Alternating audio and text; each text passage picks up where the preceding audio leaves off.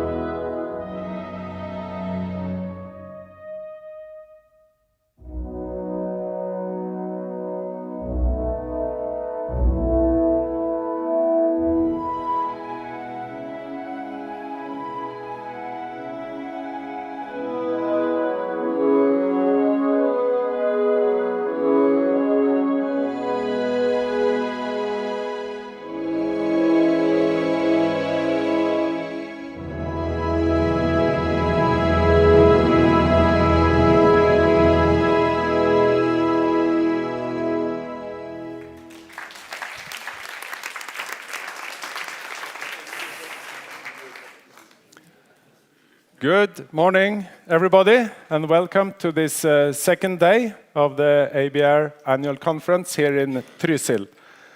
I hope you all had a good night's sleep and that the mountain air has done you well. We are about to share a session on Nordic cooperation and on the Nordic Border Committees. My name is Erik Hagen. I work here in the Innlandet County Council, and I had the privilege to participate for the first time at the AEBR Annual Conference back in 2003. That was, as some of you will remember, in Bohemia, in Karlovy Vary. And there is a person in this room who once famously stated, "Once you get thoroughly into cross-border cooperation, it will be very hard for you to ever get out." Or wasn't it, Sanda? So to any newcomers in the room, please consider this as a mild warning, or perhaps also kind of a promise.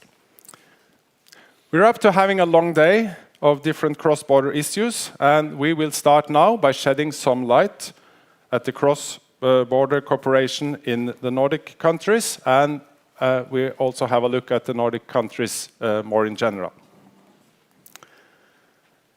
Our panelists for this session are a blend of cross-border cooperation enthusiasts representing border institutions covering most of the 1,620 kilometers of border between Sweden and Norway. This is the longest land border in Europe next to Ukraine and Russia. Our first speaker will be Mr. Hans Peter Karlsson. Hans Peter, or HP, as he is commonly known, lives in a small border town of Tärnaby in Lapland, in the region of Västerbotten in Sweden. He's been the director of the Nordic Border Committee Midt-Skandia since 2019, and he genuinely shares the vision of the Nordic countries, which officially claims or aims at becoming the most integrated, the most sustainable region in the world by 2030. He's also a passionate skier. Next, we will hear from Mrs. Cecilia Nilsson. She is the managing director of the Svinesund Committee and has long experience working with regional development in the, by Scandinavian standards, large region of Västergötland with 1.7 million inhabitants. Cecilia was a member of the Swedish Parliament for 8 years. For the last 3 years, she's been living at the very border, the marine border, between Norway and Sweden. For our third speech, Mrs. Kikki Lindseth and Mrs. Madeleine Kutt, representing the Norwegian-Swedish Border Service. Kikki has been working there since 2003. She's responsible for border obstacles and simplification efforts. She deals with individual issues related to social security, work assessment allowance, parent benefits, child allowance, disability pensions, and more regarding both countries. Madeleine, who is a returning employee, was involved when the employment services of Norway and Sweden launched their very first collaboration. This was back in 1997.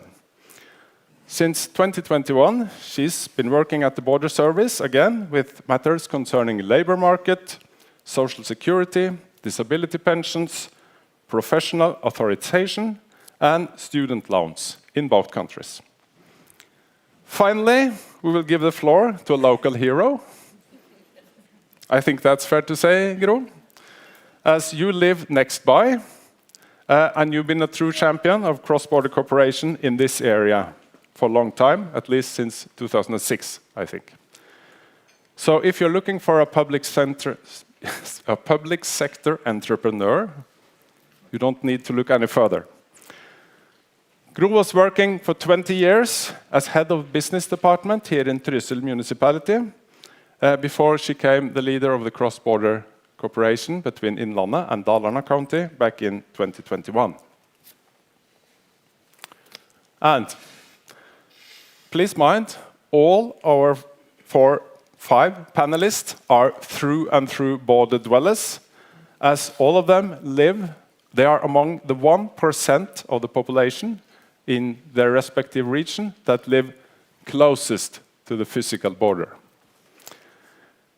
Okay, before we proceed to the speakers, I'll remind you we're using Slido today as well, and we are making a word cloud here, so please have your say.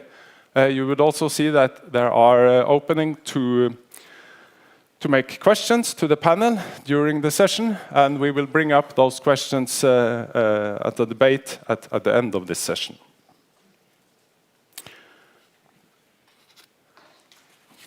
Okay, HP, you're going to give us a short introduction to the Nordic countries, and maybe also a touch upon the notion of Nordicism. We are quite curious about that, so please, the floor is yours.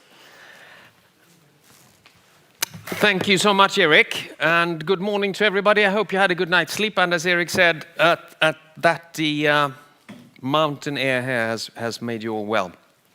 It has to me, actually. I came here with a bad cold, and I feel a lot better now.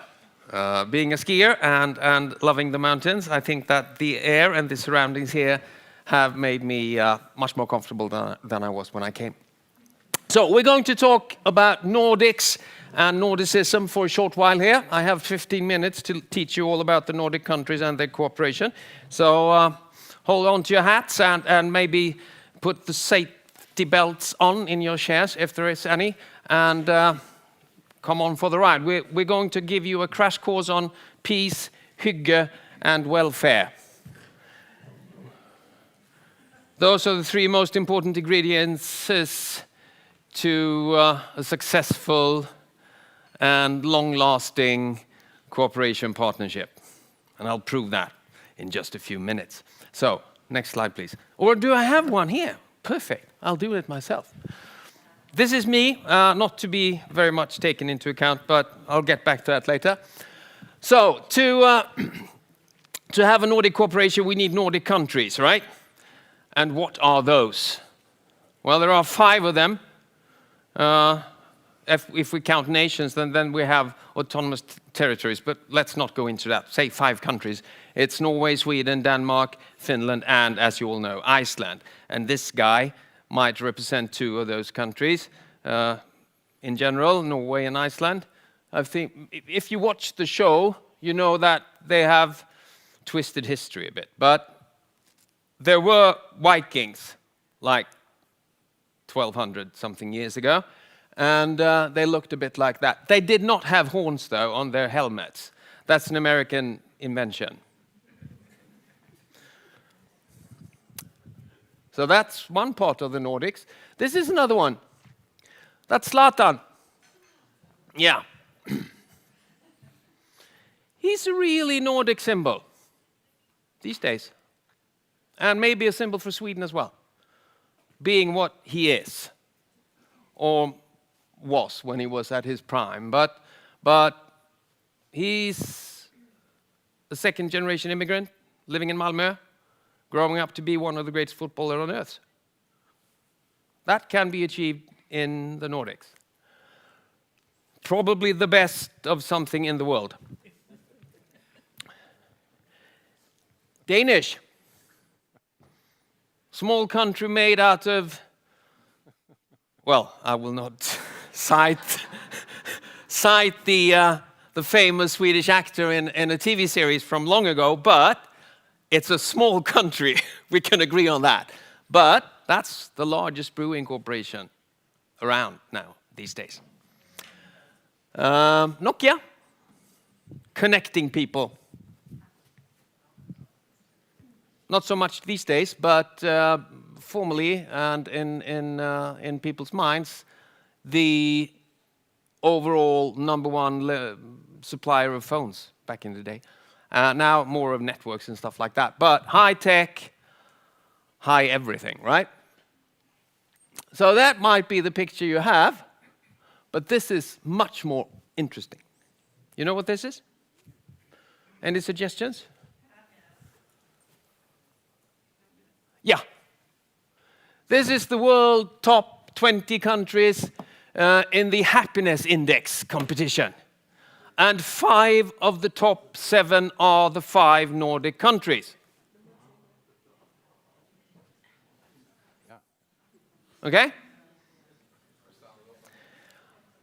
I could rest my case here, but I will not. Well, let's go on. So that's one view of it, but we are also, in the Nordics, 28 million people. We have democracies in our countries. Actually, Finland is on top of the Freedom House Democracy Index with a total score of 100, and 100 is what you relate to. So Finland is like, you know, Finland is the index right now. But all the other Nordic countries are in the top 10 of Freedom House's Democracy Index as of 2023. We'll see in early 25 when this year's index comes. I hope that we will all be in the top 5. I suppose we will. We are high tax countries. If you check the Eurostat indices, we're about 41 to 49% tax effect in all the 5 countries, which means we are on the top on the world welfare list as well. Parent leaves, sick leaves, education, healthcare, dental care, schooling, free university education, minor stuff like that, right? That's what we do. And if we combine the 5 Nordic countries, we're among the top 12 largest economies in the world.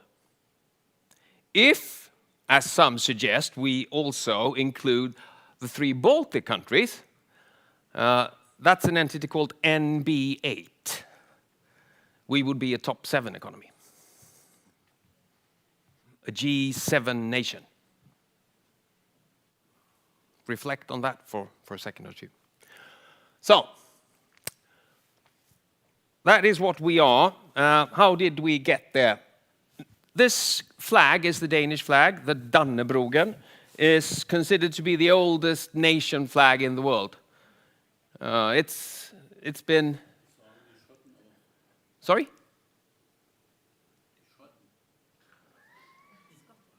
Well, that was not a nation flag in the beginning. But this, in all the sources I've been checking, and they are quite a few. This is supposed to be the oldest national symbol, not clan symbol, not family symbol, not monarch symbol, but national symbol. There are differences, right? And it's been going on like that ever since. And Denmark has been a country for a very, very long time. No, this doesn't work anymore. Yeah. So Vikings, we started out there, no horns. They were farmers mainly. They made small trips around the world and visited maybe some of your countries as well. Very friendly, I hope. But we started cooperating really, really early. And in the late 1300s, there was a Nordic Union formed at that time. It was called the Kalmar Union, and it went on until we got a Swedish king named Gustav in 1523. So we had quite a long time of a Nordic Union back in that day, and it was run by Queen Margaret. She was called King No Trousers, and she used to rule this quite firmly, as it were. Well, it doesn't work now then. So, and at that time, Finland was actually a part of Sweden, just as Gothenburg or Stockholm is a part of Sweden, Finland was a part of Sweden. It wasn't considered to be something different than the other parts of Sweden. Trysil is a part of Norway, and Finland was a part of Sweden at that time. That was no strange thing. And Norway and Denmark were like married together for a very, very long time. They had the same king or queen. They were maybe different countries, but not really. And if you check the language and try to read a Norwegian book beside a Danish book, it's the same, almost. It doesn't sound like that when you hear it, though. Danish is really something that, well. So,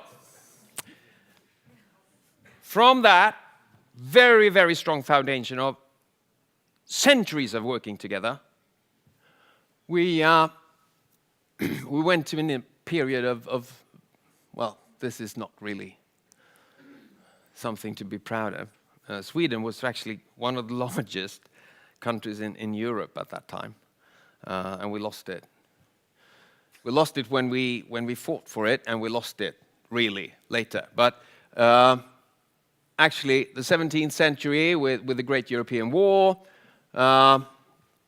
18th century with lots of stupid Swedish kings fighting on everything, and then we lost Finland to not Putin, but some other Russian, really bad stuff. And we lost Norway as well, because Norway was in a union with Finland until 1905, and some of you were in Karlstad the day before yesterday, and that's where the union ended, in 1905. And Finland was declared independent in 1917, and from that point on, the Nordics are as the Nordics are today.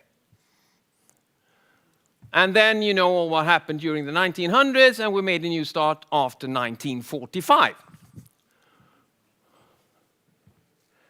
And bear in mind, the state of the Nordic and of Europe in total in 1945, and what was needed and what was actually possible to do at that time.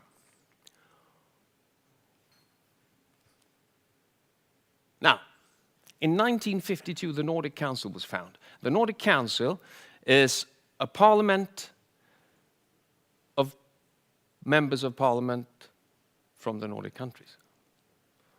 So, since then, 70 plus years, we've been sending members of our own parliaments to, in this case, Copenhagen, to cooperate on Nordic matters. And we heard yesterday that we've been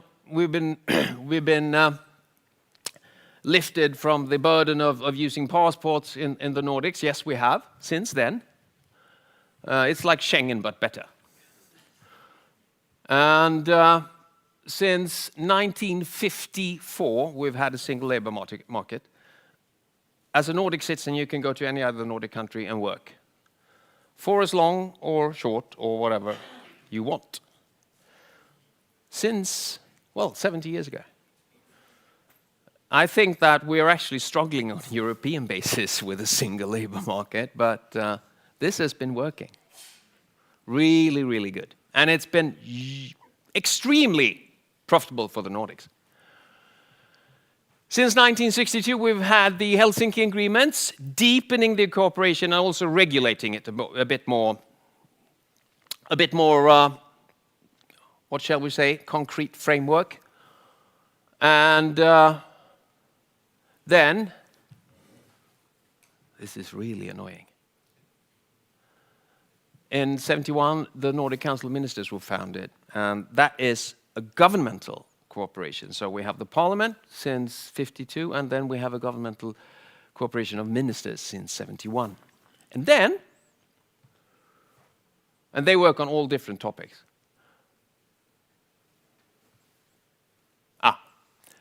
Then something really interesting happened. In 2020, for the first time since World War II, we had armored military personnel on our Norwegian borders, closing them the Swedish-Norwegian border was closed for more than 650 days during the pandemic. And as Eric said, we all live close to the border, to the very long border, that is, and it was nothing anybody wants to experience again. Trust me. This is the symbol of Nordic cooperation, the swan. Well known, I think. Come on. For the final stretch.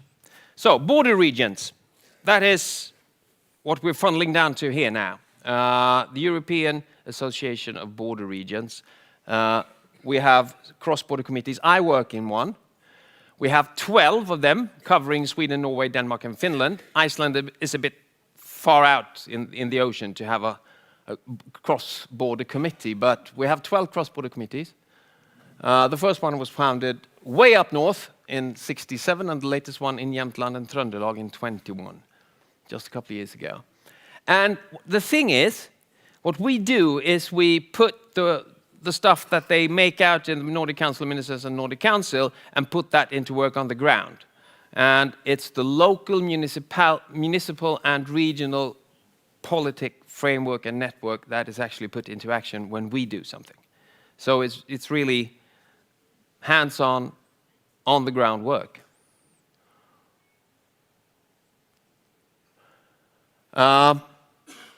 And our purpose is to actually make the Nordic vision come true. I work in one of them, it's called Midtskandi. It's Västerbotten and the southern part of Nordland in Norway, Helgeland. So, sorry, there. The most integrated and sustainable region by 2030. That is our aim and our goal, and that's what we will be working for. And I think you might agree that with a history of the Nordic cooperation of the Nordic countries, maybe the timing might not be achievable, but it's not far-fetched, it's totally realistic, because we've been doing things together for many, many, many years. And the thing is, to be able to do that, you need hygge, which is a Danish word for enjoying yourself. You need peace, and a small amount of welfare. Thank you.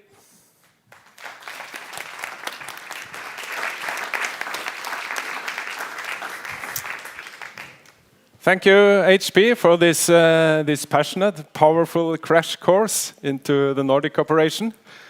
Everybody, please make sure to type your answers your questions, sorry, into Slido for the later debate session. Now it's for you, Cecilia. HP was into a brief history lesson. Your presentation will be more occupied on the present, and you will give us some insights into how you work at the Border Committee of Svinesund to unleash the promise and potential benefits of cross-border cooperation. Please. Danke, Erik. Guten Morgen, sehr geehrte Damen und Herren. Vielen Dank für die Einladung zu Ihrer Konferenz. Entschuldigen Sie mir bitte, weil ich spreche nicht gut genug Deutsch, um die Rest meiner Rede in Deutsch zu sprechen. Entschuldigen Sie mir. So I will therefore continue in English. I saw you take off your headphones. I'm sorry. Aber gerne in die Kaffeepause spreche ich gern Deutsch mit Ihnen, wenn Sie einige Fragen zu mir haben. Yes.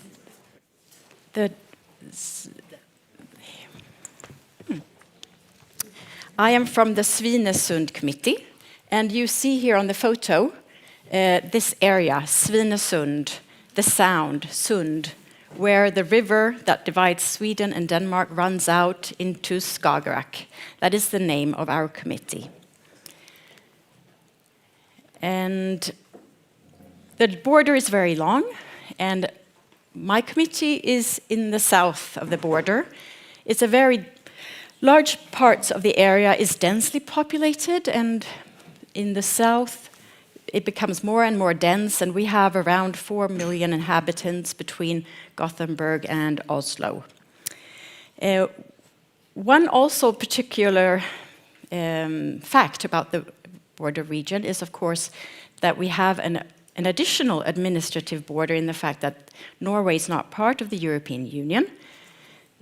Norway is part of the EES or EEA, European Economic Space. But Norway is not part of the customs union, the European Customs Union. And that is something that we have to work around daily in our border regions.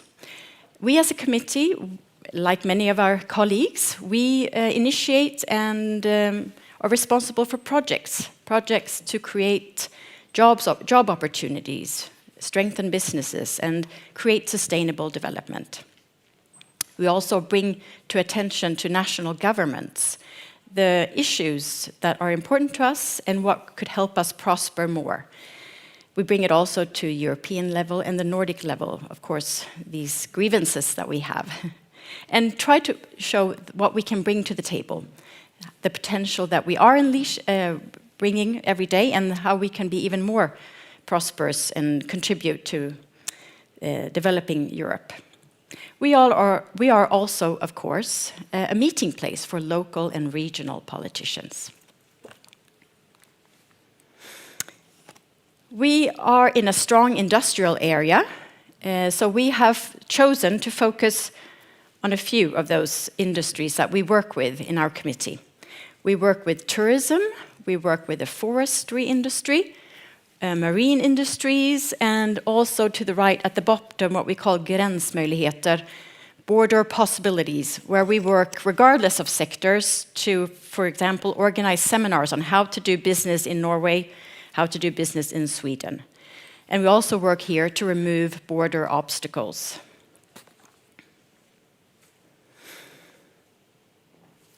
This here is a chart of trade between Sweden and Norway. The lighter blue at the top from the left-hand side is a Swedish export to Norway, and the darker line underneath is Norwegian exports to Sweden. And Norwegian exports is overtaking the Swedish exports the last few years. And this is not to show you the details, but to show you the trend, how our two countries are very interlinked and how trade is increasing. And our economies complement each other very well.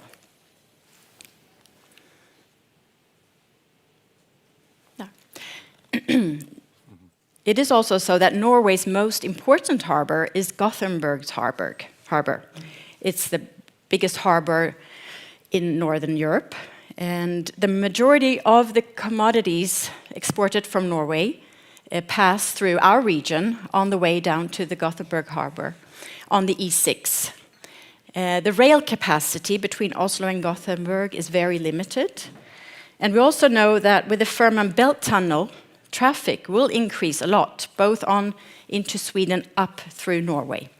So we have the trend of already increasing trade, and we know that traffic is going to increase even more. And now we're back, just to sum up this part, that Norway and Sweden are each other's most important trade partners. For Sweden, Norway is just as important as Germany when it comes to trade. So 5 million Norwegians equals 80 million Germans, so to say. And Norway accounts for most foreign direct investments in Sweden and vice versa. And here, on the photo of Svinesund, you have two bridges. The closest bridge is the bridge constructed 80 years ago. It was finished right before the Second World War. The second bridge behind is only 20 years old, and that is where the E6 passes, and that's where most of the trade between Sweden and Norway takes place. And I'm now going to show you a photo or a video of a very normal scene many afternoons on this bridge. If you could, I have some help maybe from Steve. Do I just press? Okay.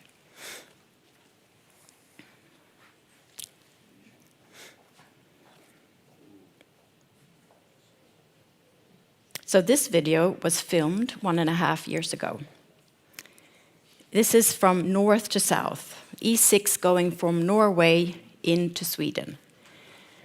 This is recurrent many afternoons in our region. The E6, one of the lanes is blocked for 2 to 3 kilometers. Lorries have to wait in queues 3 to 4 hours. So this is a physical border obstacle. And now at the end of the bridge, we arrived at the Swedish customs, where all the lorries have to pull in and show their papers. This is, of course, I think we can, here this customs. So we can stop the film, maybe. This is, of course, as obvious border obstacles. We have traffic accidents, lots of CO2 emissions. Emergency service cooperation between Halden and Strömstad cannot run smoothly. Drivers have to follow driving times and rest periods according to EU legislation, but that is all skewed and doesn't work when you have to wait 2-3 hours in the queues. This, in the end, ends up as a lot of costs that ends up on consumers. And this is also on the main artery, which is so important for food supplies during crisis situations. So we have worked, in the Svinesund Committee to get the attention of our governments. We have had many members of parliament come to visit. And we have created a group where we have the customs authorities from Sweden and Norway, the transportation authorities from both countries, and both countries' association of lorry owners. And this is what you see sitting around the table. We have now managed to establish joint meetings once every 6 months, and things are happening. The one big change has been that the Swedish customs have reorganized. The responsible manager for the border crossing used to be placed up in the north of Sweden, could never be here and see the problems on the ground. They have now reorganized so that the Swedish customs now match the Norwegian customs organizations. And they are recruiting more personnel, they're shortening their training of the personnel to get personnel out more on the ground. Transportation authorities have also removed signs that prohibited lorries to overtake the queues if they had no goods. They can now drive on the left-hand side. However, I'm afraid to say that although we have now a group that is working, things have not changed so much on the ground yet. So here I think we need digitalization. Why should lorries stop at the border and walk into an office? And here I hope for the help to digitalize the European customs legislation that the Swedish authorities follow. Now, moving on to another topic, the sea. I said that our region is bordering on the sea, and we have the Sea of Skagerrak. We have had many Interreg projects over the years in our region because you know, Norway is famous for its salmon. Norway has a lot of aquaculture on the west coast in the North Sea. However, very little is happening in Sweden or in Norway in Skagerrak. So we see here a potential to develop businesses. We have helped small businesses that are starting up. Algae production, for example. We have helped those enterprises, there are very few, small, to come together across the border and become stronger. We've given them input from universities. And you have this picture here, for those of you who love oysters. This is Edulis, the original oyster that has been extinct on the continent of Europe, but still grows in our part of Europe. And we also have University of Gothenburg scientists who, after 15 years, now finally can get larvae and make them survive and grow. So they're ready to export larvae down into the continent. And I know there have been talks with the Dogger Banks, for example, to implant the original oyster again. Right now, our committee has taken a new role when it comes to the sea and the marine area and industry. And that is we have become the secretariat of something called a Political Forum Skagerrak. That is a new regional network, only 2 years old, and bringing together regional politicians from not only Västra Götaland and Östfold, but also 4 other Norwegian regions bordering on this sea. And the forum is meant to exchange knowledge about what's happening in the different regions, because what happens in one region influences the other, since the sea is a common good. It's a shared sea. We also work to influence national and international policies, and to be a forum for dialogue, to bring together different stakeholders and prevent conflicts when it comes to the use of marine resources.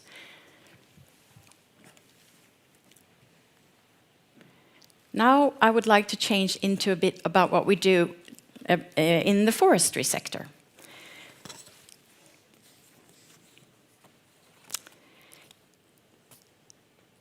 There's a lot of happening in the forestry industry, but we see potential to unleash even more growth, more job opportunities. And we have interviewed business leaders to get their perception of the obstacles that are impeding growth, impeding the cooperation between businesses in Sweden and Norway.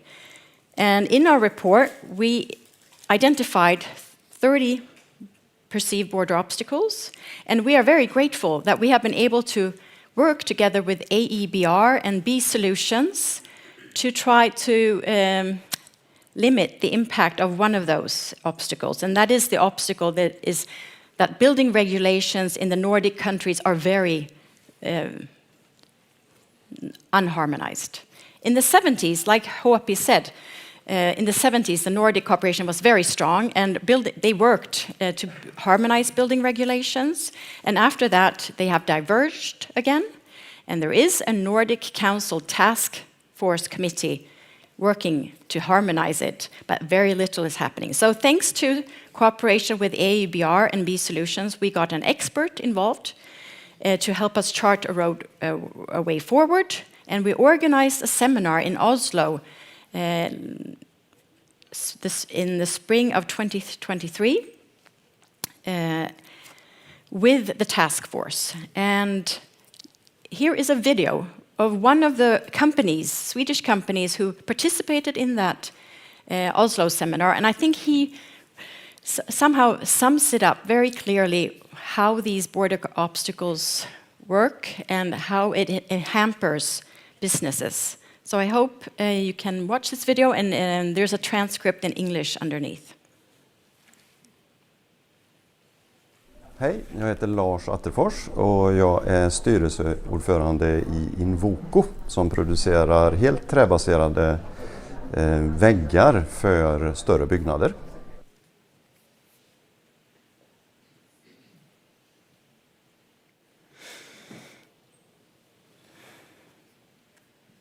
Ja, det är en ganska komplex fråga, för det är väldigt många regler att hålla reda på, och sen ovanpå det kommer standarder. Så om man börjar med reglerna, så är mycket i att gå över en gräns ligger faktiskt på personnivå. De individerna måste vara registrerade och jobba flera dagar för att få sakerna i ordning, och sen regelbundet vidmakthålla det över tid. Så är det begränsat för lång tid man får jobba på andra sidan gränsen innan man blir dubbelbeskattad. Och det är många sådana här regler som gör att det komplicerar ett byggprojekt. För det är i regel så pass lång tid att man kanske till och med måste byta personal i halva tiden för att inte bryta mot reglerna. Sen har vi reglerna för teknik och trä i mitt fall då. De går ju att förstå, men de är olika, så det innebär ju att när man har ett projekt i Norge jämfört med ett i Sverige, så måste man jobba enligt de reglerna, och i vissa fall kanske till och med ha parallella material i sin produktion, för att på själva materialnivån så är en produkt godkänd och den andra inte, eller att det bara är måtten som skiljer det åt då.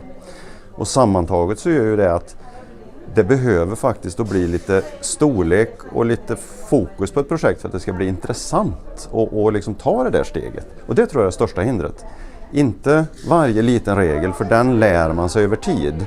Men att gå in på någonting nytt, om man inte bor nära gränsen som jag gör, det tror jag helt enkelt avskräcker, för att det är så mycket som man måste hålla ordning på. Och det finns hjälp att få, men en del av det kostar.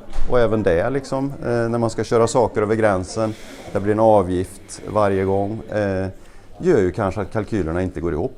De stora projekten går i regel bra, men säg många små resor, säg service och underhåll, det är omöjligt, det funkar inte. Utan då måste man ha en organisation på båda sidor gränsen, och då blir det för administrativt tungt för ett litet företag, och då gör man det inte. Så jag tror mycket av de här reglerna är sådana där som är avskräckande, liksom att det blir lite för krångligt, lite för komplicerat. Jättesvårt att peka på det skulle lösa alltihop, utan det är det här att det ska vara lätt att göra rätt. Då får vi till liksom ett bättre flöde över gränsen.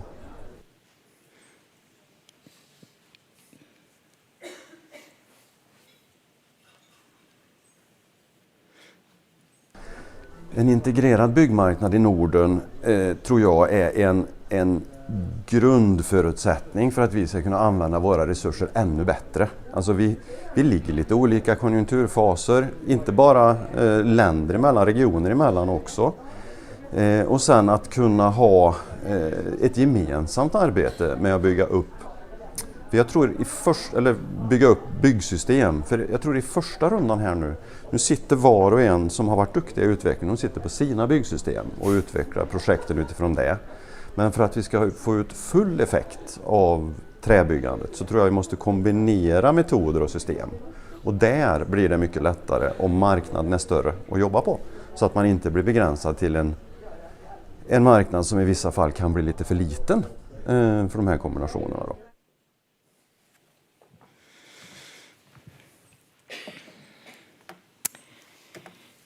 Yes, thanks again to AEBR and B Solutions. We're very grateful for the cooperation, and we look forward to organizing yet another seminar in Copenhagen this time after the new year to keep on pushing to get this harmonization work speeded up. The last topic I want to just bring up and talk to you about before I finish is an Interreg project that we have ongoing in our region. And it is from after the pandemic, we have learned that we need to strengthen cooperation along the whole border so that the border committees and the people that live in the border areas and the companies that work here are listened to better by the national governments. And therefore, we have created something called the Reform Agenda for the border regions. And almost all of the 7 border committees along the Norwegian-Swedish border have signed up to this agenda so that we can speak with one common voice about what we need to make our regions grow better and prosper even more. Here you see, yes, HP, he touched upon it already, the pandemic. This is a border crossing in our region. It looked the same almost all along the border. And on the major crossings, there were police 681 days. There was police or military.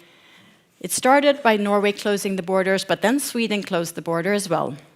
And this is a very dark recent history that we want to learn from and do better next time. And therefore we have organized seminars with politicians, and in May we came out with a book. This is a book. I have a few copies for those of you who can read Swedish or Norwegian, with 22 different authors, ambassadors, members of parliament, and also epidemiologists like Anders Tegnell or Preben Aavitsland from Norway.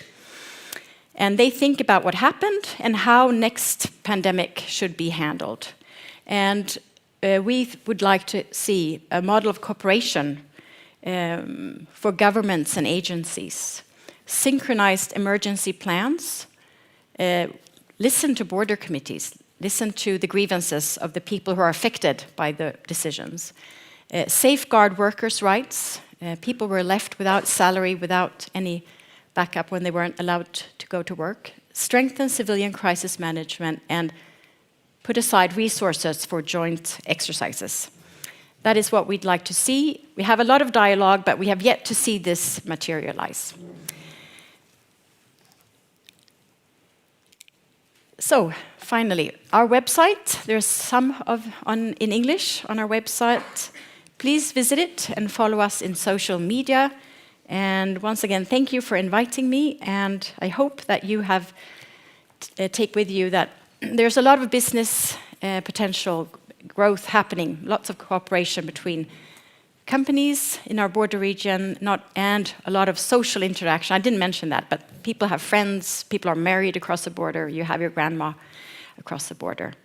And we can contribute so much more. We can have even more prosperous societies if we can have some help removing these border obstacles. So thank you very much.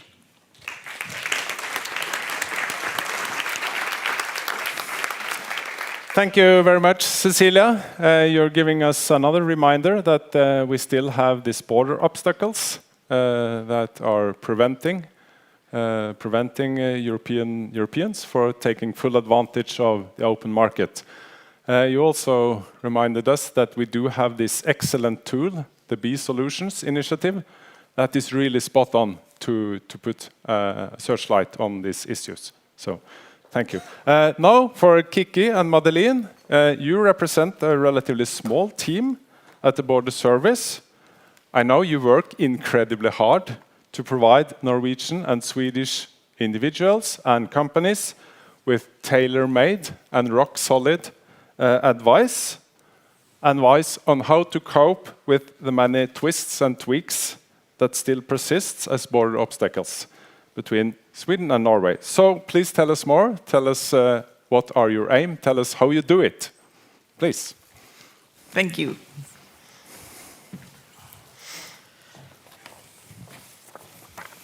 And thank you so much for inviting us here. It's very nice to be here. Our office is just a couple of hours away, so this is like home for us. As you said, we are a small office, a couple of hours away, Morokulien. It's between Charlottenberg and Kongsvinger. Our building is just on the border, so half our building is in Sweden and the other half is in Norway, and that's very unique. And we'll show you some pictures of that. We are total 8 persons working, both from Sweden and Norway, and we provide information in the whole border. So we're not for any specific region, the whole Swedish-Norwegian border. And we will just show you just a little movie from our office. Yes, we want to welcome you to our office. Feel like home?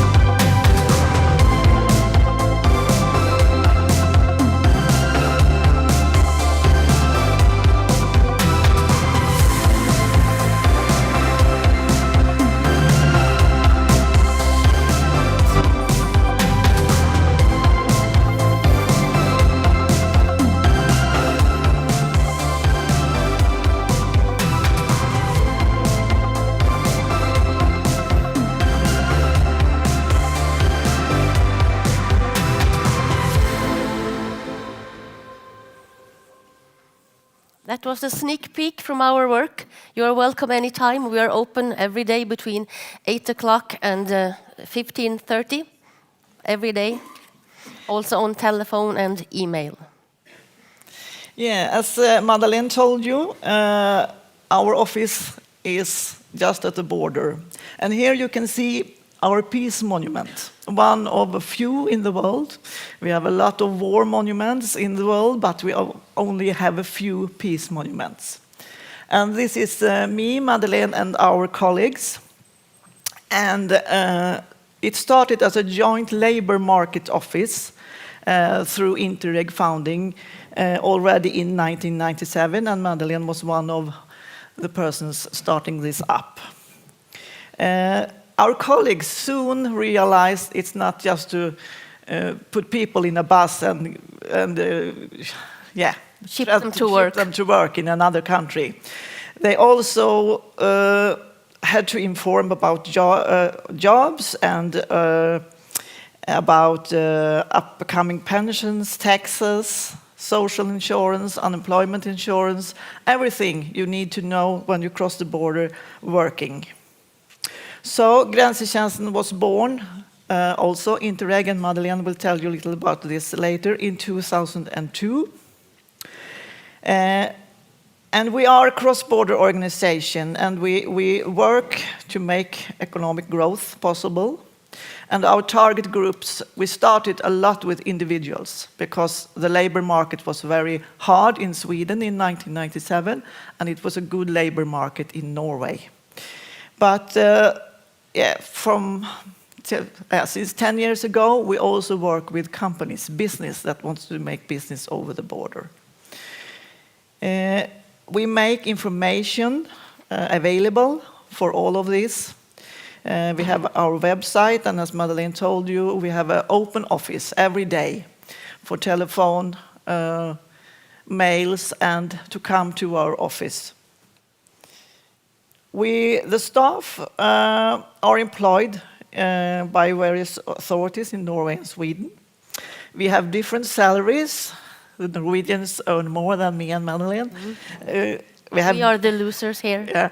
We have different working hours, and we have different amount of vacation. But we're still friends. We're still working. I've been working there for 21 years now, so I think it's okay. We work on simplifying and solving border obstacles, and I'm coming back to that later.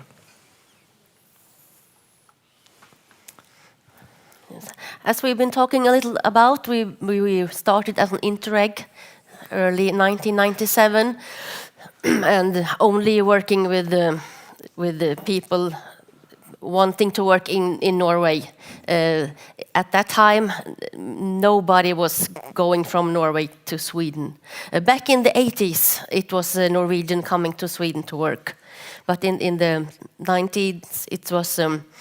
and they were building here the airport, the Gardermoen, Oslo airport, and they needed thousands of people. So that's also one of the reasons why this project was started in 97. And as you said, from 2002, we now work with information as an information office, border service. So we've been changing a little during the years. And please write questions on Slido. We are happy to answer questions after this session is over. And our founding today, we had this Interreg for 3 years, and since 2006, we are a permanent project, we can say. And the Norwegian Labour and Welfare Administration, together with the Swedish Public Employment Service, has total 4 persons at our office, and they are employed by these authorities.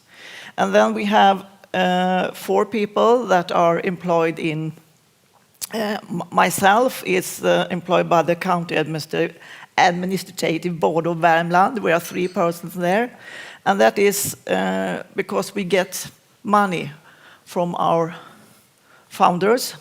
And the largest one is the Nordic Council of Ministers, and also the Ministry of Foreign Affairs and the Ministry of Labour and Social Affairs. We also have Innlandet County Council that are one of our founders, and we also have our small municipalities at the border. We don't have our own organizations number because we are so many together. But the municipalities, they are having our accounts, so we get the money and to have to our organization.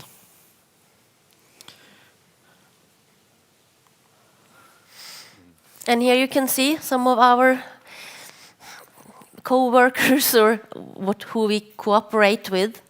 And as you can see, the police is one of them, and they are actually now, with some of our help, building a police station just behind our building, half in Norway and half in Sweden.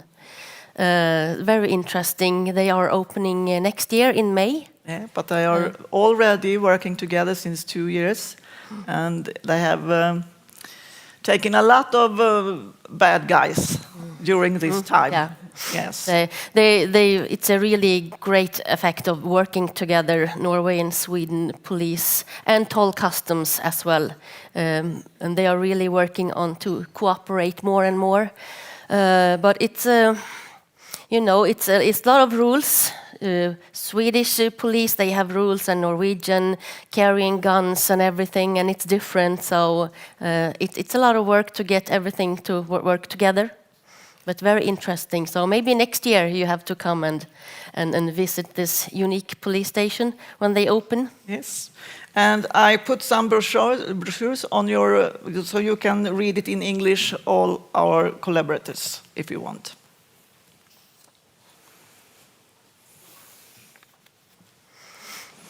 Yes, and this is our 4 key areas that we work with. Information, labor market, border obstacles and simplification, that Kiki will talk more about soon, and coordination. And as we've already said, we get a lot of questions about taxes, how to open a bank account in the other country, how to get a social security number, pensions. Maybe you live in one country, but you have a child in the other country. Who is going to pay child support and how much? And if I move from one country to another, can I bring my car? Can I bring my dog to the other country? And all kinds of questions. And since we are located, most of our questions, we get them on telephone and email. But it's very common that people all around Sweden work in Norway, especially if they work offshore. It doesn't really matter where in Sweden you live, because you work for 2 weeks and you go home for 3 weeks. So people for across both Norway and Sweden is contacting us on a daily basis with all kinds of questions. We can also, just because Cecilia was talking about the pandemic, and for almost 700 days we only spoke about rules, regulations. How do I get into? It was Norway the most, and they changed the rules once a week, twice a week, and sometimes once or twice a day. Yes. And there was no one to take care of these questions, so we just get it to our service offices in the Nordic to help people. And it was crazy. We had like hundreds of phone calls every day. Yeah. And even the police called us almost every day. What's the rules today? What are we supposed to do? Because they were hard to keep on track of everything that happened. So that was a crazy time. And we don't want to experience that ever again, as you've said.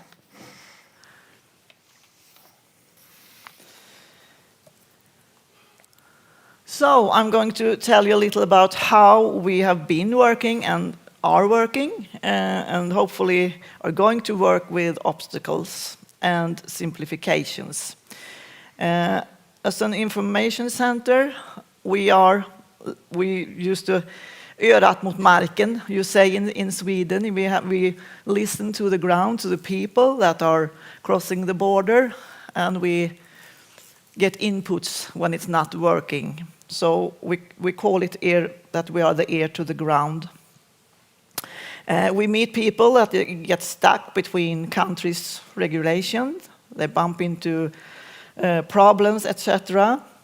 And the Border Council, you see there, the second point there, started already 2002 when we started Grensetjänsten.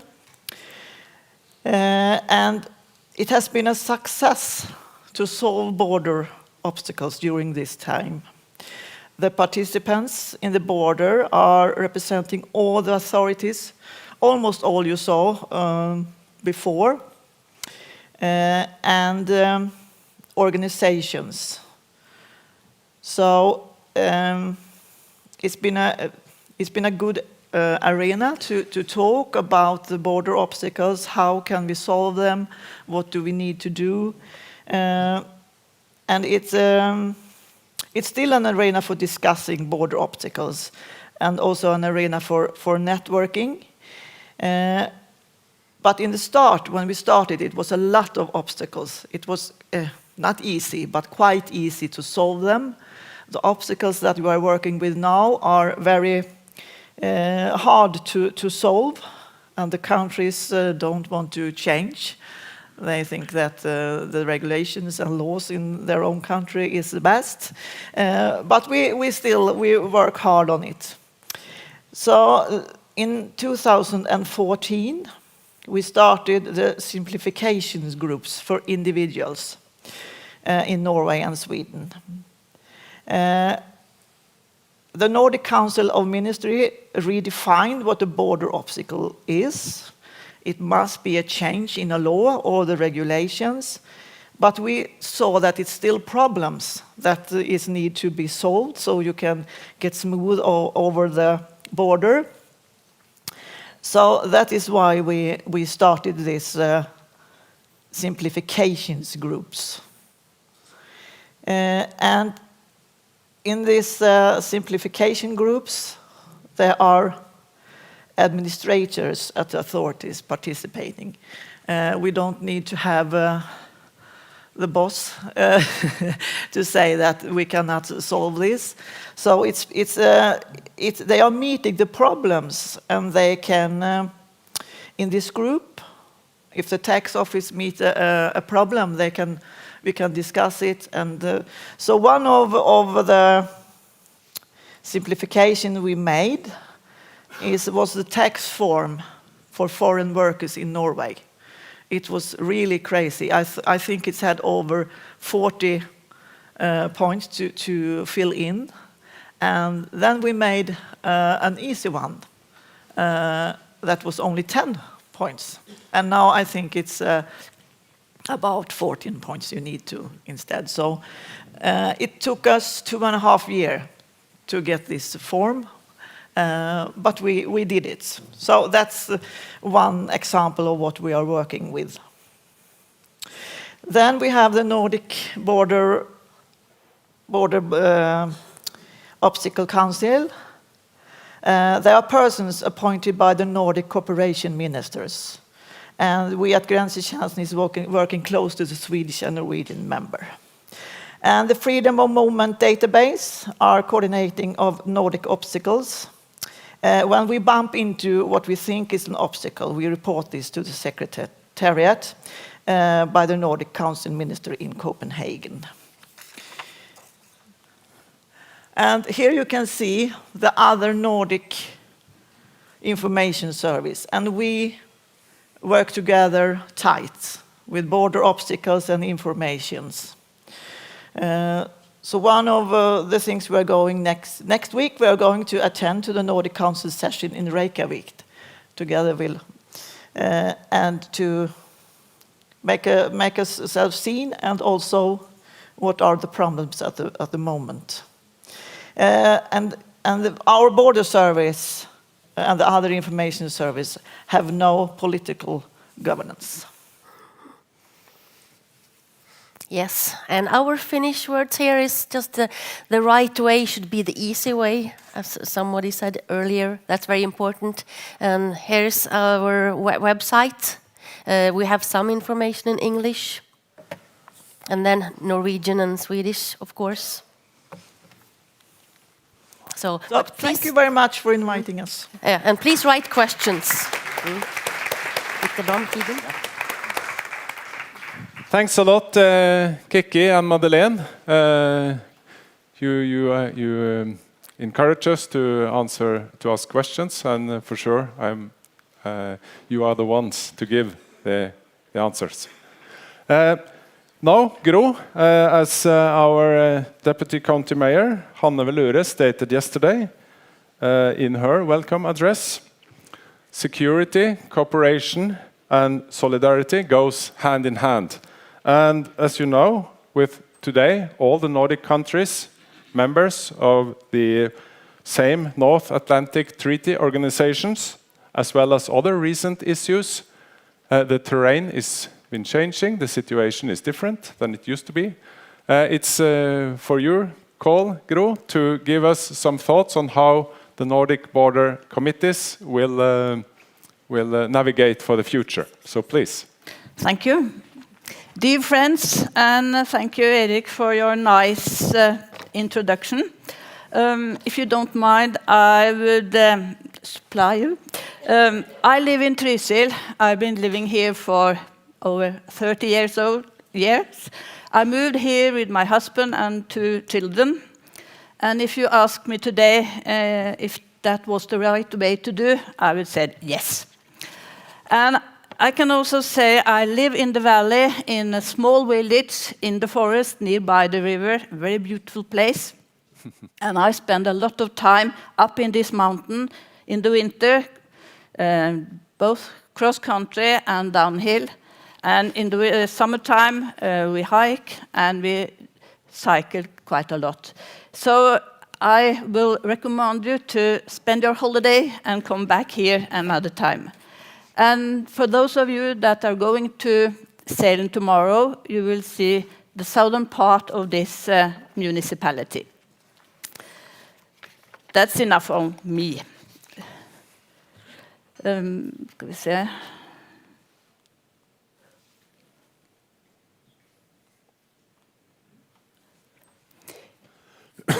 Here you see the map of the 12 Nordic cross-border committees from Greater Copenhagen in the south, which is between Greater Copenhagen area and Skåne, up to Nordkalotten, which is a committee between Sweden, Norway, and Finland. Nordkalotten, as Håpe said, is the oldest border committee, together with ARCO. ARCO is a small committee in the middle, down the brown area in Innlandet and Dalarna. They were established in 1967. The newest one is Fellesrådet, the red one in the middle of Norway.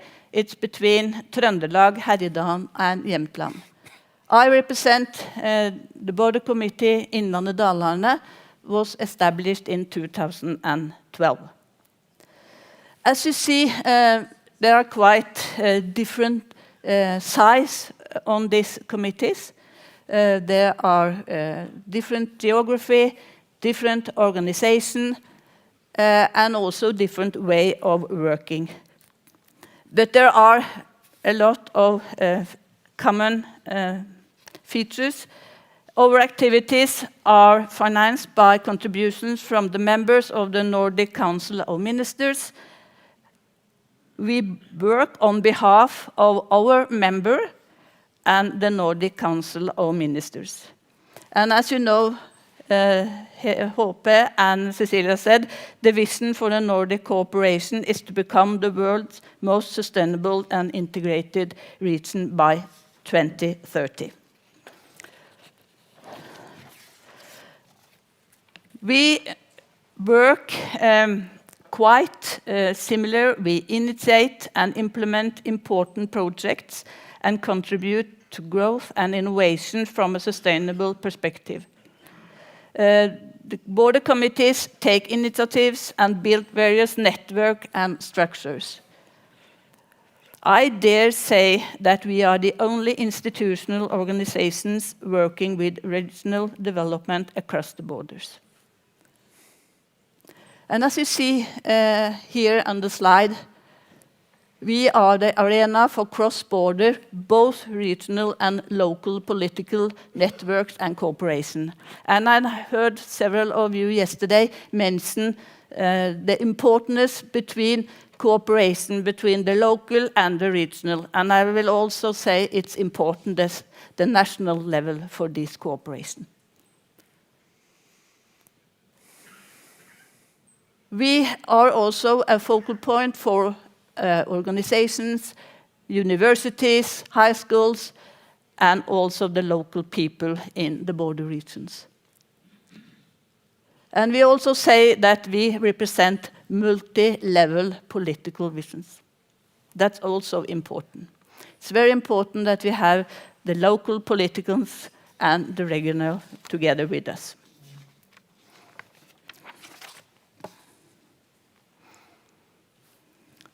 The cooperation and dialogue between the border committees have increased in recent years, especially the 3 last years. Do you agree, Cecilia and Hope? Yeah, that's good. Last year, we prepared this overview of the border cooperations and the committee's delivery, or may I say production, in relation to the Nordic vision. Why did we do this? We want to make visible to the outside world what we produce. I think it's some places a secret who we are and what we do. We don't like that, but I think it's some place like that. And we also want to cooperate between the committees to strengthen our internal cooperation. Therefore, we use quite a lot of time to make this view. This is categorized according to the 3 focus areas on the Nordic Cooperation Program. It's a green Nordic region, a competitive Nordic region, and a social sustainable Nordic region. Totally is nearly 200 different projects. Most projects in the green, that's not unusual. But I think that the activities and the project according to a social sustainable Nordic region will increase in the coming years. We have also categorized the project in 15 different areas, and you see that on the left-hand side on the slide. It's about planning, and I think also that common community and regional planning across the border is a project that more of the border committees will prioritize the coming years. Local population, tourist industry, civil preparedness, innovation, transport, infrastructure, talked about that yesterday, the marine environment, as Cecilia mentioned, forestry and agriculture, energy, culture and leisure is important, especially after the pandemic, to make and create tillit again. Competence supply, care and health, youth, reform agenda, as Cecilia named, and border barriers. And then you see on the right-hand side, it's how our projects are financed. The Nordic Council of Ministers give us together 1.1 million euro every year. Our own finance from our owners, members, is about 2.7 million euro. And the border committees run quite a lot of different and big projects. And the external financing to this project is about 1.9 million. And I think that hope means it's more than 1.9. that's true. So together we can say that our turnover is nearly 6 million euro for 2024. That's quite a lot.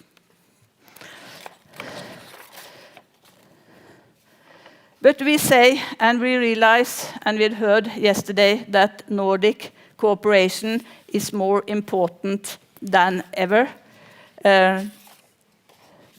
Both the geopolitical situation and also that Sweden and Finland is now member of NATO. We,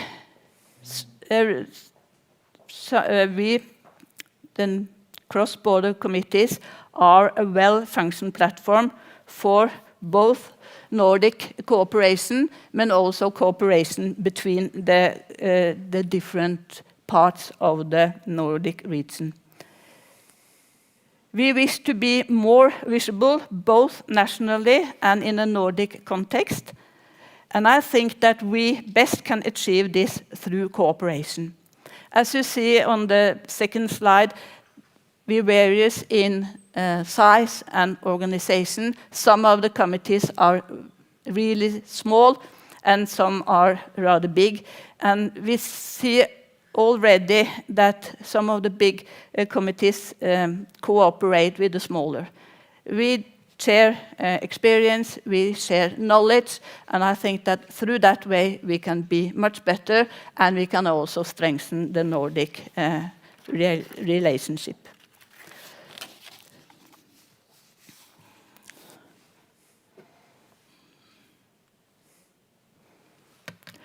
And we also want to be a more interesting partner, both for the national level, but also for the Nordic Council of Ministers. We want to work smarter, we want to be more efficiently, and we also want to communicate more uniformly and effectively. And I think to do that, we have to build our knowledge. We have to make a plan for how we shall communicate. We'll have to use one voice up to the national level and also to the Nordic level. And we also want to be a preferred cooperation partner, both local, regional, national, and in the Nordic context. So we are now working on a 3-year project. The framework for the project is described, and now we work really hard to secure the funding for this project. So we have hope that we can succeed with this work during a few months. Yeah, I think so. So we want to create the world's most integrated and sustainable region in 2030 with a good cooperation between the Nordic Border Committees. Thank you for your attention.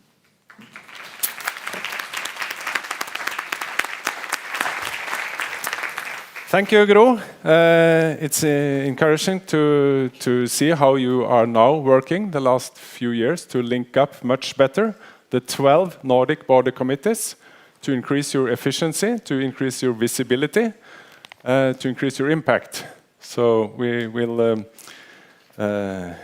follow you closely. Now, dear friends, it's about time to have a look at some of your questions, but also perhaps Helmik, do you have the word cloud available? You just have a brief the word cloud, do you have it?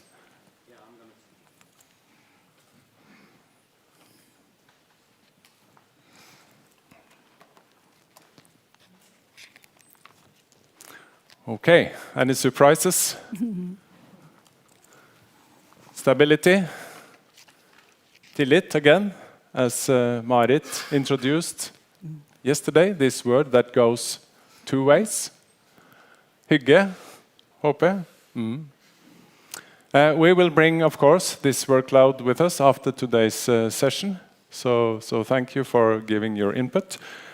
Stig, Helmik, could we go back to the question sites, and we could probably start at the top. Are there any major lessons to be learned for the rest of Europe from the Nordic cooperation? Ooh, that's not a small question. Anyone?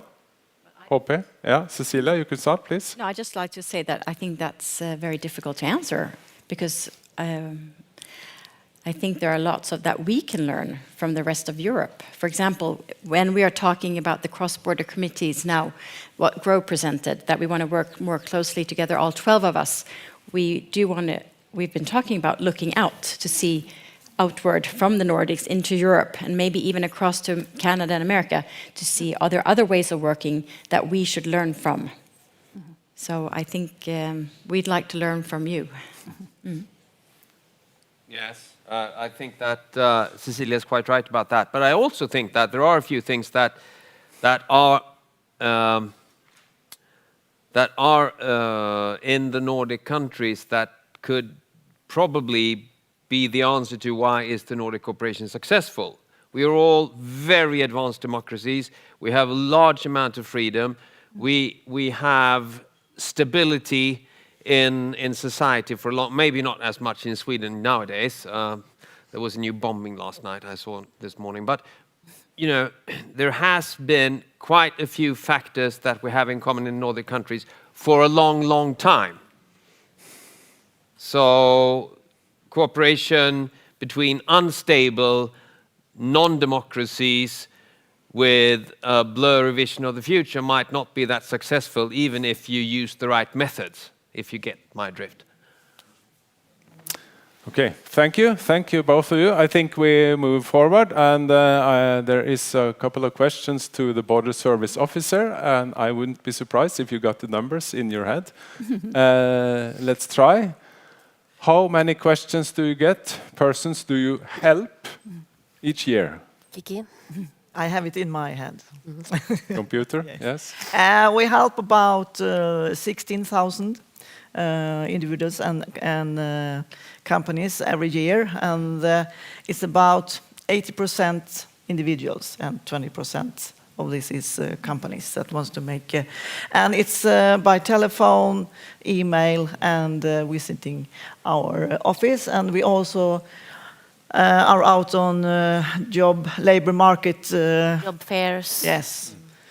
So it's and we are only 8 persons, and so yes, we help a lot of people. Okay, thank you. For Gro, I think there's a question here, or maybe Cecilia and Hope can help out. But this is one that we meet often. How can the border committees become more visible? And Gro, I know you've been working with a communication plan, for example. So, do you have any clues to the annual conference?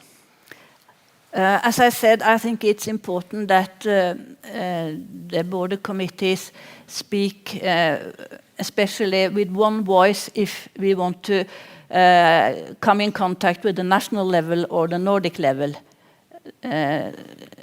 It's not easy for them if Midt-Skandia says something and Innlandet means another thing in the same question. So we have to be more coordinated, I think. You may. I think you're right. Very much so. And I think it's both valid for the Swedish-Norwegian committees to address our 2 governments with one message, but also the 12 committees needs to have one voice to the Nordic level. Because some issues that we need support from concerns only 2 countries, but very often it concerns also the 5 governments in the whole of the Nordic countries. Okay. Yeah. I can just say that is how we are working as the border services in the Nordic countries. We've been working together with obstacles for 10 years, and together we're strong, and together we can bring things up. So it's a good way to go. Okay, thank you. I'm aware we are a bit running out of time, so there will be, I think, 2 more questions, and we do it democratically, so we will ask those who are voted up. So first, and this is a concrete question, we like concrete issues in AEBR. Grensetjenesten, how do you manage to share personal information between 2 countries with regulations taking place? We don't see each other, we don't see us as 2 countries. We are one community, and we share everything. And in our collaborators, we have experts. That if we get a question that we cannot answer, we put this question to one expert in the tax office, and he helps us. And our websites are linked to all authorities. So that is how we can have the regulations and rules in one place, because we link to the authorities.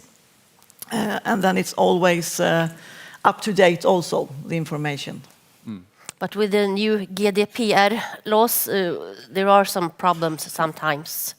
But we can usually help people without using like personal numbers. Okay. So we can come across that. Okay, thanks. Final question. There is always someone who will bring up the elephant in the room.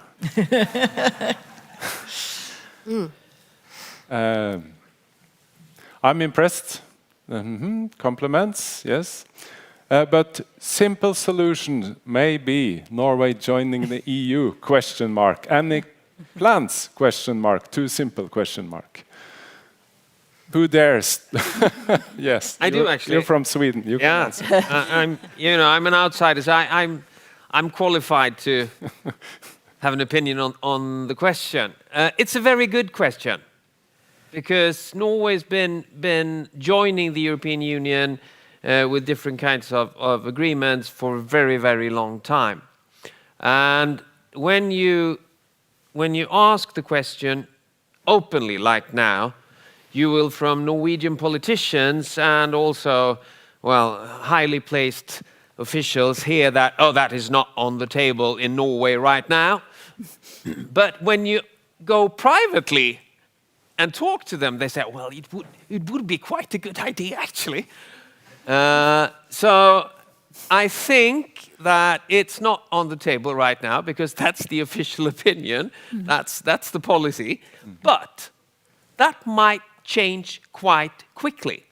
Sweden and Finland was not discussing becoming members of the North Atlantic Treaty Organization until the 24th of February 2022. And in 2 months' time, the overall opinion, the polls in Sweden totally turned over. In 2 months' time. So beware, this might be on the table, and I will be the first one to really, really, really celebrate that if that were the case. Thank you so very much. Okay. Yeah.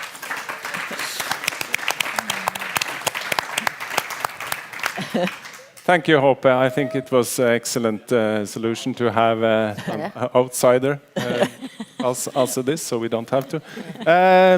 Before we leave the room, we prepared just very shortly some takeaway messages from the panel. So if I may, just briefly, Hope, please. Thank you. I actually prepared a 1-minute talk on this, and I will skip that. Somebody yesterday said tillit. Spells the same back and forth, and it's actually not spelled the same way in Danish, that's a bit unfortunate. It's a D in the end in Danish, but I think that cooperation, whether it's Nordic or European or global or whatever, should never, ever start without trying to understand and create tillit. Because that's the foundation of democracy.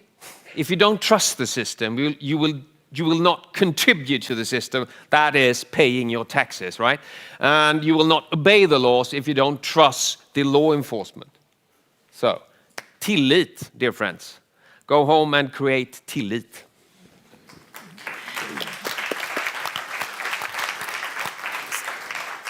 Well, my take from this, Eric, is that I hope you all go home and remember that there is a lot of business opportunities, a lot of business and trade going on between Sweden and Norway, and we could contribute even more to European growth if we have some help with digitalization.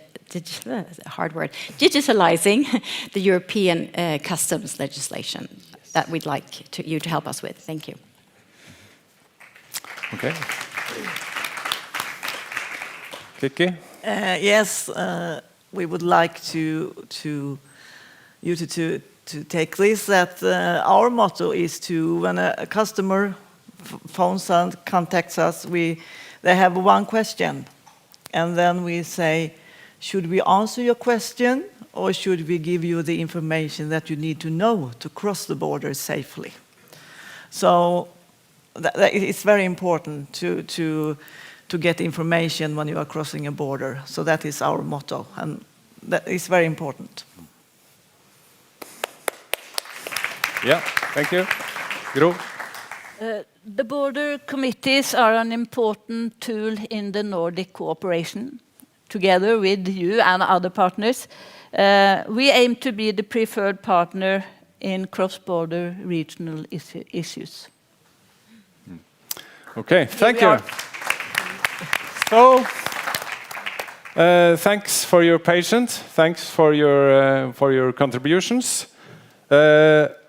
At 11 o'clock, there are workshops. There will be one workshop in this room on external borders, and there will be the other task force on culture and languages on the other side of the hall.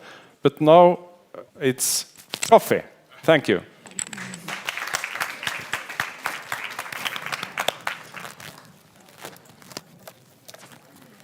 Ja, det är gjort.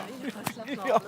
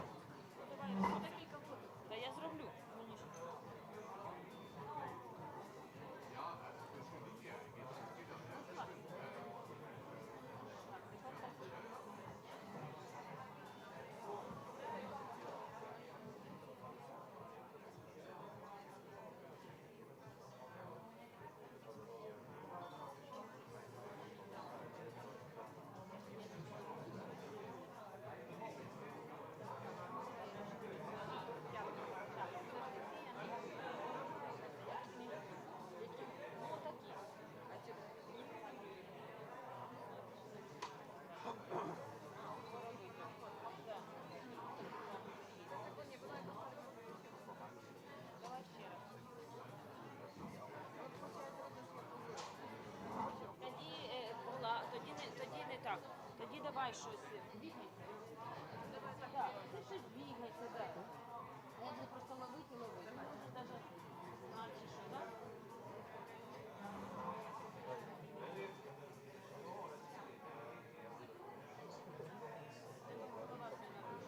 Правда? Да. И так понимаю. Сейчас подбородок уже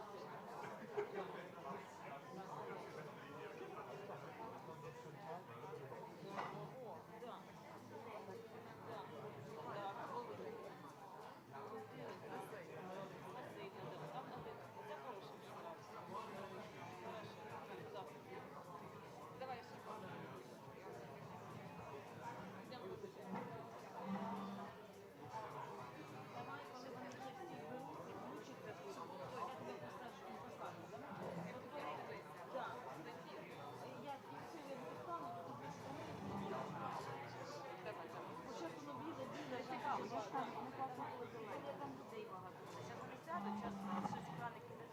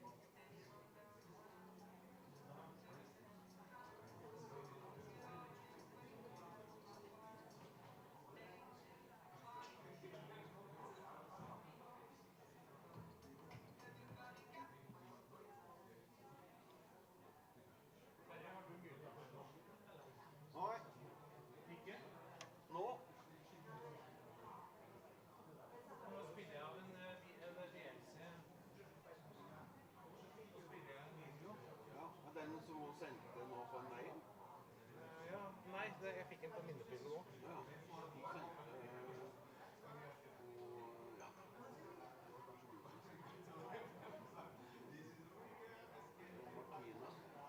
Ja, jeg fikk et svar i morges. Du, mens jeg har det her, skal vi prøve å forandre tittelen på denne sendingen som vi har nå. Dette er tittelen som var i går.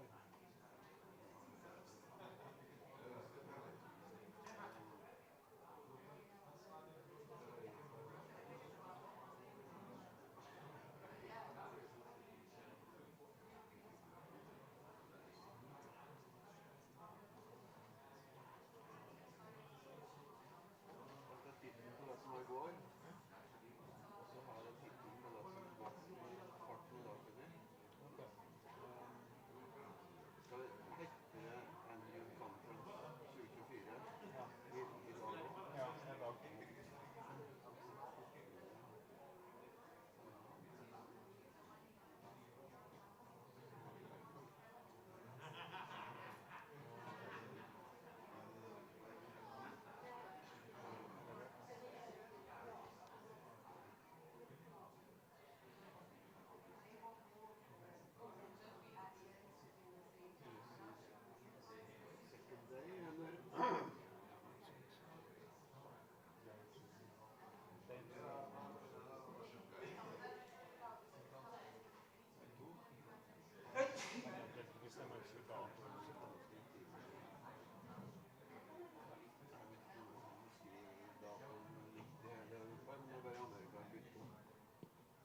Nei, jeg ser ikke om brukt den sjargongen hele innlegget. Men egentlig så skriver ja, men svenskene skriver i hvert fall 24, og så månedagen og måneden. Men har det sånn at vi har brukt det gjennom alle dokumentene på programmet? I oktober. Ja. Vi ser det kanskje.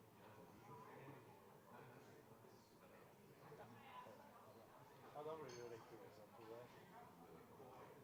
Du var der, og det er Bare satser på et par lenger. Men ikke det delete?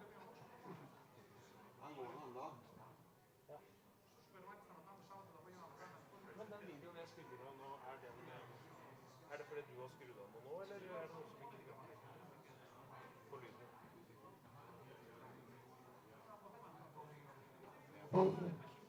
Jeg skulle til her. Ja, ok, da skjønner jeg. Ja, for det var hun ene nå, hun skulle spille av en video i workshopen. Ja, for workshop er her inne. En av workshopene skal være her.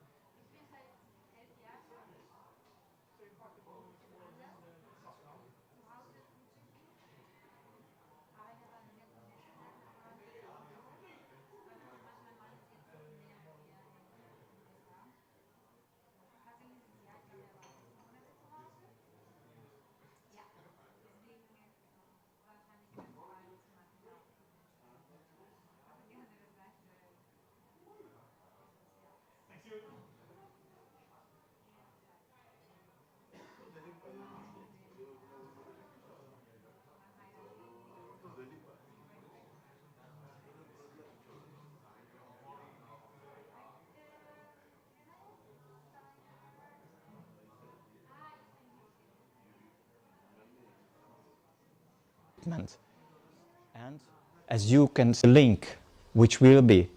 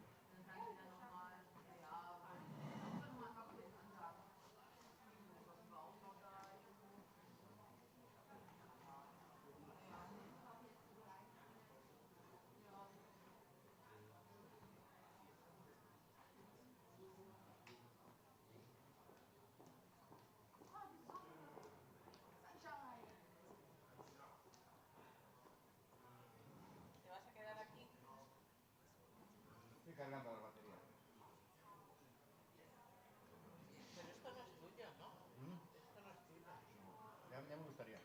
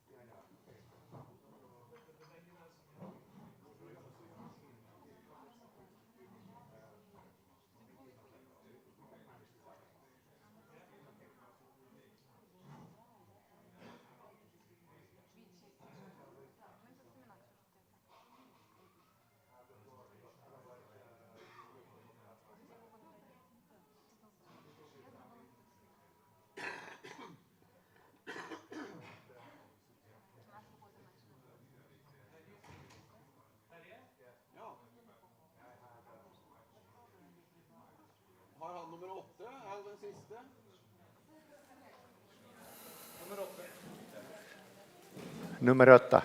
Okay, now.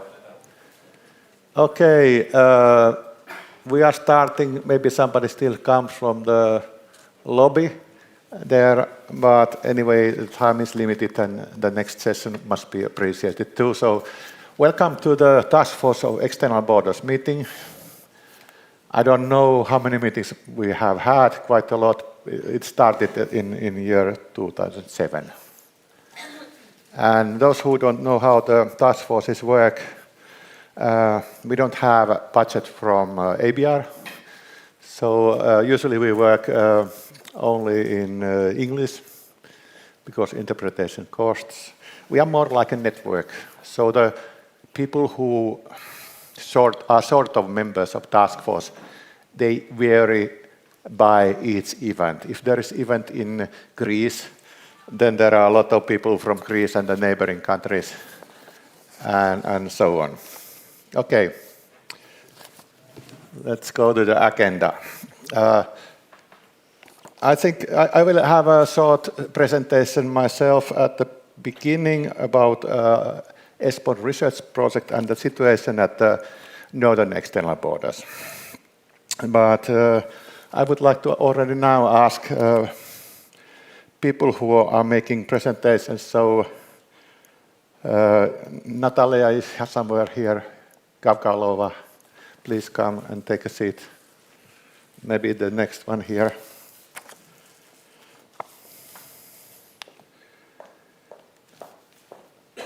And then Kitty from Chesky. Please take a seat.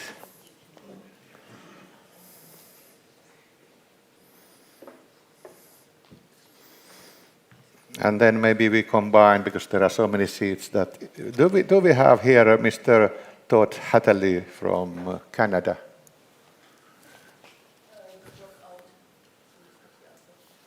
Out?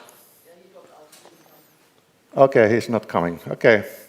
Then we have 3 more seats, and already now those people who are planning to present the situation of cross-border cooperation in your own region, please, raise your up. Are there any volunteers? Nobody wants to have. Pamela, you should tell about the Irish-UK border, please. Because we have really different, these days we have really different external borders in Europe. Big differences.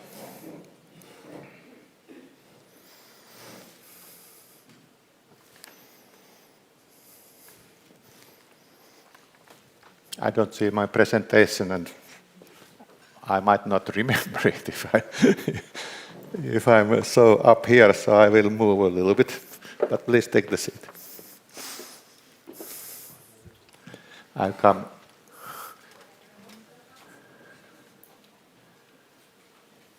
come here at the floor.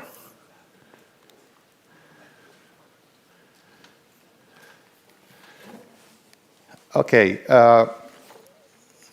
You must all know that the situation at the eastern external borders, especially in the north part, neighboring Russia and Belarus, has had a dramatic change.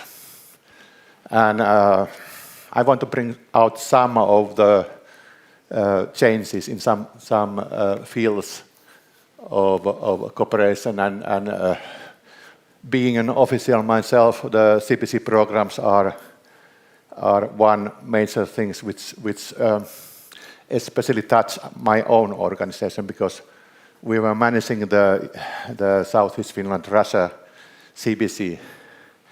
And in CPC programs, the previous programming period continued, of course, a couple of years, but they are now closed.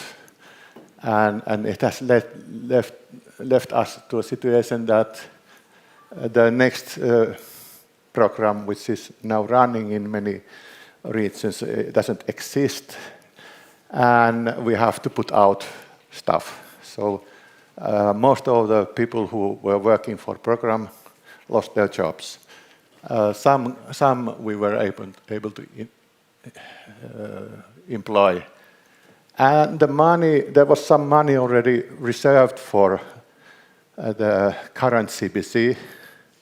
And the national money, the government just kept it for other purposes. And the EU money was transferred to Interreg Central Baltic program, which has some benefits, but it's not quite, it's not constructed and created thinking of borders which are not at the seaside. So we are a little bit excluded. The networking was constructed horizontally. So it was during the decades, the focus was on east-west cooperation, this direction. So there were a lot of connections and projects and business and so on. So almost every field of life. And suddenly, the borders are now closed for all human traffic in Finland, partly in Baltic countries. And the situation is that we have to make new networks.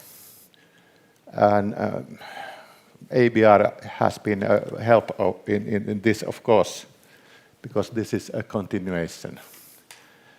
The CBC programs provided funding for investments. So there were large infrastructure projects. LIP was the abbreviation. And the money was put, for example, to make the roads to the border with Russia more wide. We had the similar truck lines you saw here in Norway-Sweden border.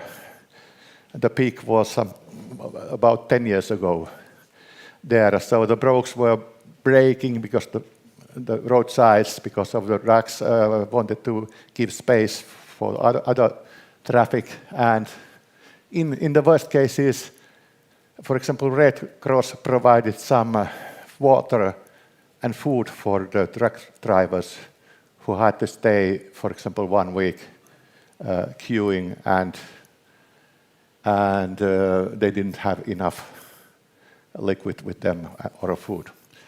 But the situation is now that there is some traffic, mainly it's by railway, not personal traffic, but cargo, those materials which are not restricted by sanctions. And did I press? Okay, I pressed it. Safety and security is not at all included in the Interreg programs, which are in the Baltic Sea region, the Baltic Sea program and Central Baltic. They are not there. Prepayment procedure, we had this in CBC program, so the small organizations could benefit the CBC programs, but this is not existing in current Interreg programs. But maybe the most important is the trust and faith for the future.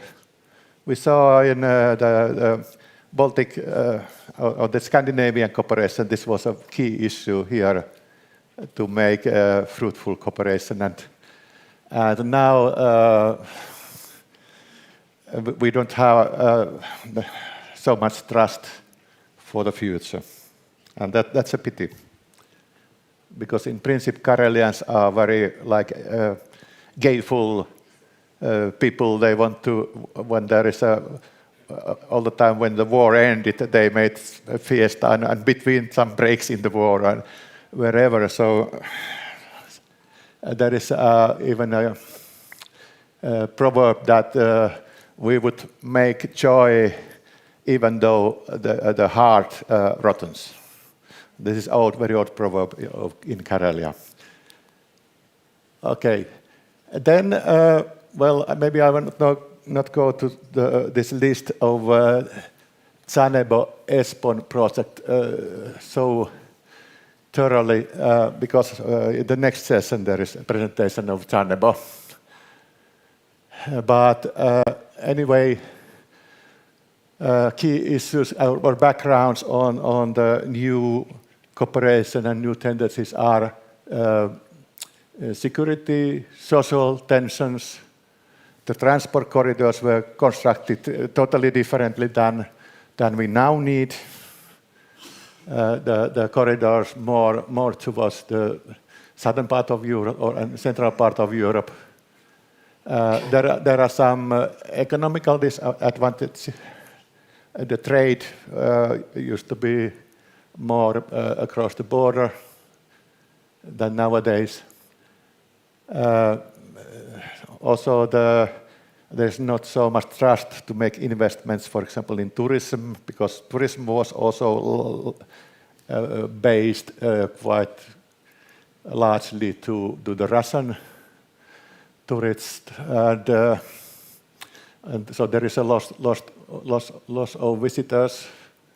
There is this refugee situation which is common with us. We want to make ourselves more strong against vulnerabilities, the harmful effect caused by our neighbor, the hybrid warfare, and disinformation.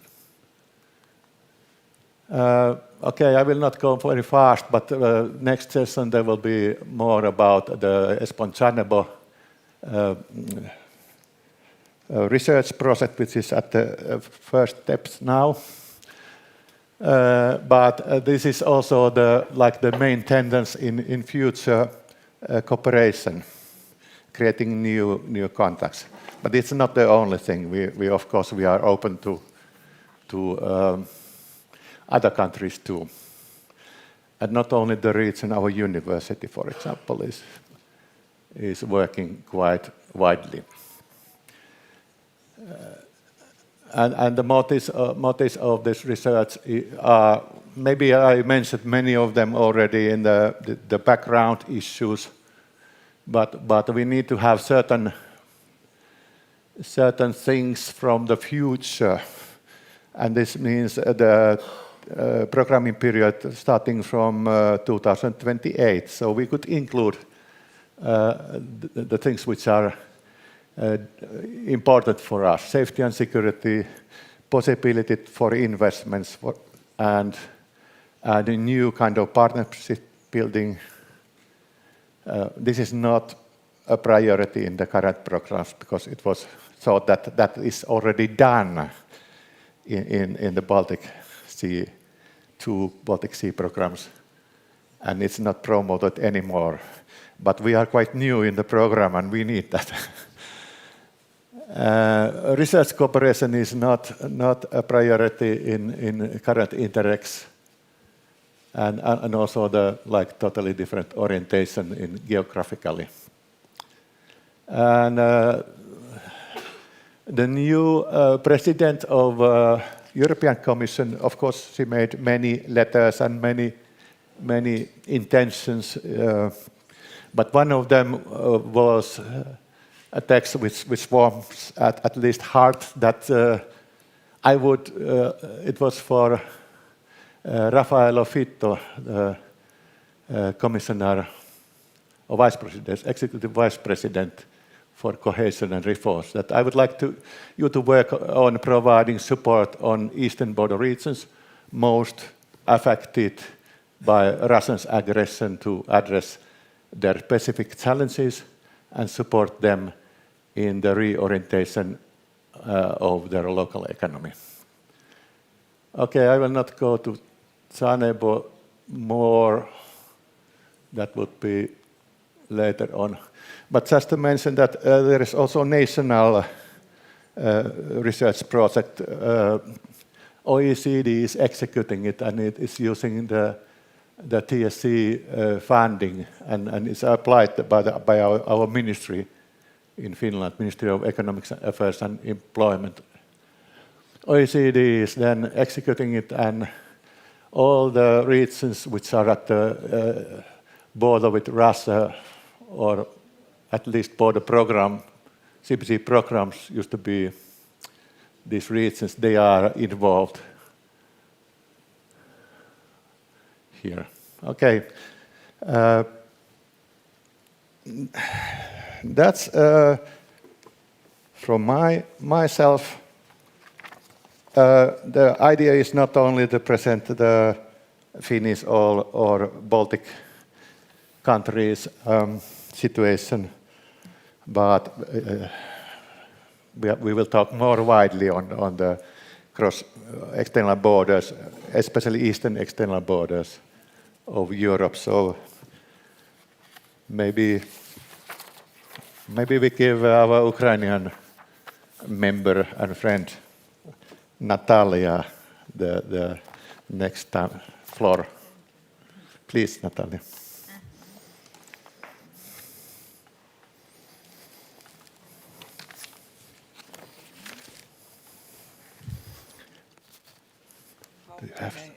Do you have slides? Okay. You have slides. Should I don't understand. Now. It's like this. It's like. Can you help me? Oh. Okay. I hope.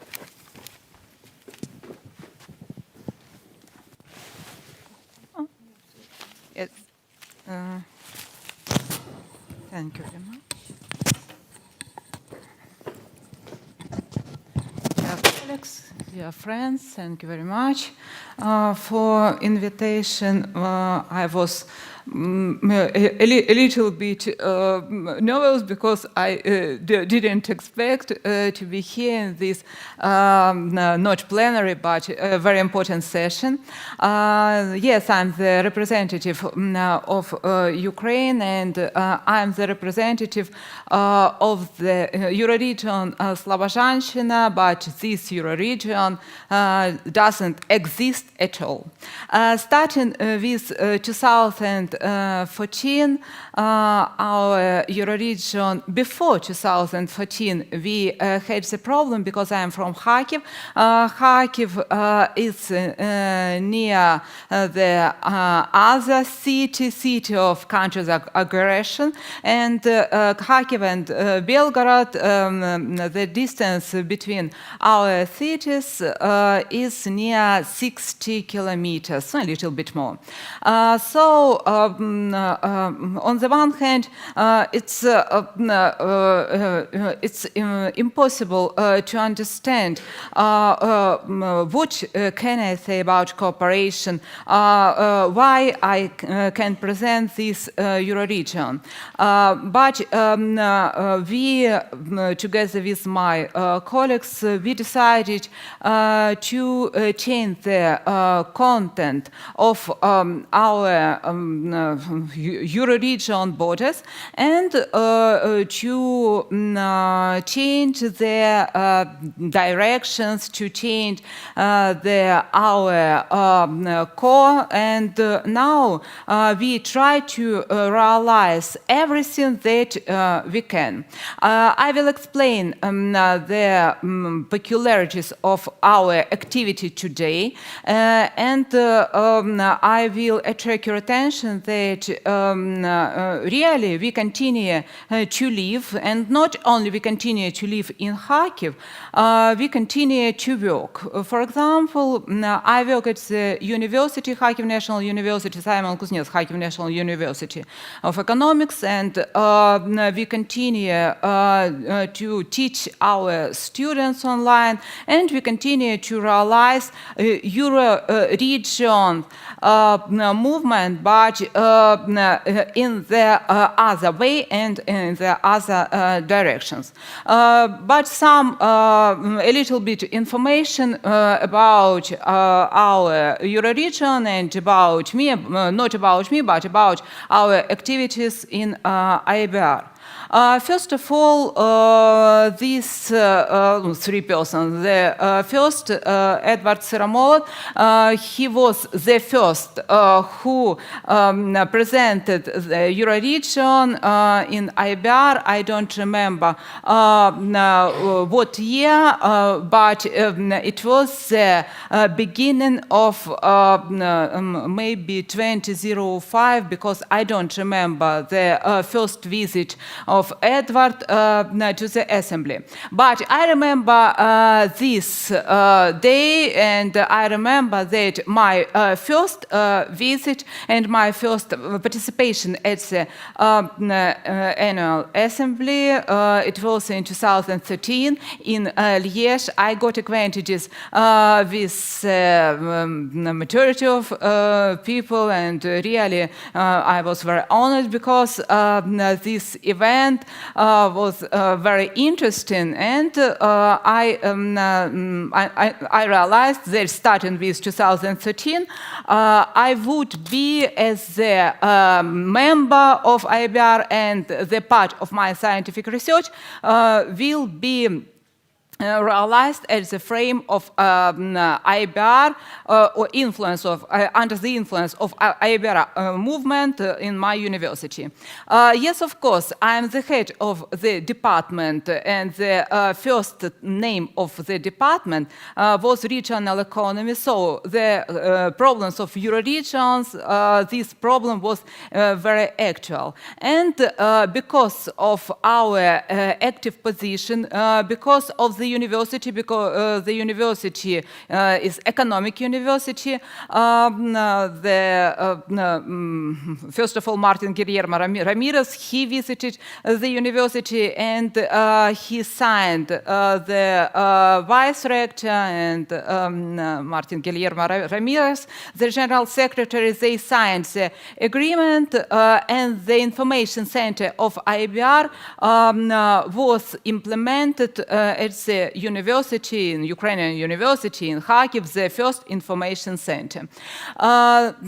We realized our activity, and every year we took part at the assemblies. We realized our different visits. We presented our something new in territorial cooperation in Ukraine. We took part in different.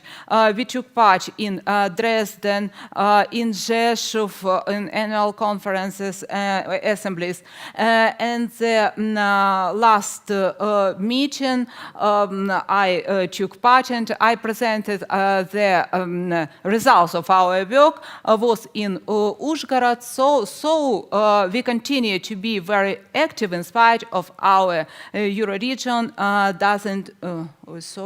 our Euroregion doesn't exist. What about the information center? Yes, of course, the information center was opened in 2013, and amount of this function, we try to be the center of project activity, because we involve the students, our colleagues from different fields, and we involve the projects. We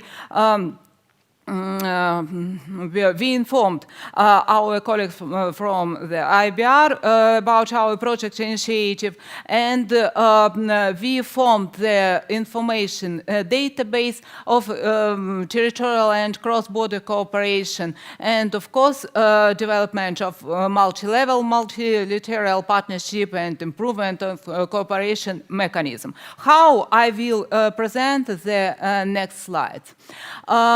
what about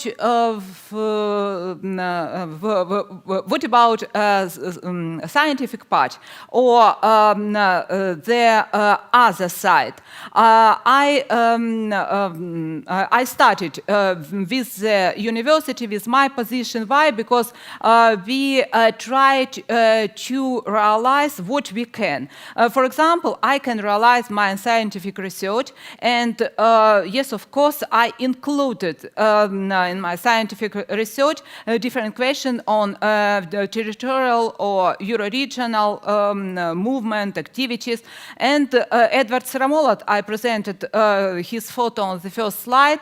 Now he is my postgraduate student, and he worked with doctoral thesis on territorial development and Euro-regional peculiarities in Ukraine. How can he realize this goal? Of course, with the help of analysis of experience, because there were 10 Euro-regions in Ukraine, but now 4 Euro-regions don't work at all and will not exist, we understand. But we have the best, we have success Euro-region, not only worst, but the best. So we continue to analyze and to realize our scientific research on analysis, and we continue to write the articles, monographies, and to take part in the different projects on territorial development. For example, my last project is landscape development and circular economy, together with my colleagues from European Union, and with the help of such kind of project, we can create our knowledge and experience in AEBR movement or in Euro-regional movement and our scientific research. And the next slide, they demonstrate a little bit documents about the history, but not only a scientific part or not only these documents. First of all, I started with our activity. Now we cannot be active because it's impossible on the one hand, but on the other hand, we continue to help to solve the problems together with our partners from Kharkiv as a city, from the regions. For example, here you can see the last events, the cooperation between us and Merefyansky City Council, when Martin Guillermo Ramirez visited Kharkiv. He visited Merefa, a small city or town Merefa, and he saw that this town was very active. Different projects, different activities, United Territorial Communities, this territory is very active, really. So with the help of this slide, we can present that we continue to work with different representatives of different territories, near Kharkiv, for example, and in different fields, because the next slide will demonstrate our communication together with the tourism department, and you will see the general information, because really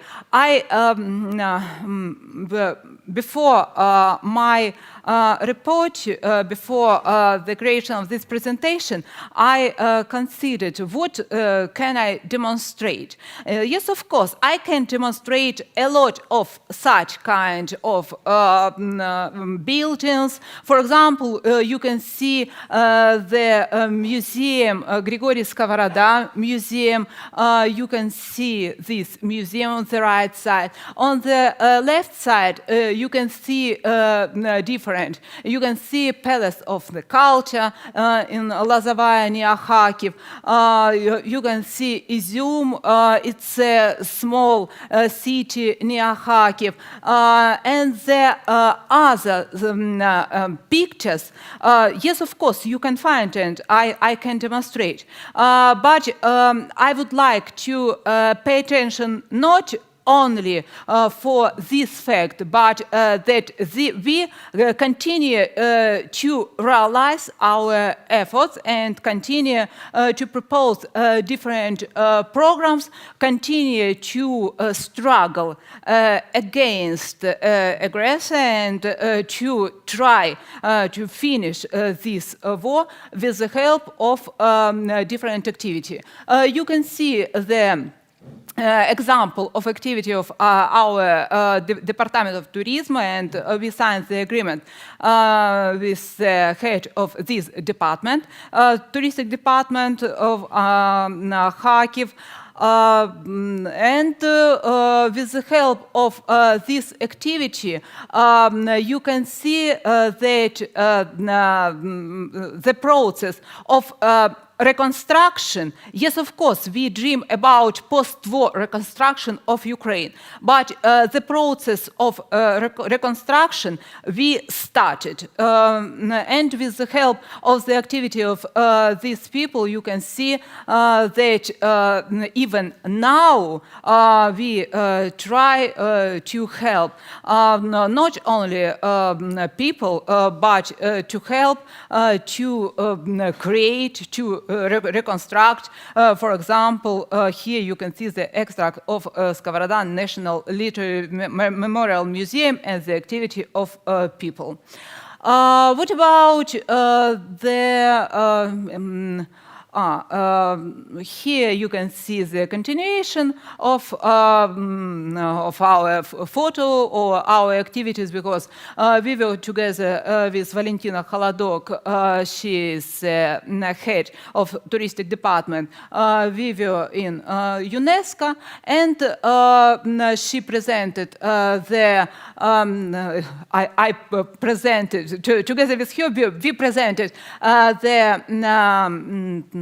the results of our activity, because before this data there were two big negative events, and before the museum of Skovoroda or Grigory Skovoroda museum was broken, so we attract the attention from the participants in Paris, and because of this we began to take part in a big project on reconstruction during the war, not only after the war, and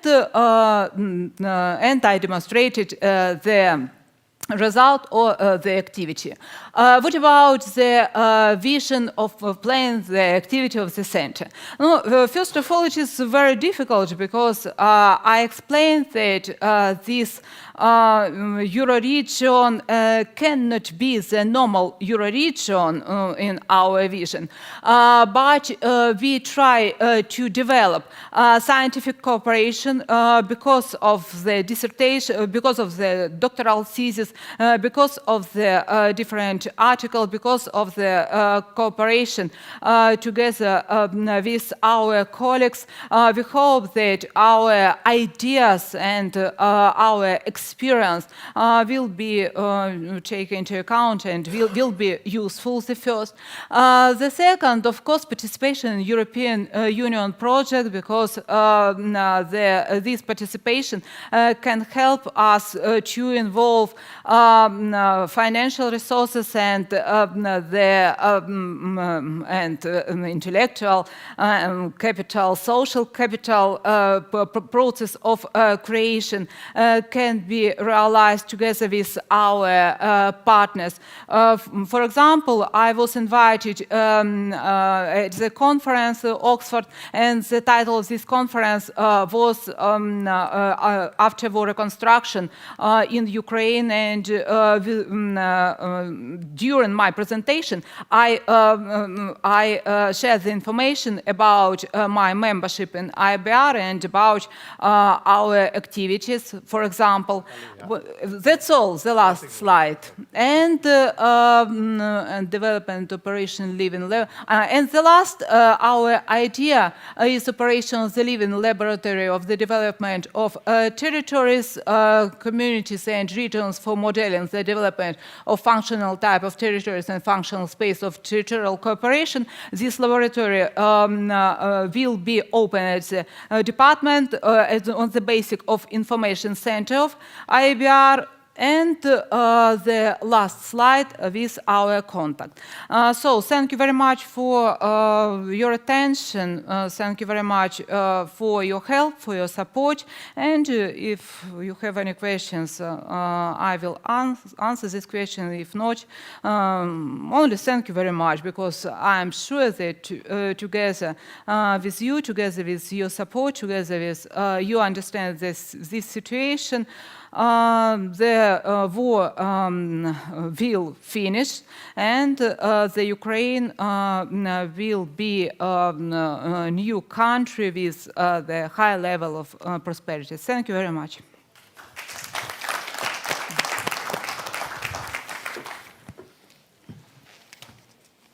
Okay, thank you, Natalia. We saw some slides that the situation in Ukraine, especially near the Russian border, is even worse than, than here in the northern part of Europe.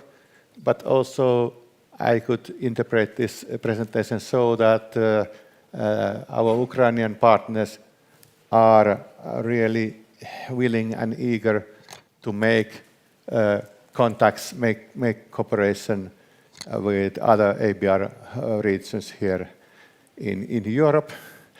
And I also want to refer that yesterday with Martin Guillermo, we were talking about how cross-border cooperation nowadays should be taken, because we are now working in a very digital world, and even AEBR has remote meetings. We are working from homes with remote connections.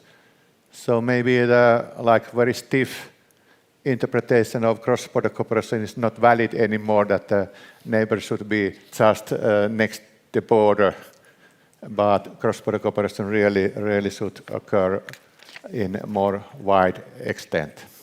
Okay, next speaker is, I hope I tell your family name right, Kitty Dubnitsky, yeah. Right? From CESCI, which is an organization which makes is dedicated to cross-border research on cross-border cooperation. So please, Kitty. Okay. Thank you, Janis, and dear colleagues. Thank you for the opportunity to take part in this workshop. In the next few minutes, I will talk about our activities in the field of Ukraine's European integration. And then a short video message will be played from our Secretary General Gyula Ocskay and from a doctor from Uzhgorod. The Central European Services for Cross-Border Initiatives, the CESCI, started intensively working at the Ukrainian-Hungarian border in 2015. That was when we offered our assistance to establish a new EGTC, the first one in the European Union involving a third country member. This was the TISA EGTC, established by one Hungarian region, one Hungarian municipality, and the Transcarpathian Regional Council from Ukraine. In the following years, we drafted the development strategy of this new EGTC and supported their capacity building. We also participated in activities targeting legal harmonization in Ukraine regarding cross-border institutionalized cooperation. And in this respect, we cooperated with the National University of Uzhhorod, the National Academy of Science in Ukraine, and the Council of Europe. Together with our Ukrainian partners, we delivered several analyses and studies and supported the preparation of the new legal act, enabling the setup of EGTCs with Ukrainian partners. At this point, I have to highlight that in 2015, we used the loophole to facilitate the registration of this EGTC, the TISA EGTCs. But nowadays, Ukraine has a steady legal background for the groupings with, meeting the highest European standards. In 2020, we signed a strategic cooperation agreement with the above-mentioned university and the academic, and kicked off the project involving experts from the Visegrad countries. And this project envisaged systemic joint work to promote the legal harmonization of Ukraine for a stronger cross-border cooperation and the transfer of experience of the Visegrad countries. We are convinced that the cross-border cooperation is a key factor during the accession process in terms of transferring knowledge and experience with European procedures, rules, policies, and values. Unfortunately, this process and the implementation of the project was disrupted by the Russian aggression against the sovereign Ukraine.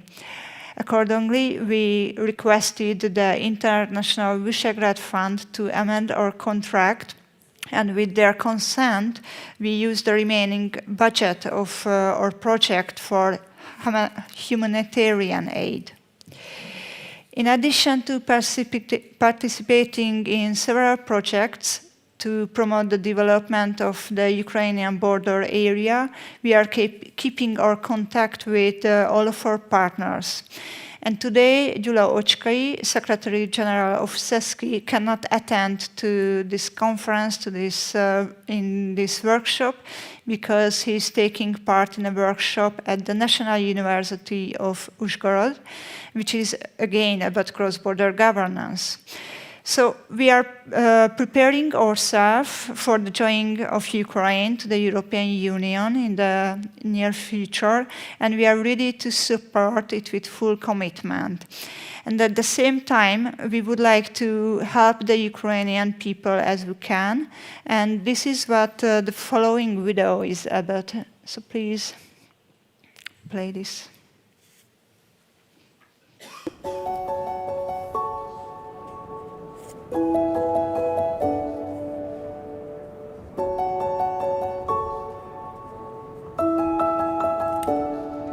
Dear colleagues and friends, as everyone knows, the Russian aggression against the sovereign Ukraine has dramatically changed the conditions for cooperation, for cross-border and territorial cooperation, not only between Russia and Ukraine, but also along the eastern borders of the European Union. We don't know how the situation can be improved between the two countries, but we are convinced that the solution is Ukraine's accession to the European Union. And it is the reason why I cannot attend today the AEBR's annual event in Trysil.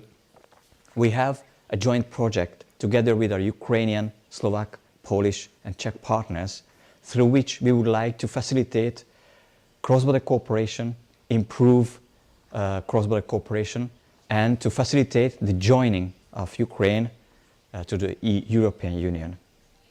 But it is a medium-term objective. We are now facing in Ukraine very strong challenges regarding the treatment of wounded soldiers. Today we are in Uzhhorod, which is the center of the least developed region of Ukraine. This is Transcarpathia. And 1 year ago, we collected the needs of the hospitals located within this region in order to assist their treatment challenges or treatment tasks.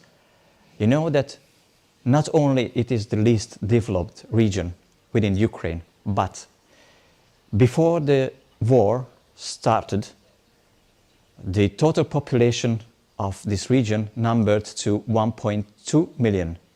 Now there are more than 3 million people living in this region, which puts a very big push and stress to the whole healthcare system of the region.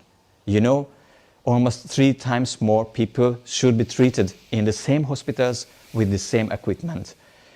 And as you can see and you will hear from the next interview, this hospital where we are now has treated more than 2,000 wounded soldiers coming back from the front line. You know, these are the epaulets which justifies that these soldiers were treated here. And the hospitals need our assistance. Not money, but equipment.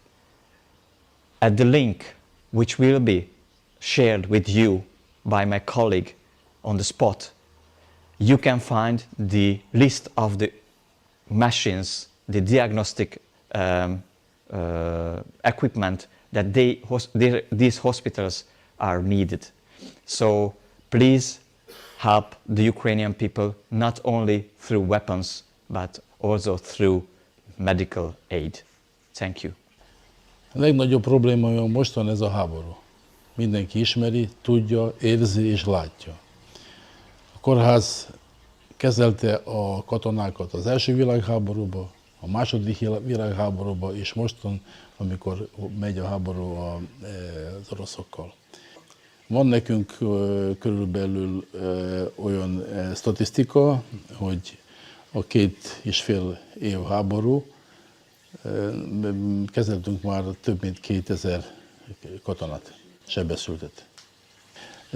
A kórház, megyei kórház kezeli az összes betegeket, akik vannak a megyébe. Sajnos mostan sokan jöttek hozzánk, akik áttelepültek a helyekbe, ahol van a háború, nálunk laknak.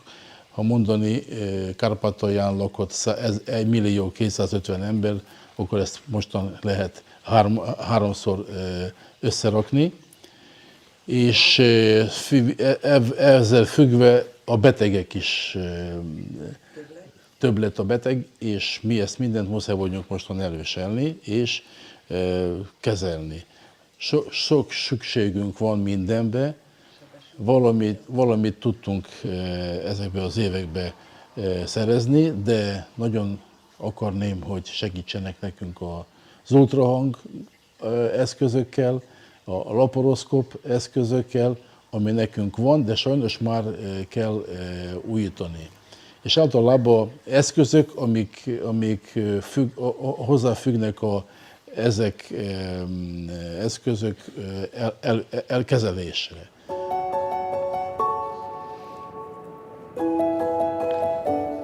So, thank you for watching this video. And if you have any opportunity, you or your region or your network, then do not hesitate and check our website. Oh, could you, excuse me.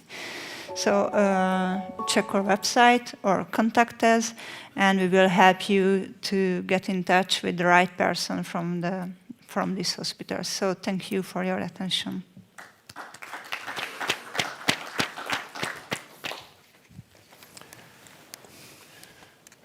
Thank you, Kitty.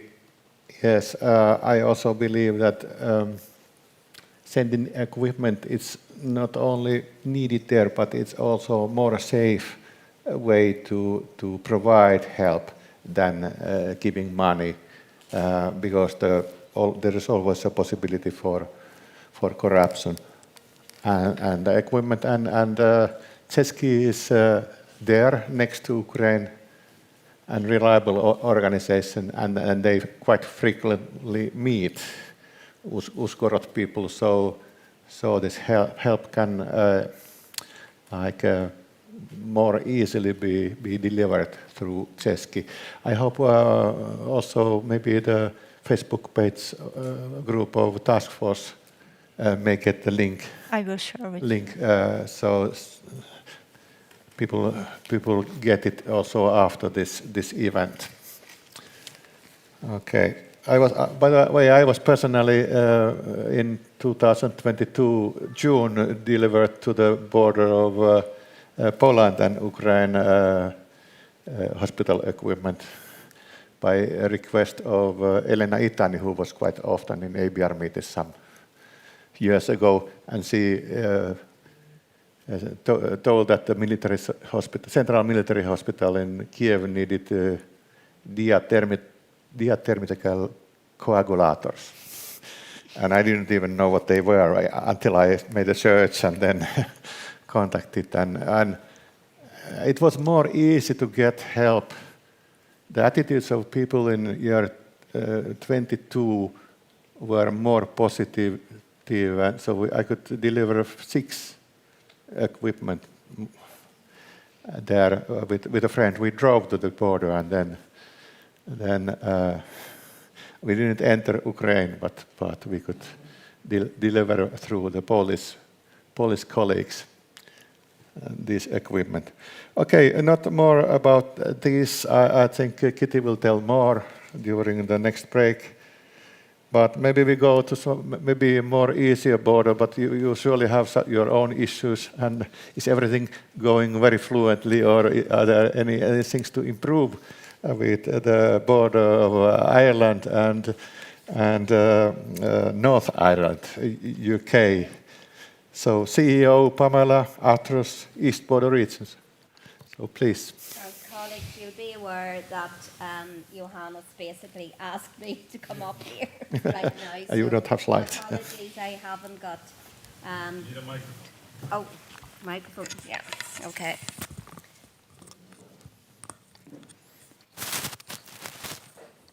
Is that it?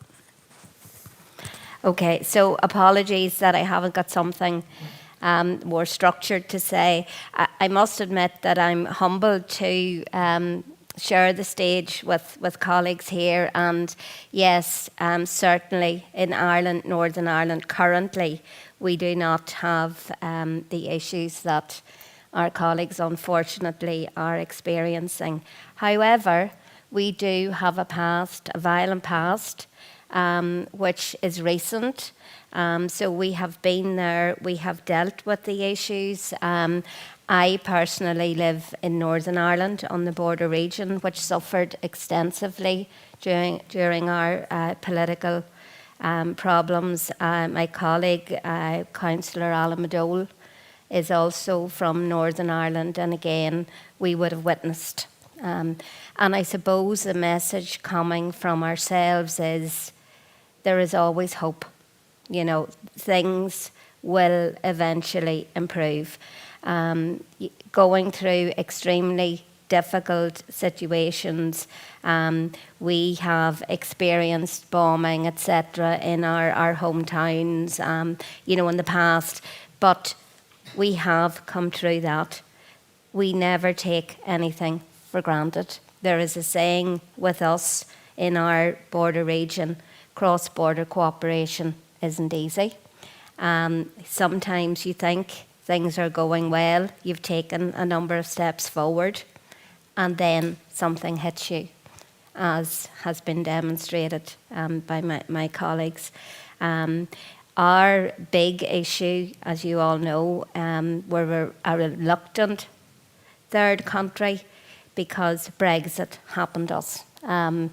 Again, it now pales into comparison in the scale of things, but for us, that was major. For us, who living on the border in Northern Ireland, having worked extensively across the European Union with our European partners, the fact that we were being dragged out of the European Union for many of us, was a major blow. And again, at that time, we did not know how this would progress. And we thought, are we perhaps going to fall off the edge of a cliff? And thankfully, that didn't happen. But again, listening to Johannes and, you know, some of our colleagues, that did happen. You know, cross-border cooperation ceased immediately with the war for you. And I mean, having thought that might happen us, I can understand fully, you know, how difficult that is. People losing their jobs, all of the things that you talk about was something we faced the prospect, but we've dealt with it. And I think a reason that we've dealt so well with it is because our partners in Europe, across the AEBR, were all supportive of Northern Ireland throughout that process. So we are now sitting, and again, I feel guilty in one way of saying that, because our border is still open. We worried about a hard border. We don't have it. Our borders didn't close during the pandemic. You still were able to cross. You were advised not to, but there were no barriers, because we have had experience of what road closures and border closures do to people. So we weren't going there. Thankfully, we weren't going there. So we're now in a situation where we still have a large, what's called a Peace Plus programme, but in effect it's Interreg. You know, it's a former Peace, which is, the Peace programme is unique to us in Ireland, Northern Ireland, because of our political problems and issues, and it's to help us with you know, moving forward and with the peace process. The plus element now is new, and that's the traditional Interreg type activity. We always had a clear separation over the last 25 years between peace and Interreg. Now Peace Plus is the combination of the two, and all of the programmes have to demonstrate some form of peace building. And I think that's for the good as well. That is a 1.1 billion programme across a number of investment areas. So I certainly feel extremely privileged and lucky to be part of that programme and to be drawing down monies from that programme. I do know, and even in our recent, we were in Brussels recently, and I do know that the emphasis is certainly moving on to, you know, working in, you know, with yourselves in the future. And, you know, certainly from our perspective, I think in Ireland, Northern Ireland, we can assist in terms of how do you work yourself out of this situation, and hopefully you will be, you know, peace building very soon. But I think I'll just leave it at that, Johannes.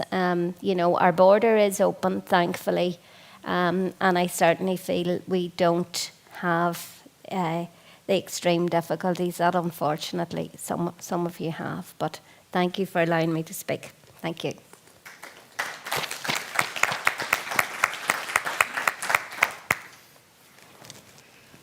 Thank you, Pamela.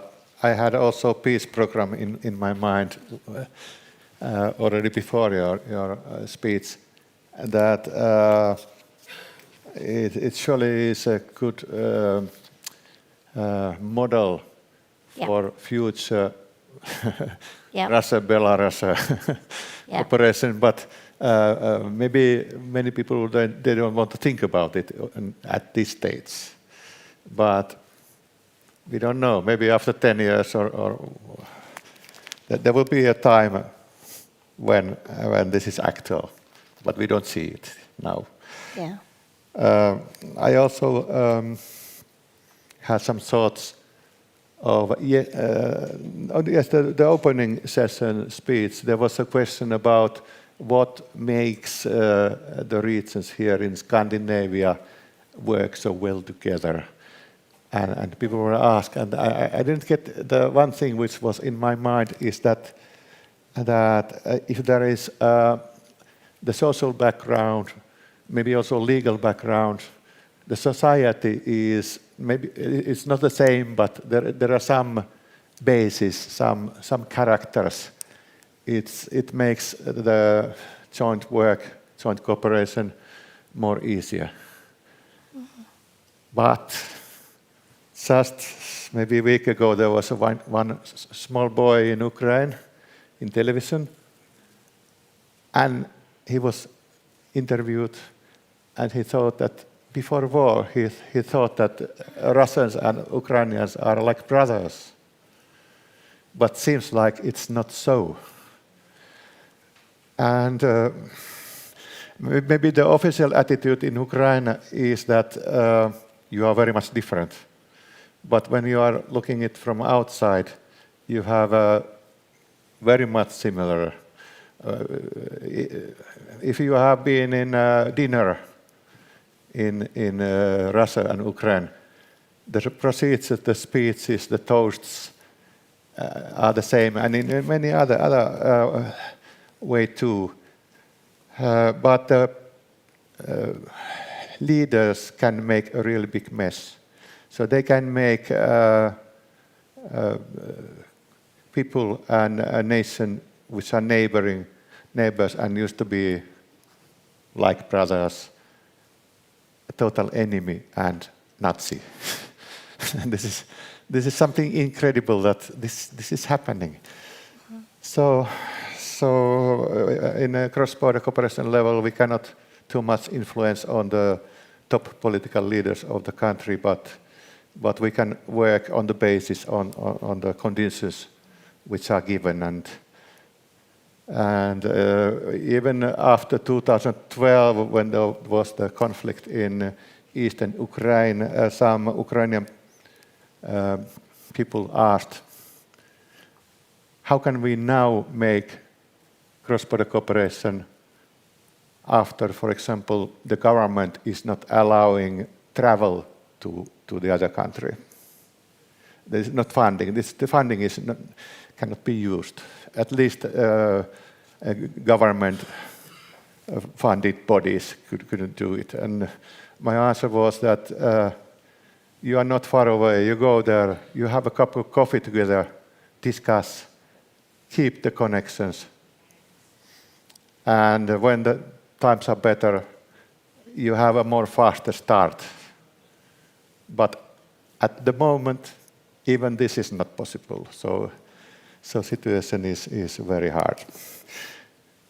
But luckily, if we think about Ukraine-EU cooperation, we have Ukrainians like Natalia, who is here now in the EU territory.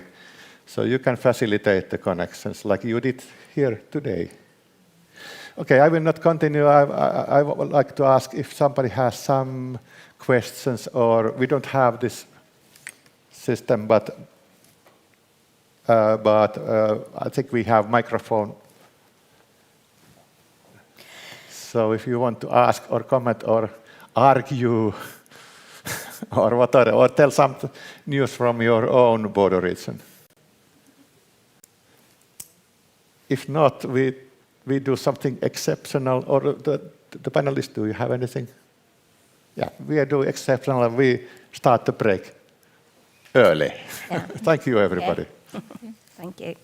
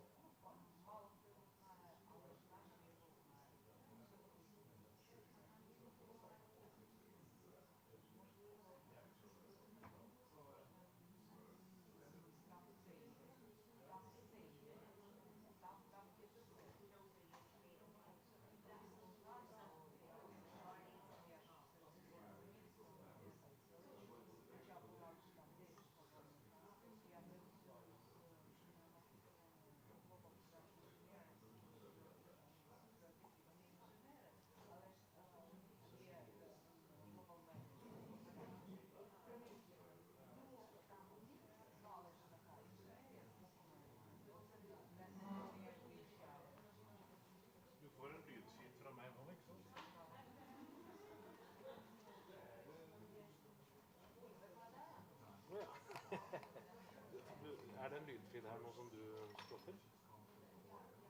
Nå spiller jeg av en video til den presentasjonen. Det ser ut som bordet mitt sender. Det sånn... Du spiller av en lydfil, ja? Ja, men han rører det lyd. Ingen misstanke om särskild händelse. Positionen stämmer. Singelolika. Det betyr at den sender lyd. Det betyr at du sender lyd, ja. Og at jeg må dra opp spaken for å... Jeg har den som regel oppe, men nå når det er pause, så tenkte jeg at da skal jeg ikke legge ut lyd. Nei, det er bare... Jeg får så mye på spaken hele tiden nå, så jeg må drive og teste med noe der ut. Det er så bra jobb du gjør. Jeg? Ja. Det blir en bra kombo i hvert fall. Men det er jo slik at man skal streame en streaming, så har jeg ikke kapasitet til å drive med eller PowerPoint, så det er jo en nødvendig jobb. Ja, nei da, men og så er det jo, nå når de satt oss, siste nå, hun kom jo med presentasjonen sin etter at hun satt seg på scenen. Gjorde du det? Det er derfor jeg måtte oppå der og prøve å få maila. Nei, så... Det blir litt på sparket, men så den fikk ikke tolka da, så det gikk greit virkelig. Ja, for den må ha teksten, den selvsagt. Sender du lyd ut nå? Jeg har det en teknikk som faktisk er god. Ja, for sønnen min han var innom og kikket i går, og da hørte at dere hadde snakket om lys i pausen. Å, det der? Ja. Ikke den tar jo helt med, men det bare...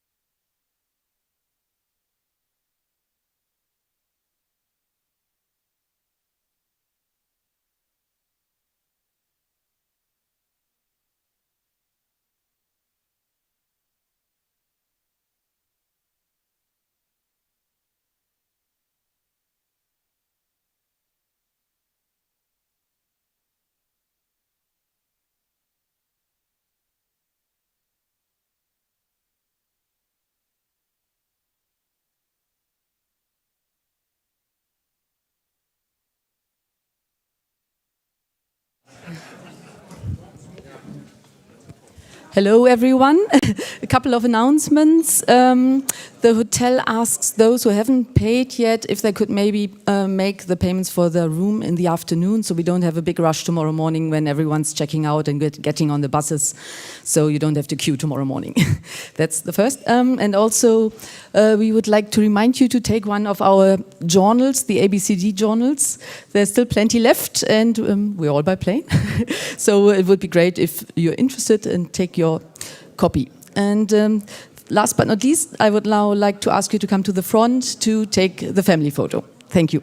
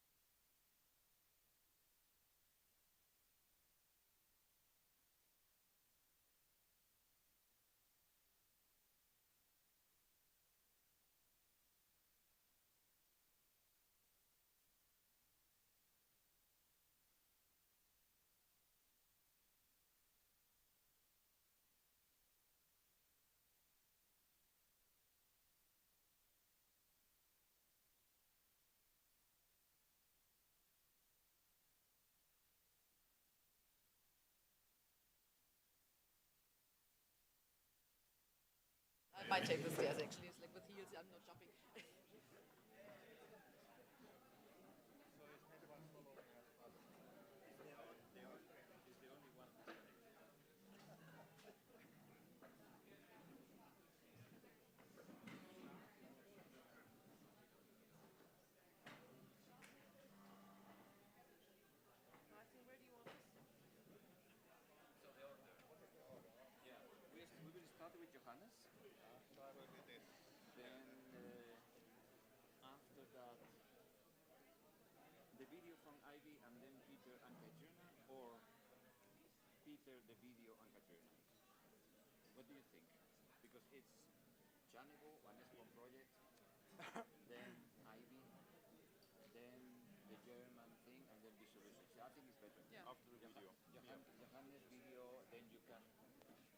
There is no big limit of time because we have two presentations left.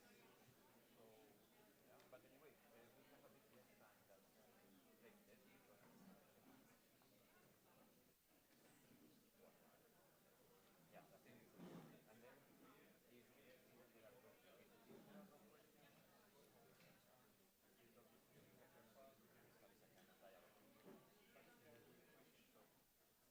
I think it's good. And then yeah, but there we have time, eh? So you can, today you can,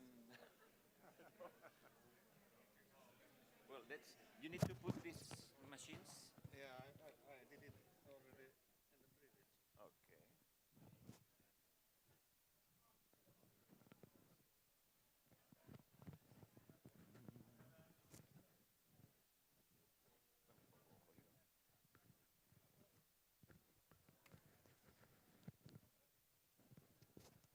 No, this is not. I think it's the other way. Yeah, it's this way.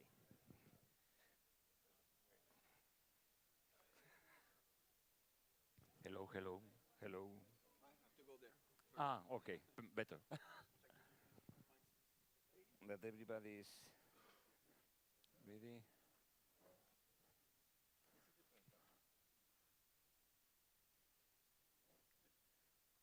Maybe I will sit down here. So we are more like this. I don't know if we will need this. I don't think so, but just in case. Do you want to use the podium or we'll do it from here? From here? Everything from here? It's all right for you? Okay. This.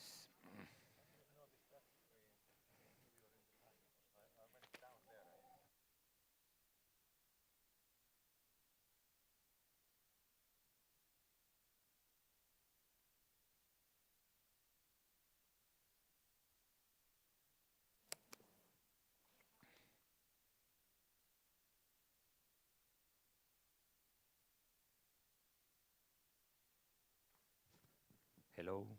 1, 2, 3. Can you hear me? Yeah, okay. Well, here we are. We are going to start then the last part of our annual conference. There will be 2 sessions and then a small closing. And then we are now going a little bit to the practice of AEBR, so the different projects. Some of these projects have been running around the whole session because, well, they are the core of our work. And many of you have taken part in some of them. Others are not. We would like to encourage you to consider the possibility to participate in B-Solutions. If you have a border obstacle, even if you have an Interreg program or project, you can join, you can attract volunteers, young volunteers. Then there are also a few initiatives for the pilot actions. It will be explained in the second session, but I would like to encourage you also to take part. So here we were supposed to talk today in this session about the future of European territorial cooperation, and we invited the European Commission to deliver some messages. Commissioner Ferreira got in contact with us directly saying that she could not make it, and even it was not possible to send a video message, but she sent all her appreciation for our work. Then some people in the department, which is dealing with cross-border cooperation, they were supposed to come, but for different reasons they didn't make it. So for the first time after several years, we don't have anyone from the European Commission here. But, well, they are not here, but they are somehow, because as you know, there are 3 or 4 major projects that we are implementing for them. So there is a big trust of DG Regio, at least from this department, on our role in order to implement tasks which are supposed to be done by them. For us, has been an extraordinary opportunity. And you will know a little bit more in this session about the Interreg Volunteer Youth and about B-Solutions. There are other projects which we are doing with ESPON. Nicolas Roussignol, who is the person in the ESPON EGTC, he was supposed to come, but he canceled a couple of days ago. I think finally we were lucky because all the cancellations have to do with my panel. So the rest of the panels have been complete, and it will be also the case of the last panel. So, but anyway, I think here we have a good opportunity then to know a little bit more about these different projects, and even you can make questions. But I would also like to get some remarks. How can we do it better? How can we engage you better?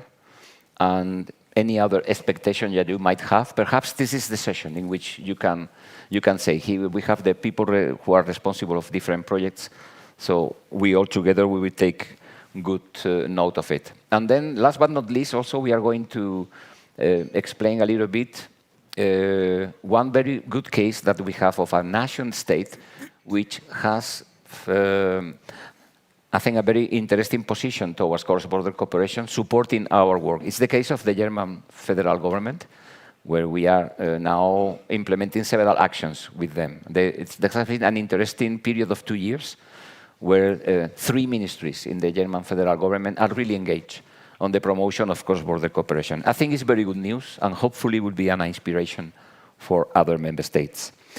So I think I should not make a longer introduction, because the most important part of the session is going to be the contents of what you are going to hear now. So first of all, I will give the floor to Johannes Moisio. Most of you know him. He has been the chairman of the Task Force External Borders since the first General Assembly that I was as Secretary General of AEBR in 2007 in La Peranta. It was a massive meeting where we still have the old generation. Even Victor von Malchus was in the first page of the newspaper dancing humpa. So it was amazing. And in this meeting in 2007, we launched the Task Force External Borders and also the Task Force Cross-Border Health, if I remember right. Johannes is representing South Karelia, and this is one of the regions affected by the closing of Interreg programs with Russia. Then very early in February 2022, we started to think what to do now. They have closed the border, we have this problem. Then we started to launch messages to the European Commission that were listened more or less, but the reality is that now we can present an ESPON project which is dealing with the situation of these regions, directly affected by the war, the closing of the border, and then a shift, complete shift of their cooperation. So we are exploring this ESPON project, and then you will know some more details now. I would like to let you know also that we are dealing with several other ESPON targeted analyses in different parts of Europe, but today we are going to concentrate on the Chanebo project. And about the details, the floor is given to Johannes. Yeah.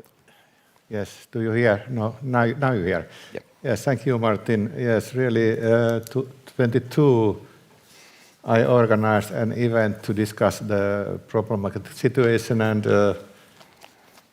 and during that event, Martin told that it's not late to use the money of CPC programs for another purpose, to make like a few years program ourselves, but our leading politicians didn't take that. They didn't believe in that. So what happened with our CPC program in the previous programming period, it ended, and the money which was reserved already for the current programming period was, if I lose a harsh word, in our perspective, lost in another program. This is not quite 100% truth, because we made our best to utilize the Interreg Central Baltic program and activate the bodies and organizations in our regions, not only South Karelia but also in Baltic countries. And we had a really big effort to get last spring a targeted call for the eastern border areas. There was a very heavy objections for that, and suspicion that eastern border regions won't be able to use the money, and so there is a risk that the money will be unused. What happened in the April call was that there were more applications in the targeted call than in the regular call. So we made a lot of work, but there is still, it was the EU funding which was transferred to indirect Central Baltic, but then this was also the case with the Baltic countries. And in northern Finland, it was a bit different. I think it was Aurora program who got the CPC money. But the national money was just calmly nowhere, or some other purposes, internal purposes of our government. So there are efforts on utilizing programs which were not actually planned for us. But we try our best, but we are not content with that. The focus is very much on programming period 28-34. So that either we would get our own program for a certain area, you will see it in the next slide, or if that is not possible, then influence very much in the current Interreg programs, which are for the Baltic Sea territory. Anyway, everybody, we know that there are many Russian or Russian-based aggressions and problems European-wide. So the Espoo, Chanebo comes from changes at the eastern external borders. So Espoo Chanebo research project concentrates especially and like separates those problems which are especially for the external border region, the nearer region. But we acknowledge very well that also other regions which are more far away from the border, they have problems, of course. So what are the immediate problems? We have created logistical corridors in consideration that we have trade and tourism and connections across our eastern border, and they are now more or less unused now, or not in heavy use. So not just truck lines like we saw here in the Norwegian, Swedish borders. Also, there are some problems which we are facing maybe more, the GPS interference. Phones, very often at the border area, they don't work, or internet doesn't work, it's interfered. Partnerships lost. We have lost purchasing power, like 1 million, South Karelia only, 1 million euro per day in tourism, shopping and restaurants and hotels. And also our industry has lost raw materials which come more near. This is especially wood, but also ore, iron ore, and so on, which is, of course, more expensive if it's bought from more far away territory. So this Chanebo was planned first. It was planned together with some regions in the Baltic countries. The initiative came actually from Latgale region in Latvia, but they wanted us to be the lead stakeholder and also the lead writer of the application. So we didn't use any consultant, but somebody did the main work. I will not say who. But just a little bit afterwards, our ministry made another research project from TSI, Technical Support Instrument, and OECD is performing that. But it's more like internally structured, so it concentrates only in the Finnish border regions. and surely also in the programs which are working internally. So it's not about cross-border cooperation in that sense. Let's go to the next slide. Yes. Well, maybe we skip this. This is too much information. We go to the maps. Yes. Okay. Here is the map in which the dark blue territory are the stakeholders. So in Finland, South Karelia, in Estonia, Itä-Virumaa or East Virumaa, if it's allowed to say in English. In Latvia, the southeast territory, Latgale, and then some parts of Utena region in Lithuania. They are more facing the Belarus. But the light blue territory is also within the research, so the background statistics and also conclusions and also reference comes from that territory, starting from Finnmark at north. Several Finnish regions there, and also a few Baltic regions, which are the border territory.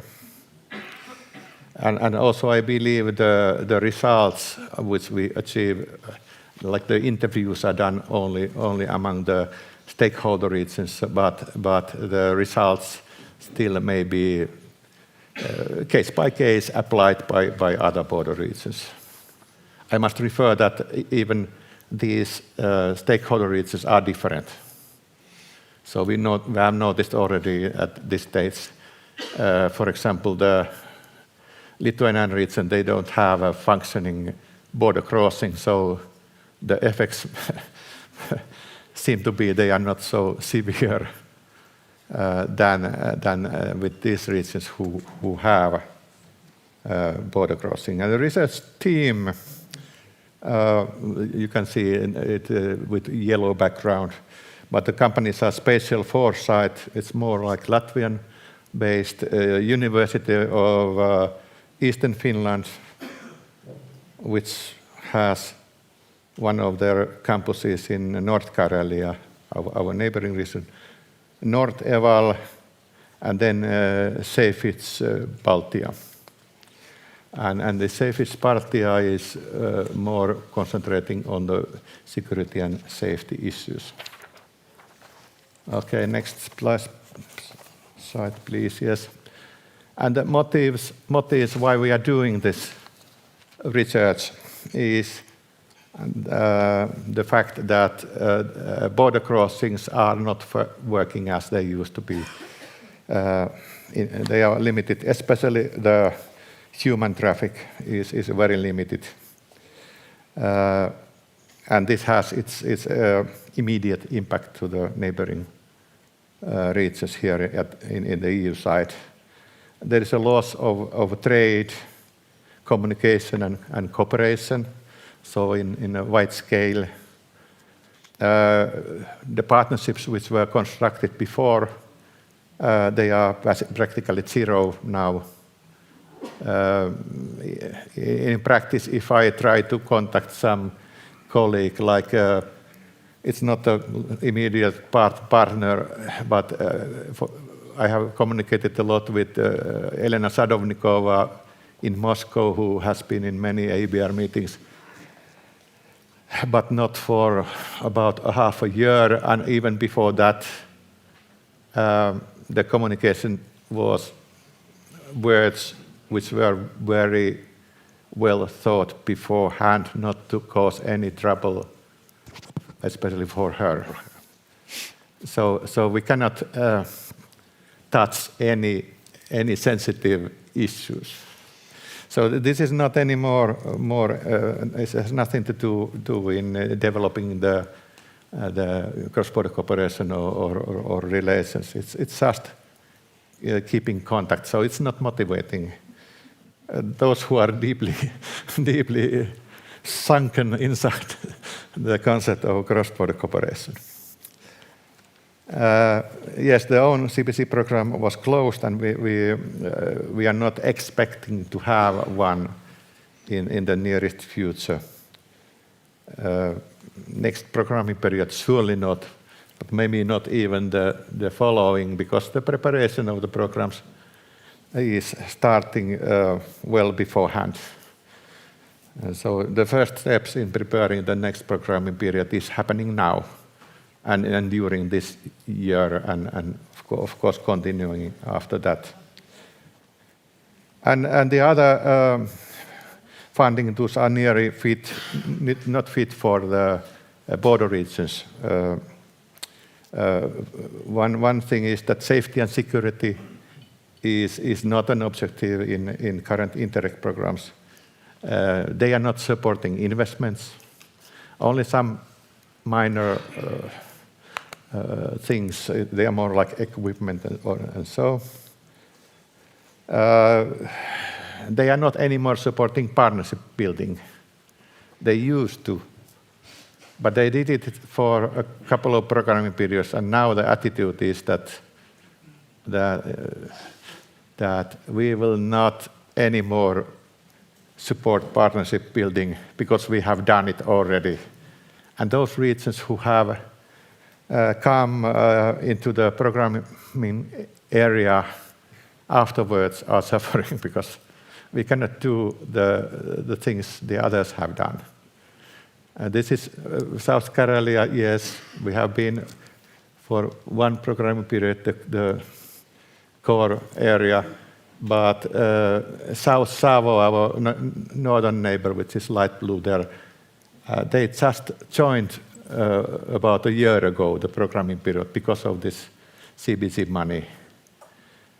And they really have not any possibility so far. Also, the Interreg programs, they don't support research cooperation. So the indicators are created for practical solutions and practical results, like how many tons CO2 are reduced. So if there are a couple of universities making research together, the reduction of CO2 is 0. Because the aim is not the result. The research report is not a result in this case.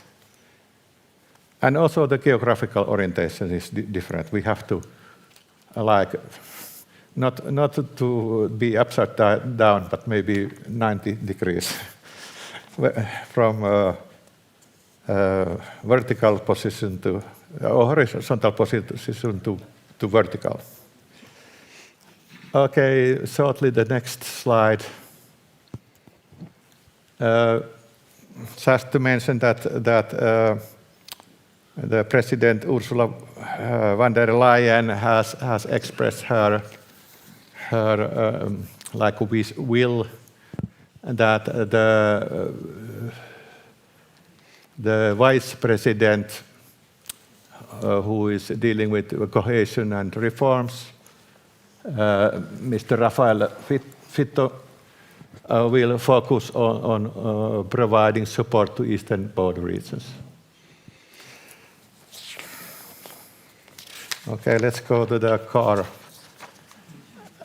the method. So the research might be a little bit similar to those who have already been involved in ESPON projects.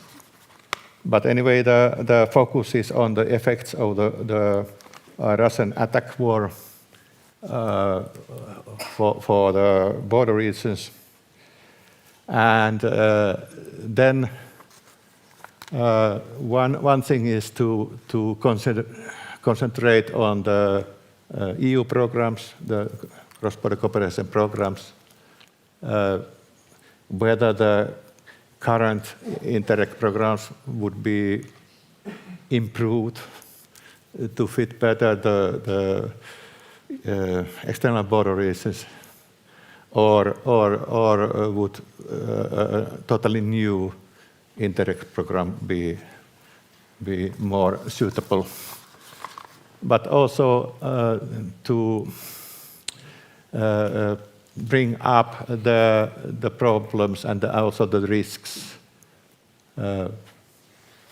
in many cases socio-economic, and in the problems in transport links, how to develop them in the current situation, and in general how to make more resilient and secure in the future. Yeah, let's go further. Yes, this is a bit small text, but it's the consultant work, the perspective cross-border cooperation. I already, actually, the previous one. Does anybody have it? Okay. Yes, and but you can see the very colored picture. It's too small, but there are so many factors included in our environment that the discussion.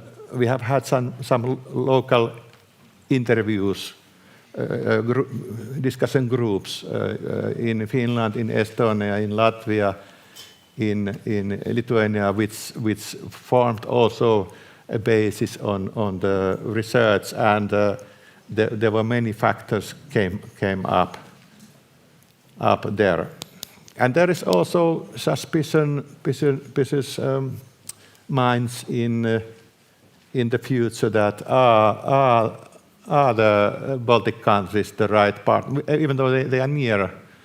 Are they the right partners for us? Mainly because they are much smaller, with lower economy. This comes especially from the industry and businesses, and so the logistical routes should be planned further also than not only to the Baltics, but how they work also to, for example, to Central Europe.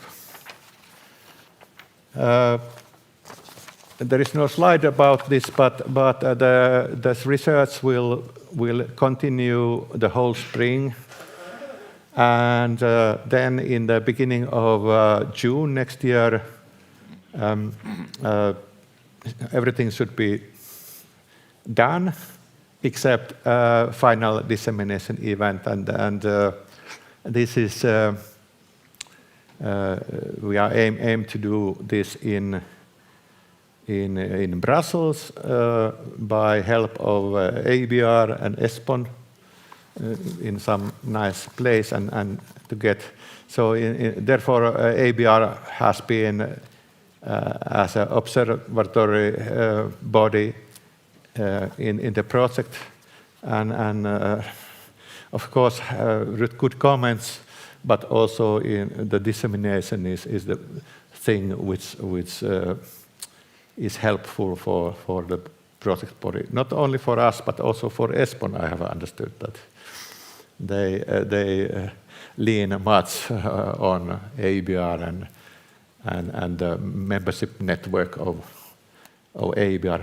Also, we have ministries from Finland, Estonia, and Latvia are actively involved as advisory bodies, and the steering group meetings. That was it, and if you have any questions, I'm happy to answer. Okay. Thank you. Well, as you can see, this is the approach to the future European Territorial Cooperation. We are taking for granted that Interreg will stay for the next programming period. including the next programs, so the programs to the external borders, including the borders where cooperation is not possible across because we have Russia or Belarus in the other side. But then these regions cannot be excluded, and they have a critical position. Even if we think that in the future the situation should change, and Putin will pass away, hopefully soon, and then a new opportunity should be developed about the relationship with Russia. But in any case, we need an alternative for the territorial development of these regions. In the meantime, trying not to dramatize too much the issue, but the situation is really hard for some companies and even some institutions. That's why the targeted analysis made by ESPON is trying to influence whatever territorial cooperation we have afterwards, taking into account that we are not sure if we are going to have territorial cooperation. But this is out of our scope today, and even still is out of our power. But we have to pay attention. Now the discussion is on cohesion, and we cannot afford that there is a reduction in cohesion, because the first part that they are going to reduce is going to be the territorial cooperation for sure.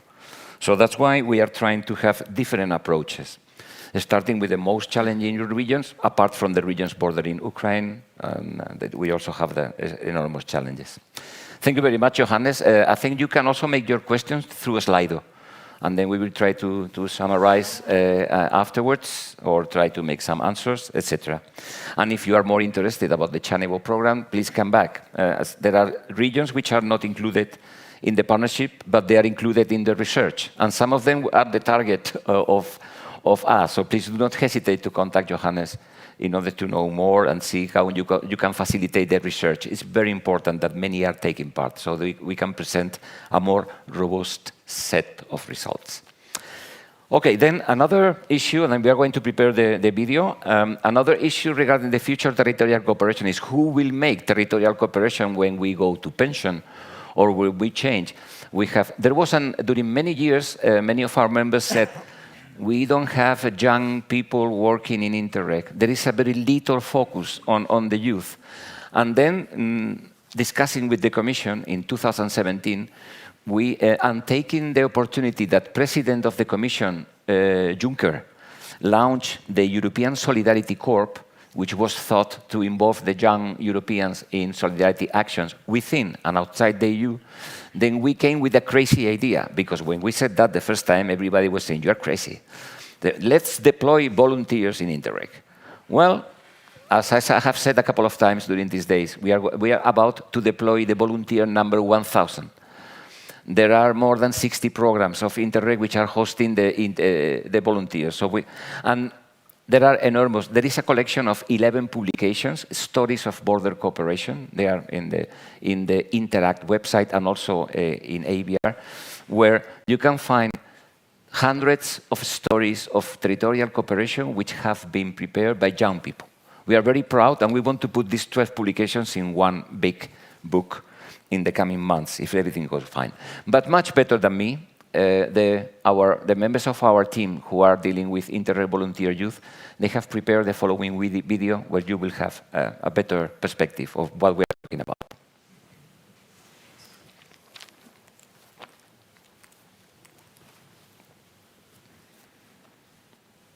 On the future of territorial cooperation has started across the EU. Discussions are taking place across all Interreg programs. IB volunteers have been consulted as main group of young people with strong interest and general knowledge on territorial cooperation. On 26 June, the IB consultation on future Interreg was launched, with an official kickoff event organized by AEBR's IB team, followed by a second event titled Post-2027 Consultations, Voices of IB Volunteers, organized by the European Commission's DG Regio and AEBR.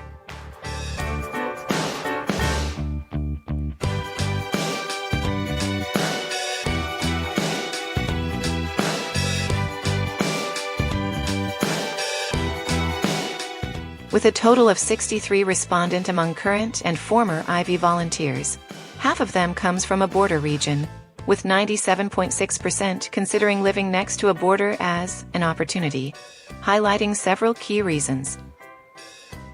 Cultural exchange and enrichment.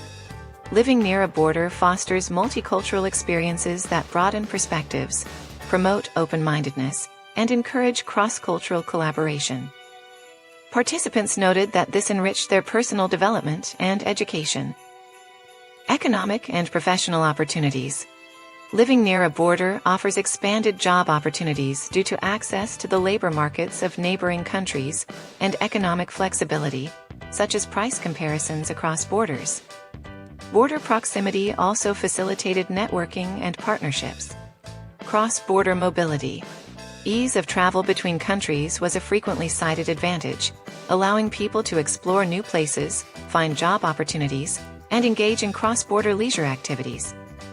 Several mentioned the advantage of bilingual education and the potential to learn another language through daily interactions. Collaboration on common challenges. Many respondents pointed out that borders offer opportunities to work together on shared issues, such as environmental initiatives, healthcare, mobility, and infrastructure. These collaborations can drive innovation and improve services in border regions, transcending national boundaries.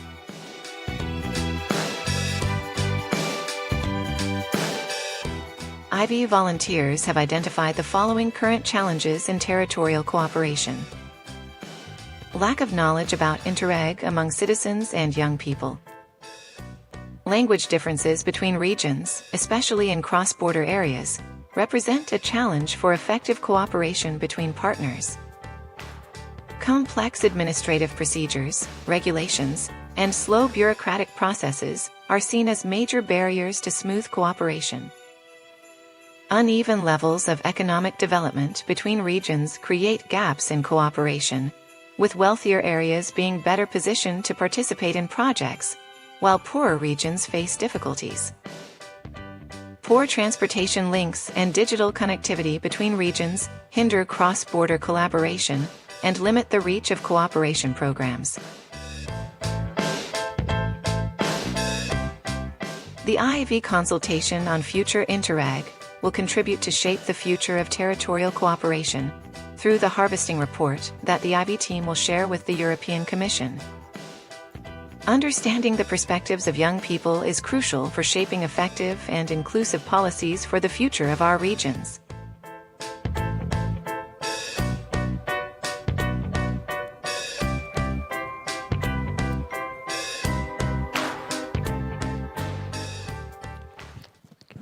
So, well, I asked the team to concentrate the message on the consultation, and they did it.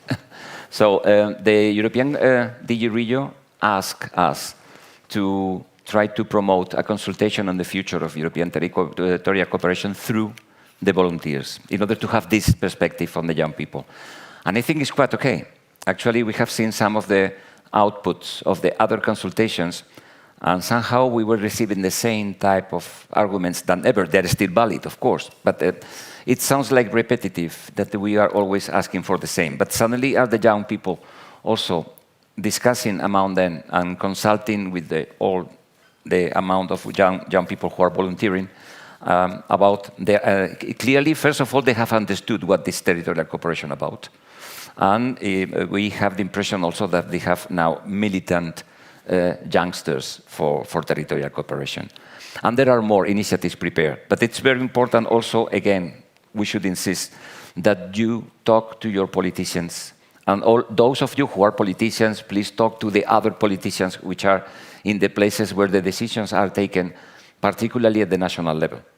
The Commission, even the Commission itself, it's somehow renationalizing some of these programs. If territorial cooperation gets nationalized, we are dead. Then all the achievement of the last 35 years will be spoiled, because we have never been a priority for the nation states. It's normal. So we need to have this kind of positive discrimination. If all the money goes back, and Interreg money is peanuts at the end of the day, if it goes to the mainstreaming program of the nation states, it would be the end of the European territorial cooperation, but frankly speaking, I'm convinced that it will be the end of the European Union. Because if we are giving all the money back to the states, why do we need that? So I think it's very important that we take this very seriously, and the question is urgent because the decisions are going to be taken very soon. Anyway, 2 days ago, we got the news that the Council suddenly has revitalized the mechanism. This is good news. At the end, it's going to be the Hungarian presidency are fulfilling their promises, and the mechanism is revitalized. We are going to try in 2 weeks in Brussels, when we launch the platform, the European cross-border platform, also to make a huge call for the defense of the European Territorial Cooperation. And I think that mini campaigns in every border region would be extremely efficient. We are going to coordinate, we are going to try to coordinate as much as we can, but I think that the messages are clear. We don't need to agree on 3, 4 messages. They are clear. So let's move forward. Let's try to spread the word. It's very nice to talk in our bubble, but we are convinced now we have to speak about this outside. Anyway, there are also more good news, because how do we see the future European territorial cooperation? With a stronger involvement of the member states, of the nation states, supporting the territorial cooperation as we understood. So taking big respect of subsidiarity, giving the opportunity, giving the leadership to the regions, to the subnational level, but with a strong commitment from the nation state. I love to talk about my own country. My own country, Spain, is a very decentralized country, but they have not taken seriously a European territorial cooperation. Fortunately, we have autonomous regions who do. So this is the wealth. But there are other member states that suddenly have taken a very serious position to support European territorial cooperation. And we are very proud of being part of it and to have a strong partnership. And this is what Peter is going to talk about, among other things. So now, instead of being me who said that, the floor is yours. Thank you, Martin.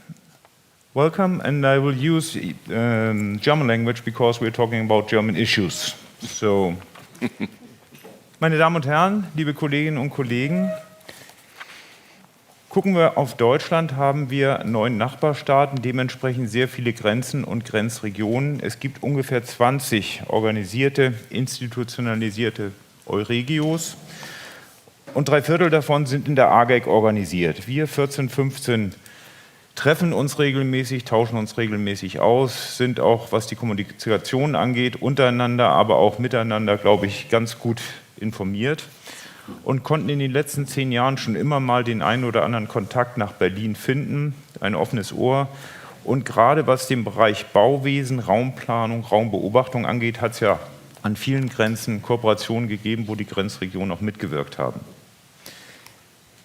Nun geschah es im Jahre 2021, dass eine neue Regierung sich in Berlin gebildet hat, und im Koalitionsvertrag dazu findet man den Satz, dass die grenzüberschreitende Zusammenarbeit gefördert werden soll, unter anderem mit Experimentierklauseln durch Regionalräte und Grenzscouts.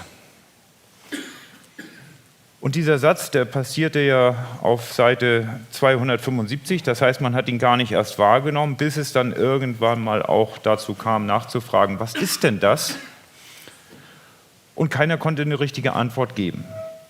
Glücklicherweise aber hat das deutsche Außenministerium, das Auswärtige Amt, diese 3 Themen aufgegriffen und aktiv begleitet, indem man Forschungsvorhaben ausgeschrieben hat im Jahre 2022 und Wissenschaftler gebeten hat, zu untersuchen, was sind denn Experimentierklauseln, wie können die grenzüberschreitend angewendet werden, was sind Regionalräte, wo gibt es das, wo kann uns das grenzüberschreitend helfen und wie sieht es mit diesen Grenzscouts aus, was für eine Funktion könnten die haben, wo gibt es die schon und wie könnte man diese implementieren. Im Mai letzten Jahres wurden dann die Studien herausgegeben. Es wurde zu Workshops eingeladen, an denen alle Grenzregionen an den deutschen Grenzen auch beteiligt waren. Und dort konnte man dann das ein oder andere auch lernen, was die Wissenschaftler unter zum Beispiel Experimentierklauseln verstehen, wie die Wirkung und mögliche Wirkung eingeschätzt wird, wo es Regionalräte gibt und ob dort irgendeine Verbesserung zu erwarten ist. Und ganz speziell das Thema Grenzscouts liegt mir am Herzen, hier mitzuteilen. Denn dieses bedeutet, dass eine Grenzregion eine Funktion hat, die beraten, die Informationen weitergeben kann in beide Richtungen und die als sehr erfolgsversprechend für eine Verbesserung der grenzüberschreitenden Zusammenarbeit angesehen wurde in den Untersuchungen. Man hat daraufhin im Auswärtigen Amt zusammen mit dem Bundesbauministerium und dem Bundesinnenministerium eine interministerielle Arbeitsgruppe geschaffen, die sich diese Themen zu Herzen genommen hat und geschaut hat, wie können wir damit weiterarbeiten. Durch eine etwas glückliche Fügung gab es dann auch über das Bundesinnenministerium die Möglichkeit, Gelder aus dem Bundeshaushalt einzustellen für ein Förderprogramm, das genau diese Grenzscouts finanziell unterstützen soll.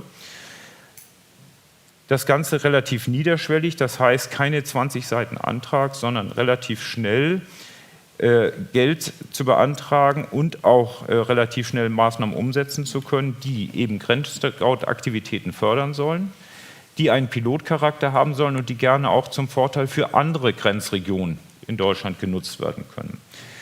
Konkret gab es 2 Calls und unter den bisher genehmigten Projekten gehört unter anderem, und das sind viele unserer Mitglieder, die davon bisher profitiert haben, etwas ganz Konkretes, nämlich eine Software, die entwickelt werden soll, damit man bei Beratungseinrichtungen in Grenzregionen Termine buchen kann. Es wurde in einer Grenzregion auch die Personalkosten unterstützt für eine Person, die diese Grenzscout-Aufnahme wahrnehmen soll. Die Entwicklung einer App zur Beratung von Grenzpendlern und Bürgern überhaupt, die auch mehreren Grenzregionen zugute nehmen soll, wurde gefördert. Ein Meldesystem von juristischen Barrieren, das heißt Mobilitätsbarrieren können dann automatisch an eine entsprechende juristische Stelle weitergeleitet werden und so analysiert werden. Und, da bin ich auch ein bisschen stolz drauf, haben wir gemeinsam einen Antrag durchbekommen, wo für die deutschen Grenzregionen ein Workshop erarbeitet wird, wissenschaftlich begleitet wird, wo uns deutschen Grenzregionen beigebracht wird, wie wir mit grenzüberschreitenden Daten arbeiten können. Also sozusagen Statistiknachhilfe für uns Dummies aus den deutschen Grenzregionen. Das Ganze ist zum Teil schon in Arbeit bzw. in Vorbereitung. Wir hoffen, dass wir auch im nächsten Jahr noch die Mittel von rund 200.000 € im Jahr abrufen können und dass wir dann über 3 Jahre insgesamt dann doch einiges an Geld für die Grenzregionen haben locker machen können und dass vor allem auch diese Projekte dann zeigen können, in welche Richtung Grenzscouts gedacht sind, nämlich Kommunikation und Beratung zu fördern, aber auch das Miteinander zwischen den Grenzregionen. Und der Anfang ist gemacht und wir hoffen natürlich, dass es weitergeht. Darüber hinaus hat es 2023 auch unter Begleitung des Auswärtigen Amtes, und das sind nur Beispiele, die ich nenne, ein deutsch-tschechisches Regionalforum gegeben. Es wurde 2024 der deutsch-polnische Aktionsplan unterzeichnet und schon, und das sage ich zum Schluss, weil das meine Grenzregion ist, 2022 die beiden Außenministerinnen Deutschland und Dänemarks einen 14-seitigen Aktionsplan unterzeichnet haben.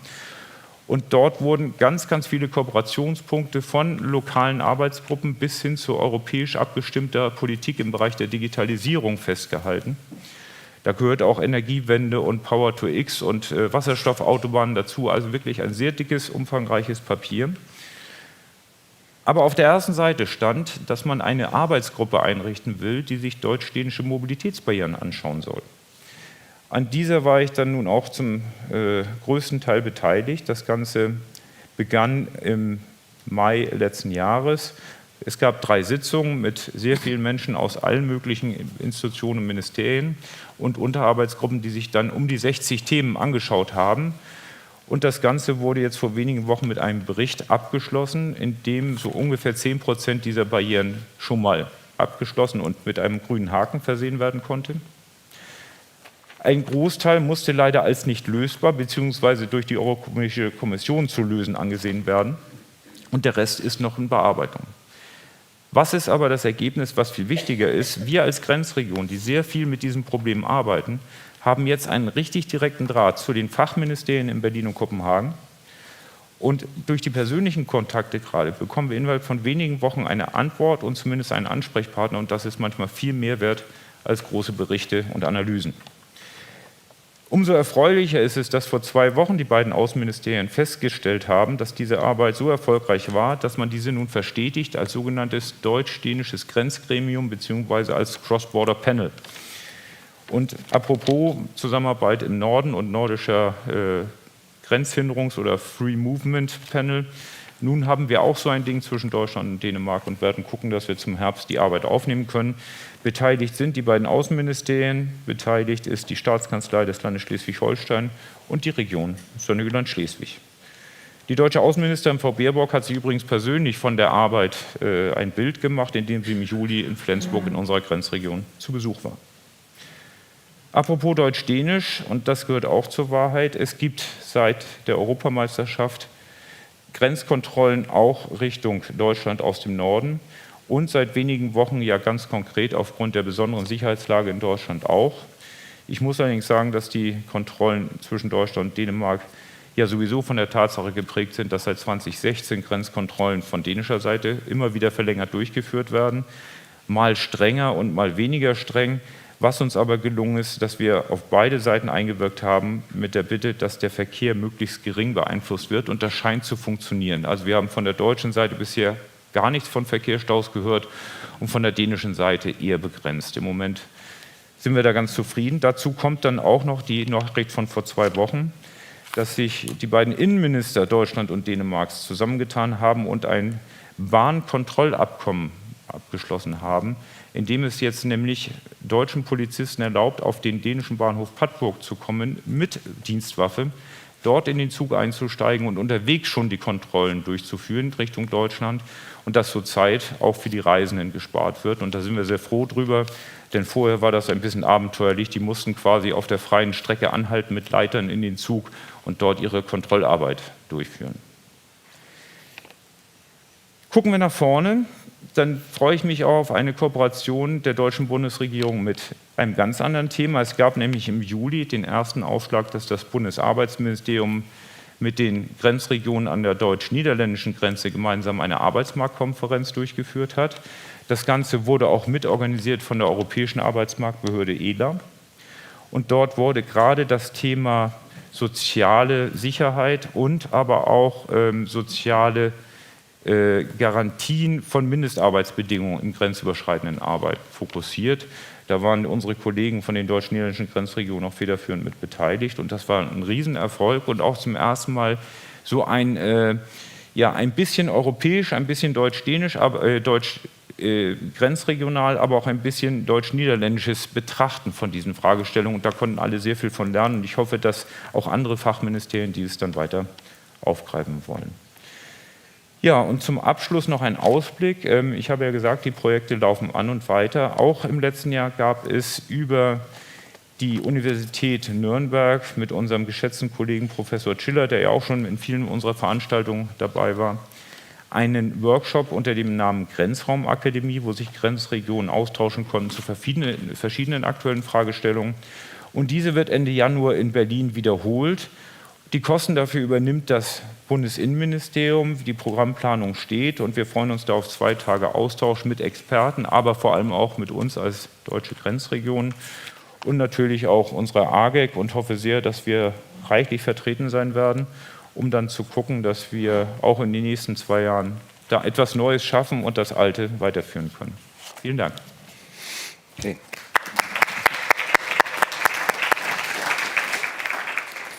Vielen Dank, Peter. Außer die Sache von Grenzkontrolle, wie schon wäre, wenn mehrere Mitgliedstaaten den gleichen Approach zum Grenzgebiete, Grenzregionen hätten. Aber ja, wir haben den Fall von Luxemburg, aber wir haben auch andere, das gehen in die falsche Richtung. Okay, ich wechsle zum Englisch. Yes, I think it's a very interesting approach. We are trying to also to spread the information that is going on in the German government to other member states. It would be excellent to have something like that. We will have the opportunity now to participate in 2 specific projects, but we are going to follow up all these small projects that have been approved a couple of weeks ago, actually. So very promising, really. So talking about the future, we could expect. I think it would be interesting for you also to use this information when talking or approaching your national authorities.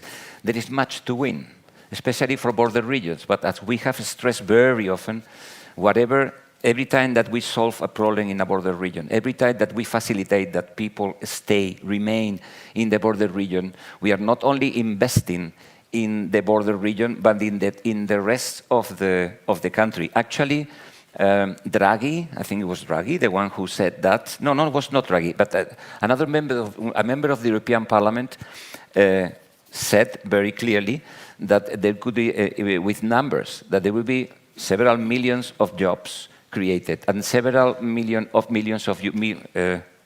billions of euros that would be created in border regions, but would be also an indirect effect in the rest of the economy, the GDP of the member states, if we were able to solve many cross-border obstacles, which still are there, as B-Solutions has already demonstrated. And then this is the next point of our panel, the new B-Solutions. We started in 2018 with B-Solutions 1, and then we were able to identify plenty of obstacles in different thematic fields, even to propose some solutions. This was the compromise. But then so the Commission was happy. But then the stakeholders on the ground said, okay, but what do we do with the solution, with the proposal of solution? In many cases, the regions themselves, they committed to push this solution forward. But in many other cases, they don't have the possibility. They are not received by the ministries. They are not here or listen in the national parliaments. So we had to push. We cannot have, again, a set of studies to put it in our shelves and then let's go for the next project. No. B-Solutions is thought not to solve the problem, but to show the way. But that's why in B-Solutions 2, then we decided to include a second objective, which was to take the solution and put it forward. Then, for this purpose, we asked Catriona Mullan to help us as research facilitator. She's very used to deal with cross-border obstacles because she's coming from the Irish border. But she's also very used to see the good effects of cooperation because many of the colleagues who are also here from Ireland, they were somehow connected with the Good Friday Agreement and all the things happening afterwards.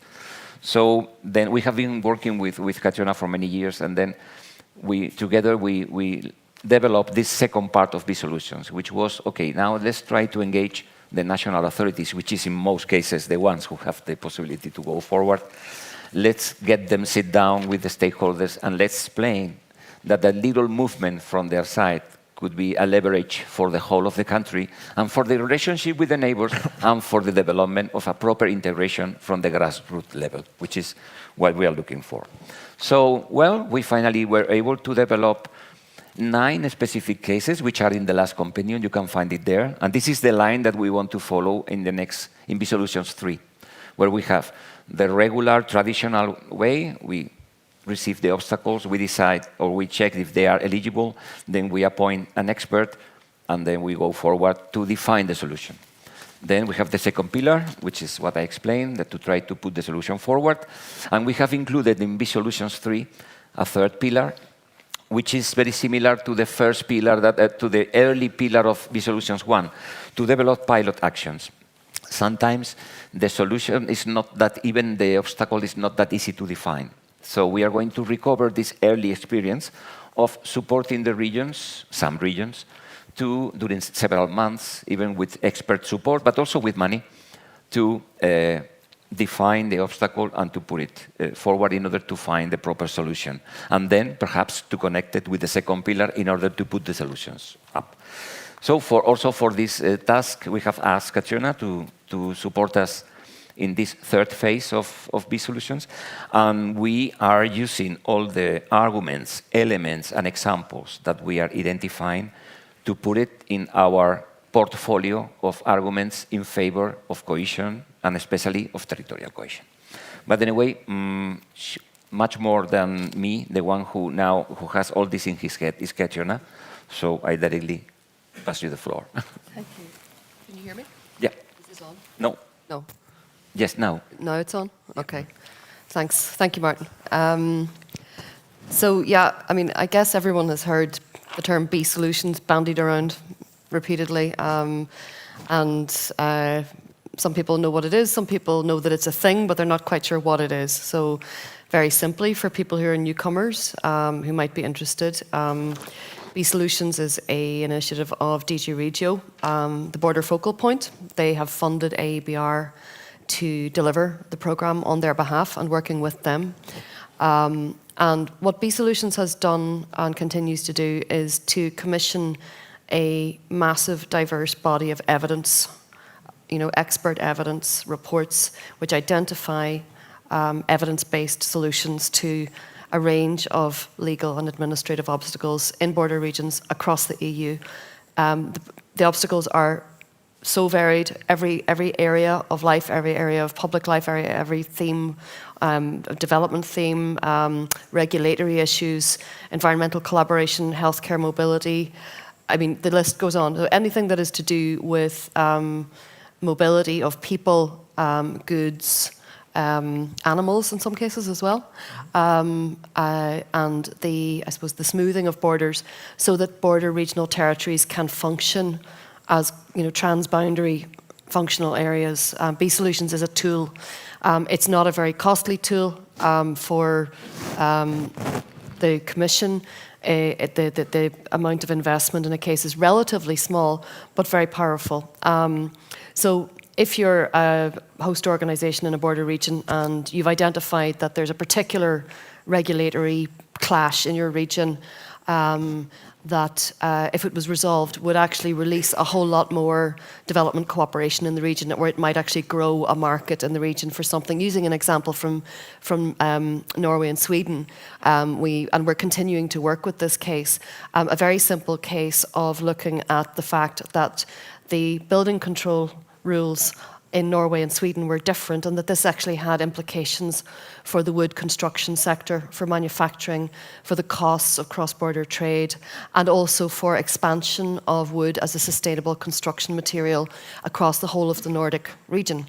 So the case involved an initial analysis of what the actual divergence was on either side of the border in terms of the building control.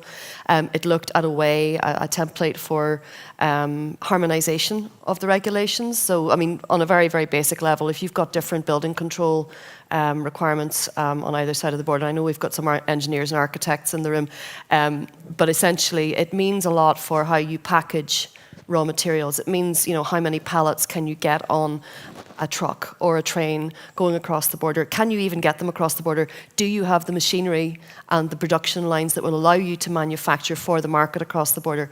Do you have the regulatory, do you have the engineering certifications? Do you have all of the professional recognition? I mean, it's a whole sectoral issue. And so the initial case study was the original case study done by Kjell Nielsen and Svinesund Committee, who are also here today. And Annika Daisley in particular drove the case.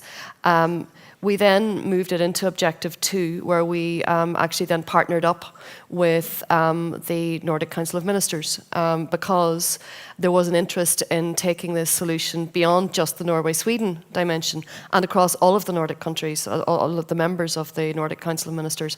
So we're now in a situation where that dialogue has been created. There is work to be done in terms of political agreement and the kind of the detail work around the actual regulatory alignment and the preparation of all of the documentation and the governance, the hard governance and the soft governance. Sometimes you get the hard governance when you actually make the soft governance work. I think that's the thing you've got to remember. The soft governance is very important to getting the hard stuff. And then the next move is now to have another conversation about this, see if we can actually get the thing elevated as a political priority.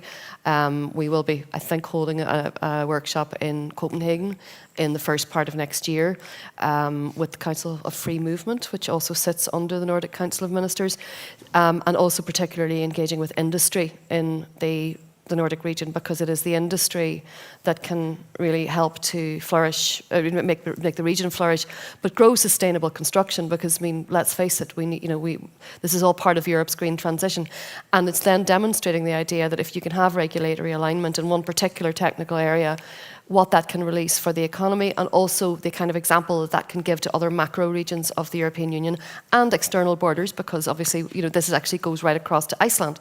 So we have, we had Iceland in the conversations about the alignment of the the markets and the building regulations. That's just one example. In terms of B-Solutions overall, I mean, we've dealt with cases that deal with climate action, civil protection and preparedness, emergency planning, green transition, healthcare, primary, secondary and tertiary education, recognition of qualifications, labour mobility, social protection, taxation, integration of taxation and social insurance, all of those things. These are still all of these things that are happening at the borders that we need to find ways of weaving our way through. And the big message is always when we're trying to, particularly talk to member states about this stuff, is that 30% of the population of the EU lives in a border region and 40% of the EU's territory is border.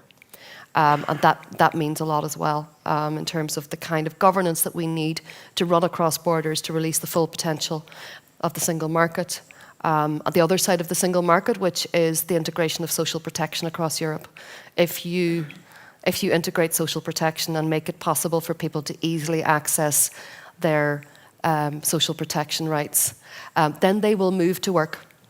They will actually go across borders to work, and employers will be able to attract employees and so on and so forth. So there's the big map of the enablers across Europe. There's the healthcare regulation, the social security regulation, the various directives that require these kind of environmental collaborative governance pieces in border regions.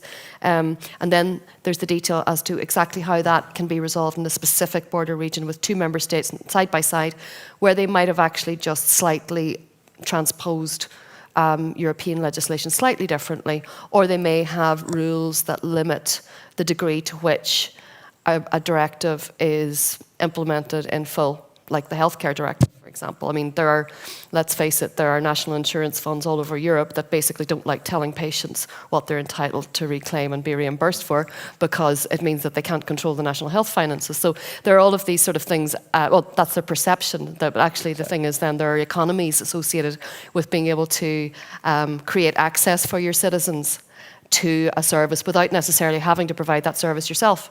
So there's that pragmatism as well. So B-Solutions works at the heart of all of these processes.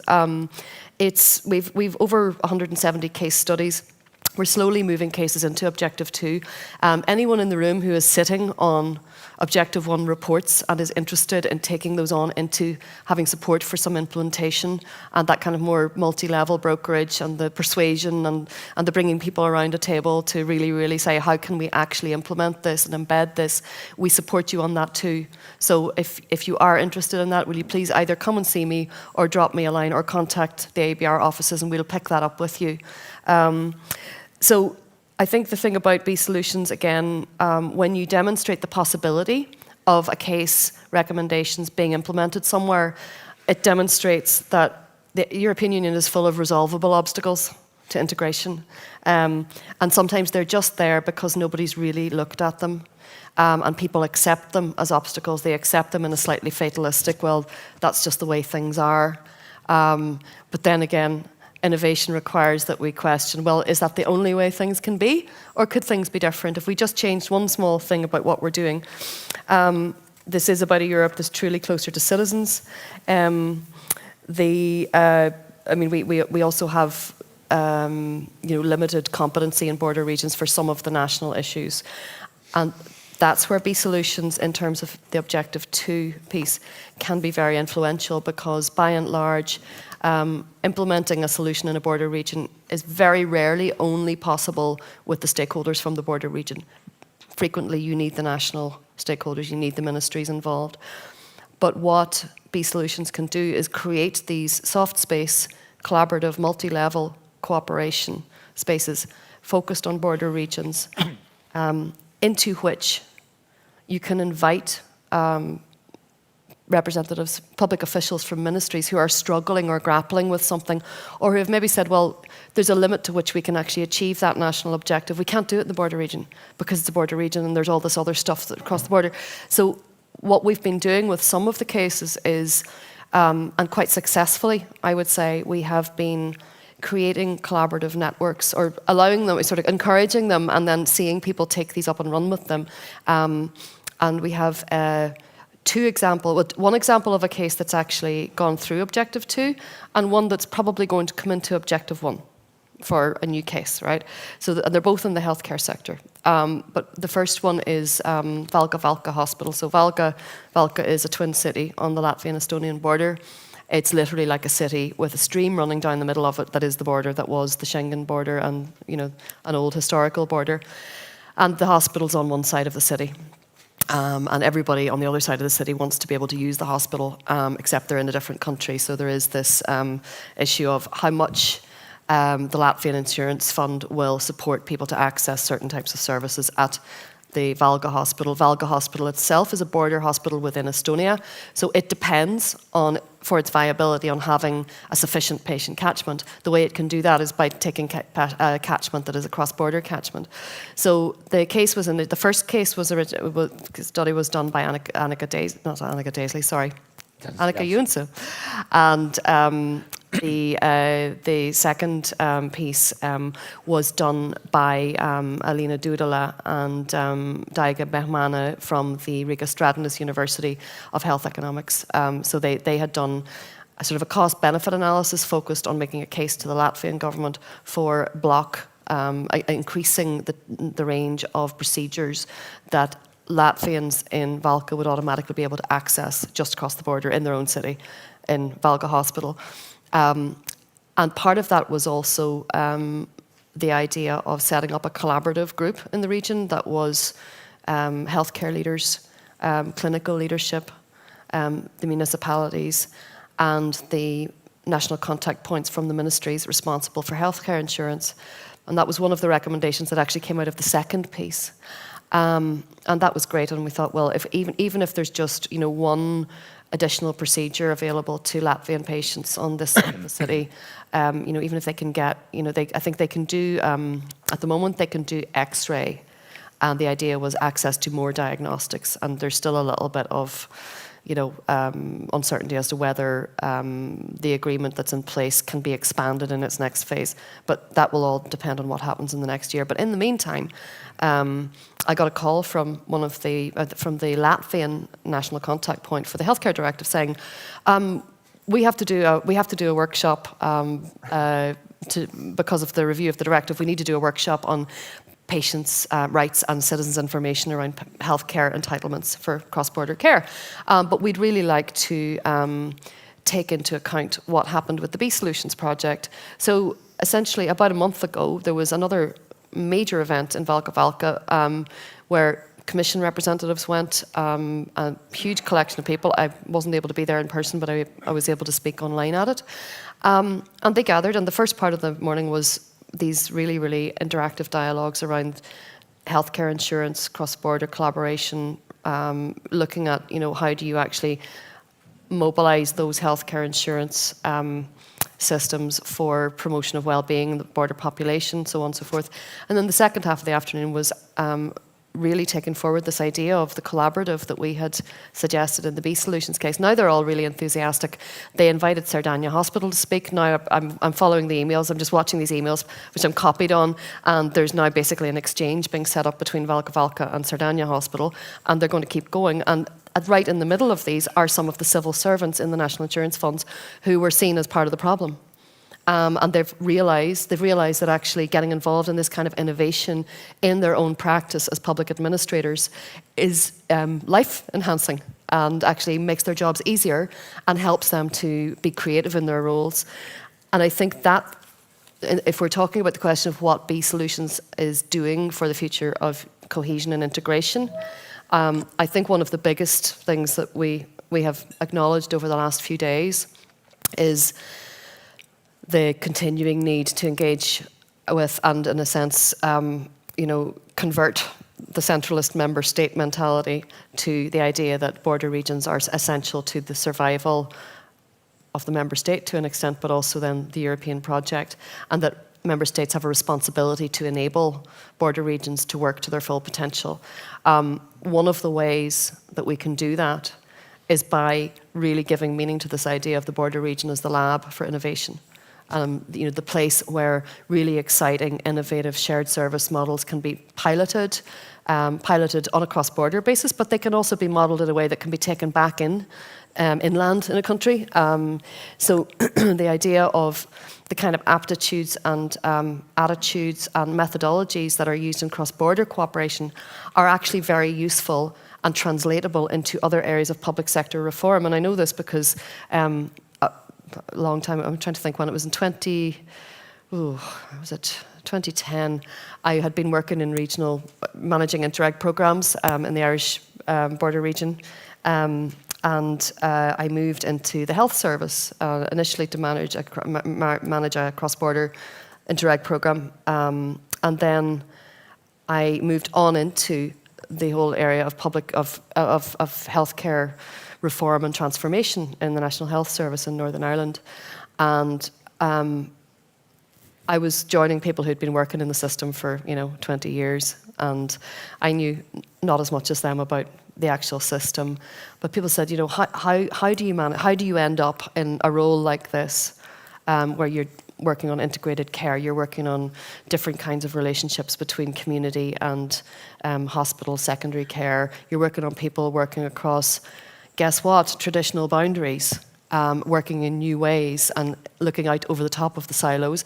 And I said, actually, the skills that I'm using now in getting, cardiologists to work with GPs are actually the skills that I learned when I was working in cross-border cooperation. They're exactly the same skills. They're exactly the same kinds of methodologies that you can use to get people to work across untraditional boundaries. And if we are talking about the whole area of effectiveness reform, at a European level, but also the whole area of public sector efficiency, reform, innovation, being smart, being agile, then the ability to work on those horizontal systems that cross over different, defined boundaries, either budgetary or functional or legislational. All of those kind of, that sort of the vista that you get from a border region and the sense of possibility of that is actually a massive energy for making member states work better. And helping them to deal with the challenges that they have in terms of public resources and so on. So I think we need, with B Solutions, it is demonstrating in the countries where we're working on those cases, it's demonstrating to maybe only 2 or 3 ministry officials about how to do something differently. But that in itself lights a fire, and it lights a fire. And one thing I will say as well, I'm seeing a lot of young women in those ministries getting really enthusiastic. There is a kind of a collaborative leadership emerging in a lot of these countries that we're working in, where you have, and I would say there are women who are much, much younger than me, and I commend them, and they're getting really excited about that. And I think that's really, really positive for the future of the European Union. If you have people like these in central government who are also willing and excited to work with the border regions. So I don't think we should give up hope, but I think we need to think about how do we demonstrate the technical value of border regions for a wider European integration agenda. And I think that's what B Solutions does, not just by the cases and the evidence base, but also by the experience that people have when they become involved as stakeholders in implementing a B solution. So I think that's it. It's all about it's the experiential reality of the future of European integration is what B Solutions has enabled. And we're very grateful to the European Commission for having had the foresight to fund it and continue to fund it. So I think that's all I have to say for now. Thank you very much. Okay? It's perfect. Thank you very much. Yes, there is hope. There is hope. Yesterday we were listening to a Secretary of State of the Norwegian government who was born here in Trysil. So, some sensitivity should have. And we have to be able to identify, catch them, and take them on our side. And this is part of the work that is being done by Katrina in this chapter, Pillar 2, Objective 2 of B Solutions. It's once you get the attention of the national level and they see the importance of what we are doing, they get in. Mm-hmm. The question is how to break the ice. But it works. And even if you're thinking of approaching your national authorities and you don't know how, this is an option. We could go there and present some B solutions that could be an inspiration for them. And by the way, then we can explain that you should be better in this side than in the other. So yes, do not hesitate. This is the moment to take some risk, to improvise, to be ambitious, and to jump without net, because otherwise there will be no net and no trampoline at all. So better now than never. Thank you very much. I think we don't have that much time. We are about 1-2 minutes maybe before we go to the coffee break. But there are some questions. So let's go. I don't know, do we have these 4? We'll start with the first, and let's see when my colleagues from Innlandet look at me with another face, then we will know that we are coming to an end. So let's start. Well, how can future European territorial cooperation address the challenges posed by the Russian aggression? Oh my God. Johannes? Well, now there is territorial cooperation, I believe, in sectoral level, in the government level. The border authorities are discussing with each other. We have Frontex and so on. But if this means for example, NUTS 2 level actors, how would they address the challenges? One is to exchange practices. The aggressions are affecting quite many levels of different kind of, not only authorities, but also some NGOs, like, well, maybe Red Cross is not quite NGO, but it's working locally too. So we are dealing like not the shelters for people, of course, the fire and rescue issues, of course, border security itself, but also energy sector that is safe, the electricity, the water supply, and also that all the functions like roads and logistics and everything is working in a like a aggressive situation. And there is certain there is knowledge that for example in Finland, and I heard that here in Sweden, Norway too, there are some aggressions towards, or at least investigations towards, for example, water supply, that somebody is maybe recording them and making some spying or so. So there are some activities which are done and some which are prepared, and so the municipal sector is involved there.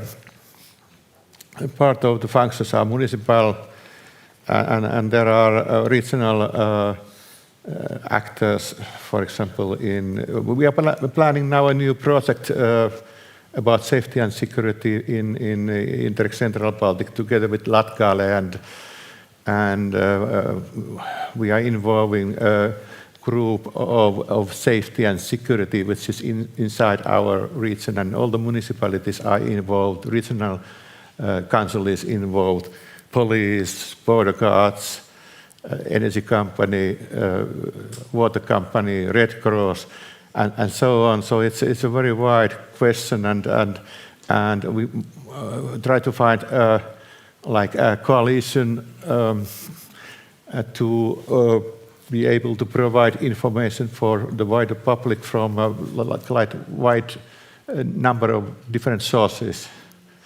And now they are separately all like questions and answers to the public. But also I would say that the emergency telephone is sometimes burdened by unnecessarily worries of people. They call the number even there is like direct emergency towards life or serious risk of health. And if it's not that, then it burdens unnecessarily the system. And we try to avoid that too. So there are many things, but it must be decided, I guess, separately, and the risk may be different for different regions. Okay, thank you very much. And I think Katrina wanted to comment on this question. Yeah, we have to be very brief because we are... Really briefly, on the territorial cooperation in terms of the challenges that have risen now because of Russian aggression. Two things. Territorial cooperation keeps people connected with each other. It continues to humanise the other. If we stop doing it, we start to dehumanise each other, and that is the first risk towards destabilisation. Second, so we're in a fight for democracy. We need to keep cooperating with each other. Second thing, on a practical level, one of the areas that's going to be really important is the health systems, particularly in Eastern Europe and with Ukraine, and those areas that the health needs of the Ukrainian population and anybody affected by the war are going to be massive, and they are going to be decades long. So territorial cooperation can help with that. I'm going to answer the question that was put up to me about the regulations. Can somebody scroll back down again, please, on the Slido so I can read it out? I think it was, does harmonisation lead to, can efforts to harmonise standards sometimes result in overly complex rules and excessive bureaucracy? Yes, of course they can, but it depends what your methodology is. And in fact, one of the issues with cross-border dysregulation and divergence is that actually some of the obstacles are excessive bureaucracy and overly complex rules because we haven't harmonised. So I think, it depends on the case and how you're going to solve it. That's the issue. There was another question also, if you can,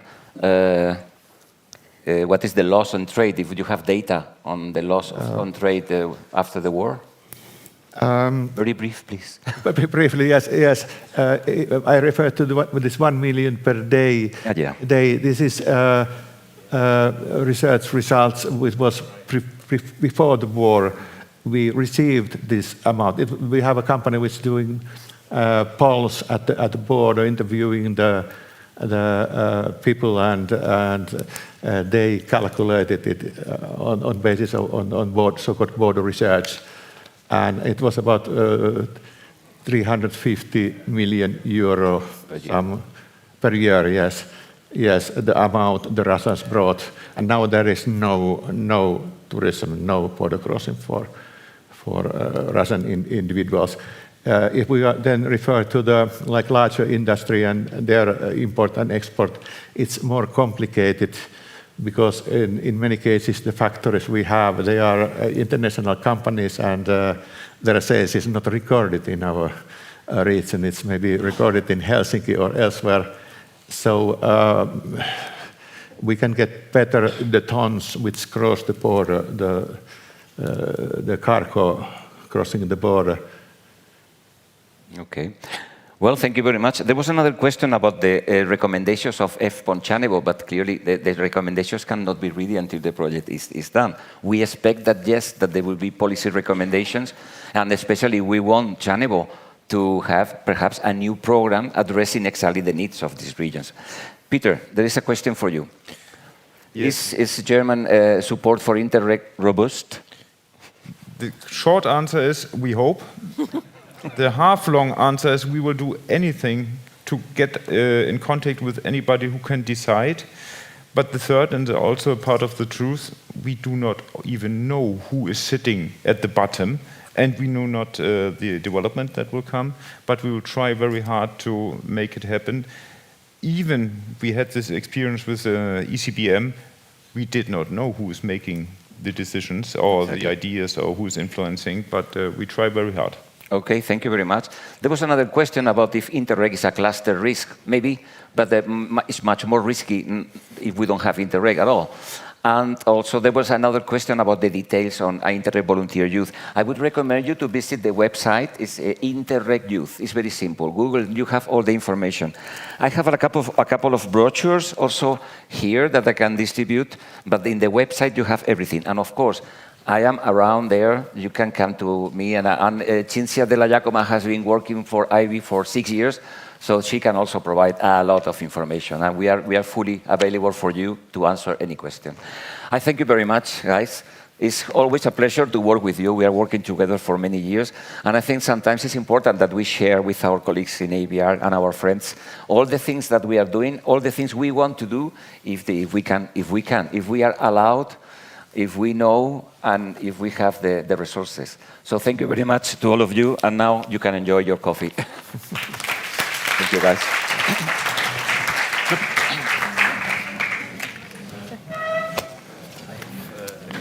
Well, at the end, have a good panel. Yeah.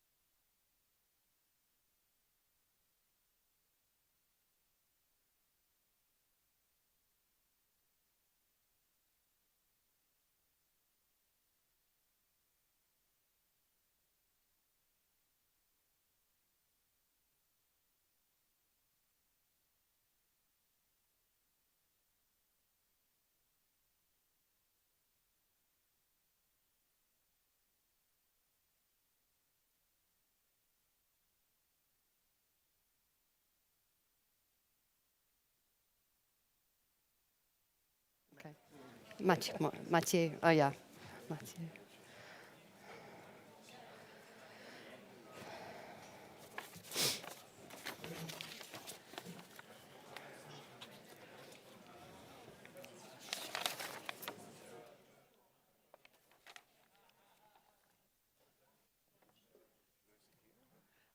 If you can go, we need another chair.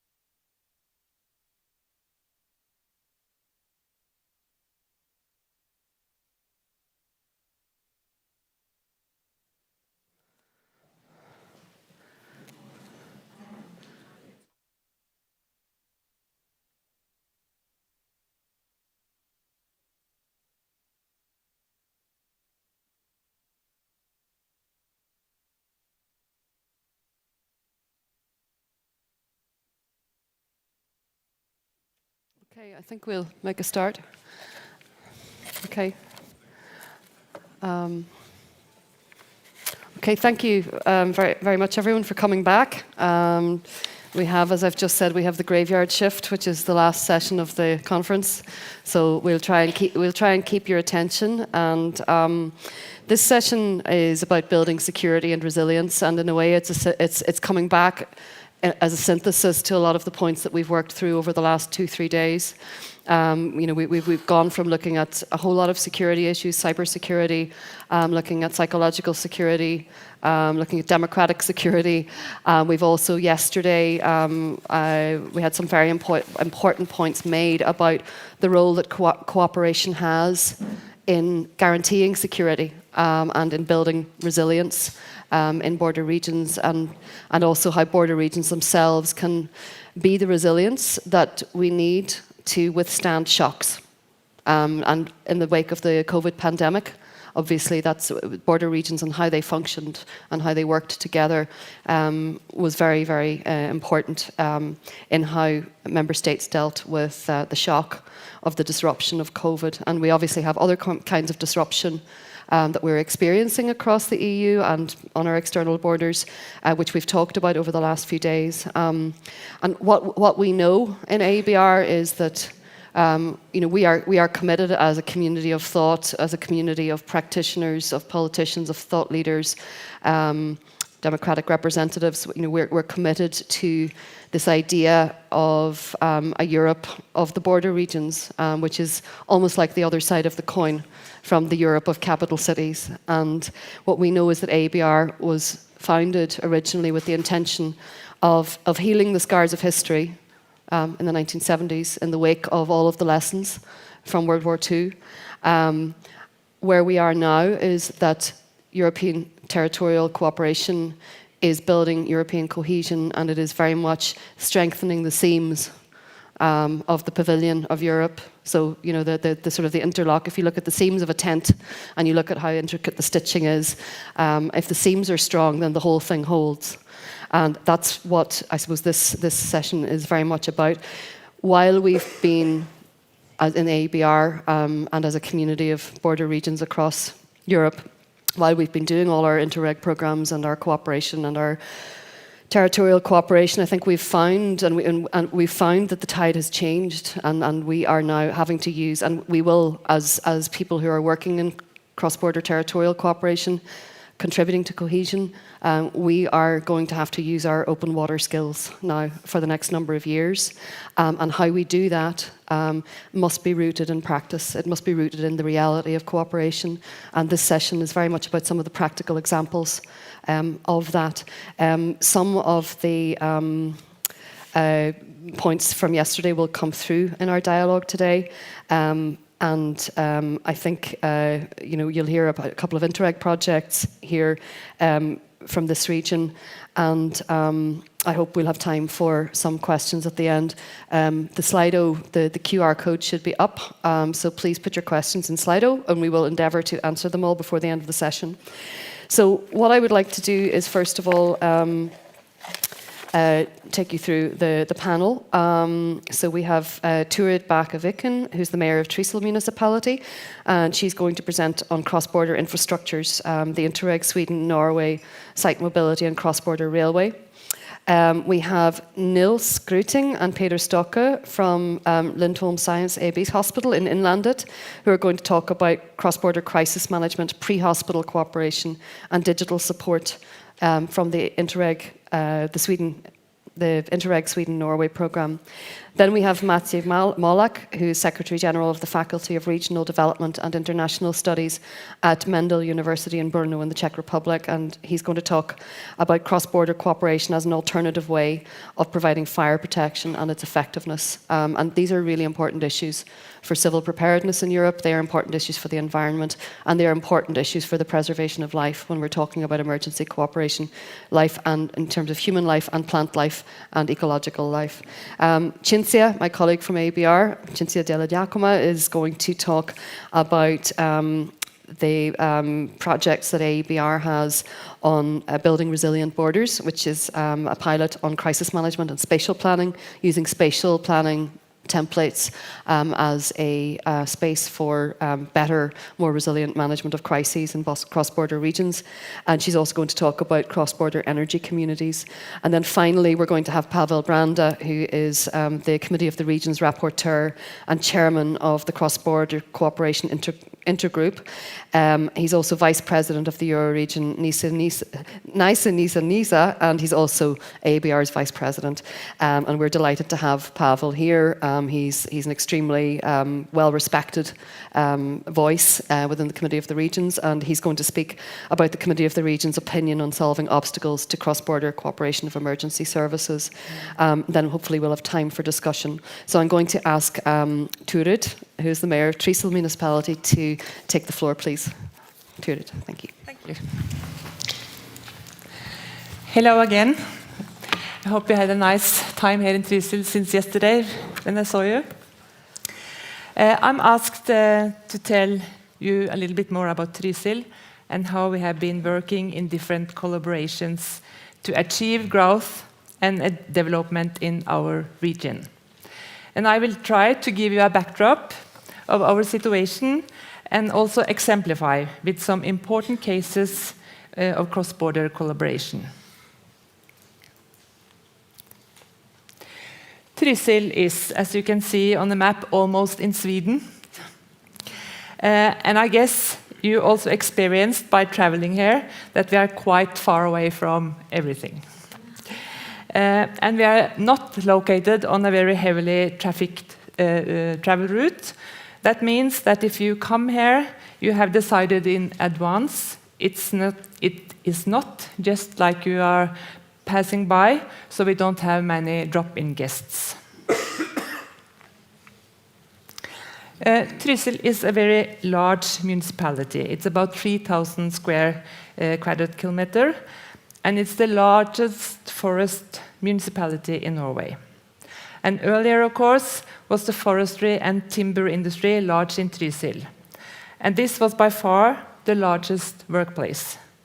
But as you know, technological development led to a gradual reduction in the need for that labor in that industry. So a targeted investment in tourism has compensated somewhat for the decline in employment in the forest and the wood industry. The population in Trysil has decreased for many years, but since 2016, the population has increased slightly. At that time, the focus began on developing summer in the context of whole year tourism and whole year around jobs. Collaboration has been the key to Trysil's development.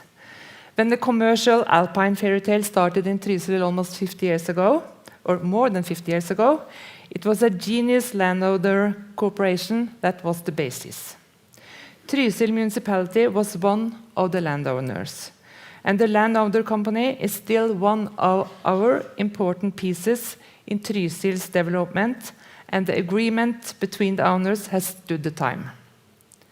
In 2005, the ground owner company sold the Alpine company to Skistar, the Swedish company Skistar, which also operates Sälen on the other side of the border. And when it comes to year-round investment, which started about 10 years ago, it was a funding collaboration between ground owners, Trysil municipality, Innlandet county, and private business. And traffic increases, and we have a lot more traffic in the summertime now, and more whole-year jobs, which means we have the possibility for young families to establish here in Trysil and in the region. Of course, we still have challenges with our demography, a lot more older people than young people, but we do have net immigration to Trysil. One of our biggest challenges is transport and mobility, and that is both for visitors and for locals. And this is both from a sustainable perspective, but also purely logistically. And this is not only for Trysil alone, but for the whole region. You know, it's also the big tourist destinations on the other side of the border, Sälen, Idre, and we also cooperate with the Norwegian neighbor in north, Engerdal. And we also have the same demographically and a lot of similarities. And that's why it's more natural for us in Trysil to cooperate with the Swedish municipalities in many cases. It's more natural with the Swedish municipalities than our Norwegian neighbors. And that means especially when it comes to facilitate business development.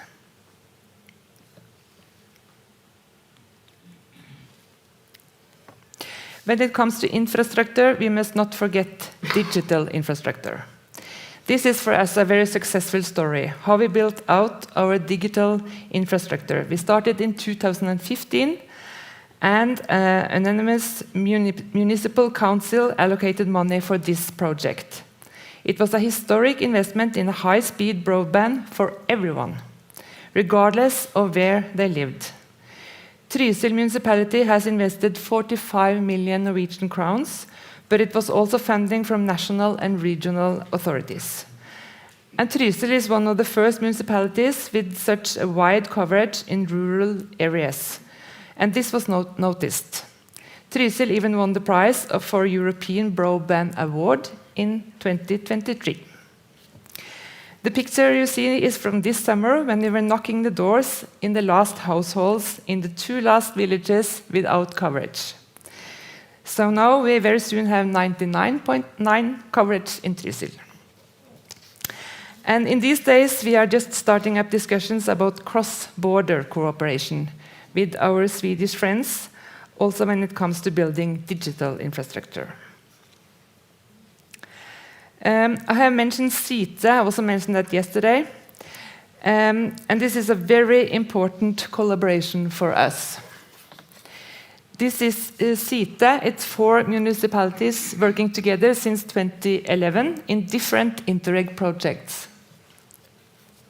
It's 2 municipalities on the Swedish side and 2 on the Norwegian side. And we are now in the 4th project, which focuses on mobility. This period is 2023 to 2026. In Site, we built network for long-term relations, since this kind of work needs more years to establish and change towards a climate-friendly transport system that contribute to a strong business life. That's the goal. One of the most spectacular results of this cooperation, Scandinavian Mountain Airport. At the end of the 1960s, a simple airport was built on old farmlands next to the Norwegian national border. And the airport was properly restored during the 1970s when an air club was founded and when it took over the operation of the airport. Today, an international airport has been made ready and the runway has been rebuilt, extended and widened. Scandinavian Mountain Airport has been initiated and is owned by the local business company. We are able to receive the largest air wildcraft types with Swedish and international guests who want to visit our fantastic mountain region. And this is the routes for coming winter. And I know that you all will have a presentation of the airport tomorrow. So I won't tell you more about the airport now. But just to repeat that for us this is very important. In Trysil, more than 80% of the commercial guests come from outside Norway. So for Trysil, the airport and easy access to our destination is very important.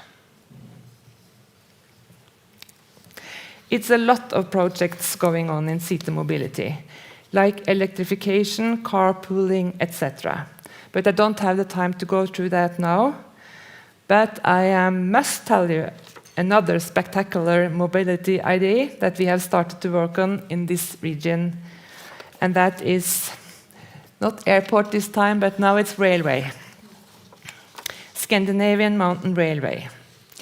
In short, the Swedish municipalities have been working with this for a long time in civil context. But now, with Swedish membership in NATO, they also have military and preparedness arguments and focus. So they contacted us just 5-6 months ago. And the idea is to build a railway connection east-west. And this picture shows today railway infrastructure and the missing link. So the missing link is from Elverum to Sälen.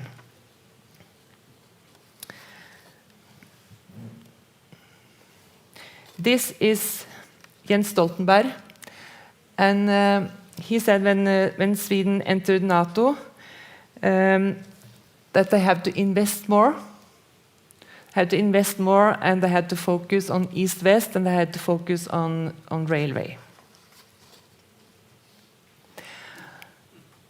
And after Sweden entered NATO, the Norwegian forces they turned around on the map when it comes to security.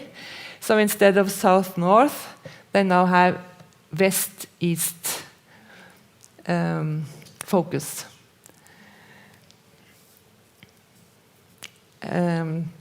East-west communication.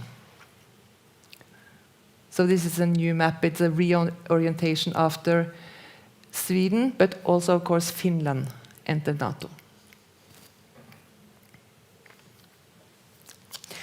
So this is a quite new idea for us, quite new project. And we can ask, is it realistic? Why should the Norwegian authorities be interested in this project? Well, we have some points. If the Swedes are planning to build a railway to the border, should it really stop there? Or is this a new picture, a new reality for us to reorient our investment and our focus, both when it comes to civil context and when it comes to military focus? An east-west connection by train is desirable from a military and preparedness point of view. And maybe you already know, but the point is that there are large military locations in Elverum and Åmot, which is our neighbor municipalities. And airports, actually more than one airport, shooting ranges and other military infrastructure on the Swedish side. We have a total of 100,000 tourist beds that can be used in emergency situation in this region.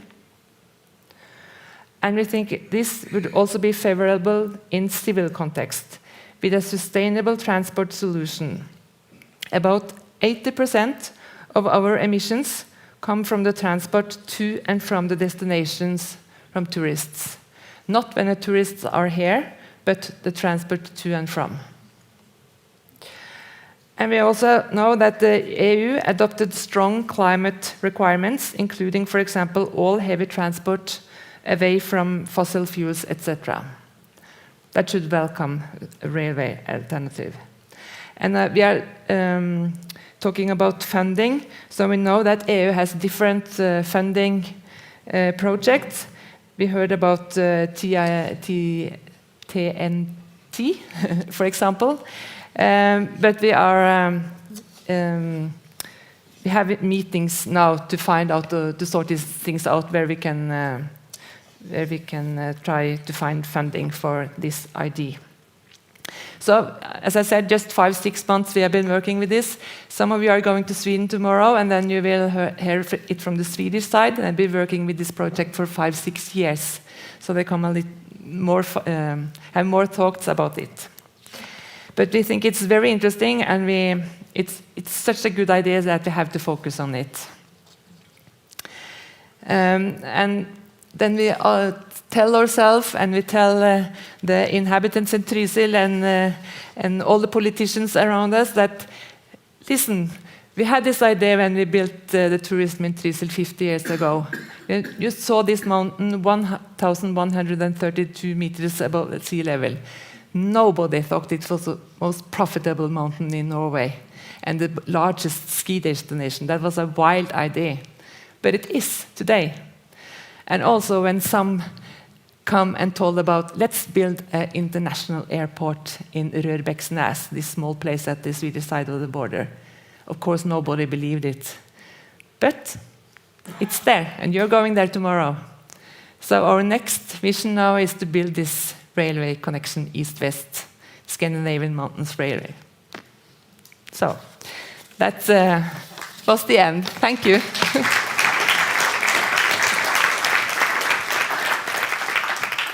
I'm going to be playing musical chairs and taking the speaker's chair every time they stand up. I'll sit down. Thank you very much to it. I think one of the things that we have just heard described is first of all that the sustainability, the releasing the sustainability of a region or a natural asset, an environmental asset, by putting infrastructure in around it, and that in itself is hugely important for peripheral regions where there is a lot of nature. And you've got a lot of natural assets, and how do you do that in a way that also then deals with things like defence and readiness, but also, and very importantly, how do you build sustainable connectivity for citizens and civilians, and how do people live their lives in a way that is sustainable, because there's connectivity between countries and people aren't living remotely, and that is also one of those issues for the TEN-T across Europe, is how much is the TEN-T supporting cross-border connectivity as well, not just in-country connectivity. So I really like the idea of focusing on that sort of normal time connectivity through the investments. I mean, I grew up in a place where we had an airport and we had a railway track that ran through the airport, but because it was a military airfield, there was no stop. There's no railway stop at the airport, and there still isn't. So, it's how do you do that integrated planning in a way that's sustainable for people, I think is very, very important. Our next speakers are from the hospital here. They're going to talk about other innovation. I know it's in the paramedic services area. I know from my own experience that paramedics are some of the most innovative thinkers in the health service, so Nils, no pressure. But we're looking forward to hearing from you, so please come take the floor. Thank you. Yes. We are going to talk a little bit, a tiny bit of this project, because it's huge. This project, called the Pre-Hospital Video in Collaboration, is a Swedish-Norwegian Interreg program. And on the Norwegian side here is... Yeah, my name is Niels, and I'm a paramedic, and also the project manager for the project Previs on the Norwegian side. And I work for the hospital in Innlandet. Yeah. And my name is Peder, and I'm an innovation advisor in the research and development department in the hospital. This project was funded by Interreg and Innlandet fylkeskommune as well. Our biggest goal in this project is that healthcare should be borderless. That's why everything that we develop in this project should also be borderless. And we share everything that we develop. And we are going to hopefully show you a little bit of what we are doing on both the Swedish and Norwegian side.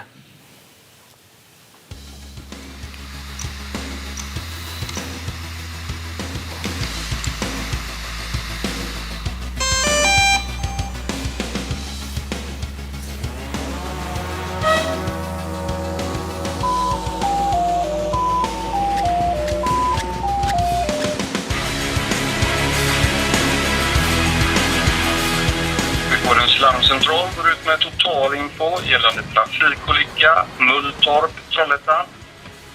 Singelolycka, personbil i dike, inringade är förbipasserande, oklart skottläge. Räddningstjänst och ambulans på väg, UAS aktiverat, förväntas lämna lägesbild inom 2 minuter. UAS på plats, vindruterapport. Ingen misstanke om särskild händelse. Positionen stämmer. Singelolycka, personbil i diket. Ser en person i förarsätet. Airbag utlöst, rökutveckling. Personen rör sig inte.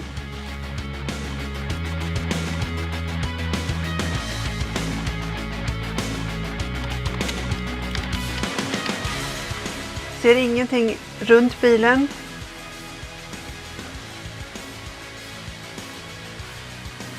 Misstanke om påkörd person, ytterligare en person i diket på samma sida som bilen. Personen rör sig inte. Larmar på ytterligare en resurs.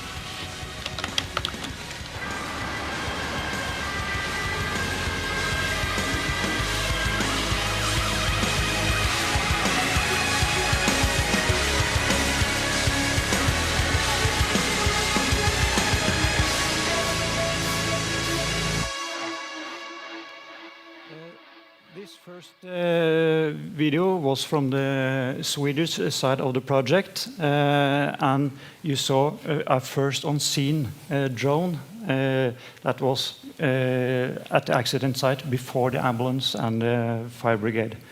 So they could dispatch the right kind of resources and the right amount of resources. The Swedish side are working on 4 different projects concerning use of drones in these kind of situations. The first, the project has been ongoing for several years already. So they are now dispatching defibrillators in several cities in Sweden already. That is the drone they use today. The second project is what you saw in the video. It's kind of a first responder at the site. They can also be used in different other cases. Yeah, in cases like this, for instance, and this picture like this will give us, like the incident commanders on the way to the scene, a lot of good information before you are on the scene. So, and then it will have a big impact on the decision making on the way to the major incident. So, and also a good thing for the safety for all the personnel. Just see the smoke. Don't get the resources in the wrong way. For example. For example, yeah. The third project they have is drones that will deliver medical tests or medicines from A to B. And the last project is drones for surveillance on incident sites. That we have tried in different ways what we call it, exercises around. So we are not there yet. Now, on the Norwegian side of this project, we have developed mobile video solutions. And instead of just talking, I'll play another video so we can show both the description of what we are doing and why we are doing it.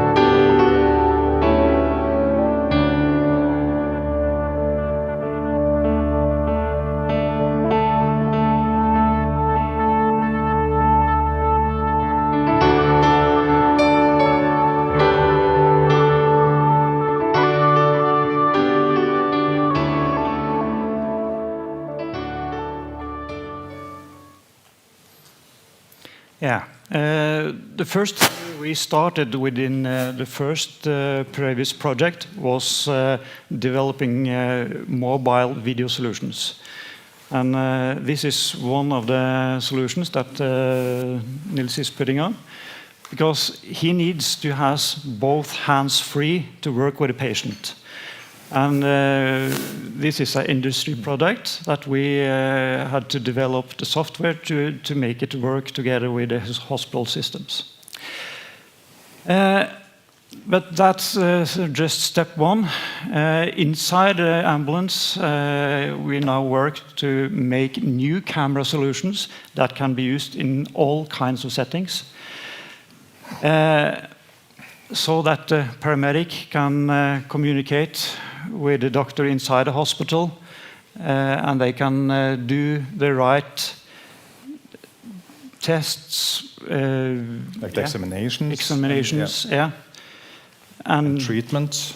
And one problem is like the pediatric patients. We have like a few of them during a year, so we are not experts. So it's really nice to have a doctor helping you out when you are lost. And because we have made it so open that everyone can use it, the same links to the same video rooms can be used by incident manager on the fly.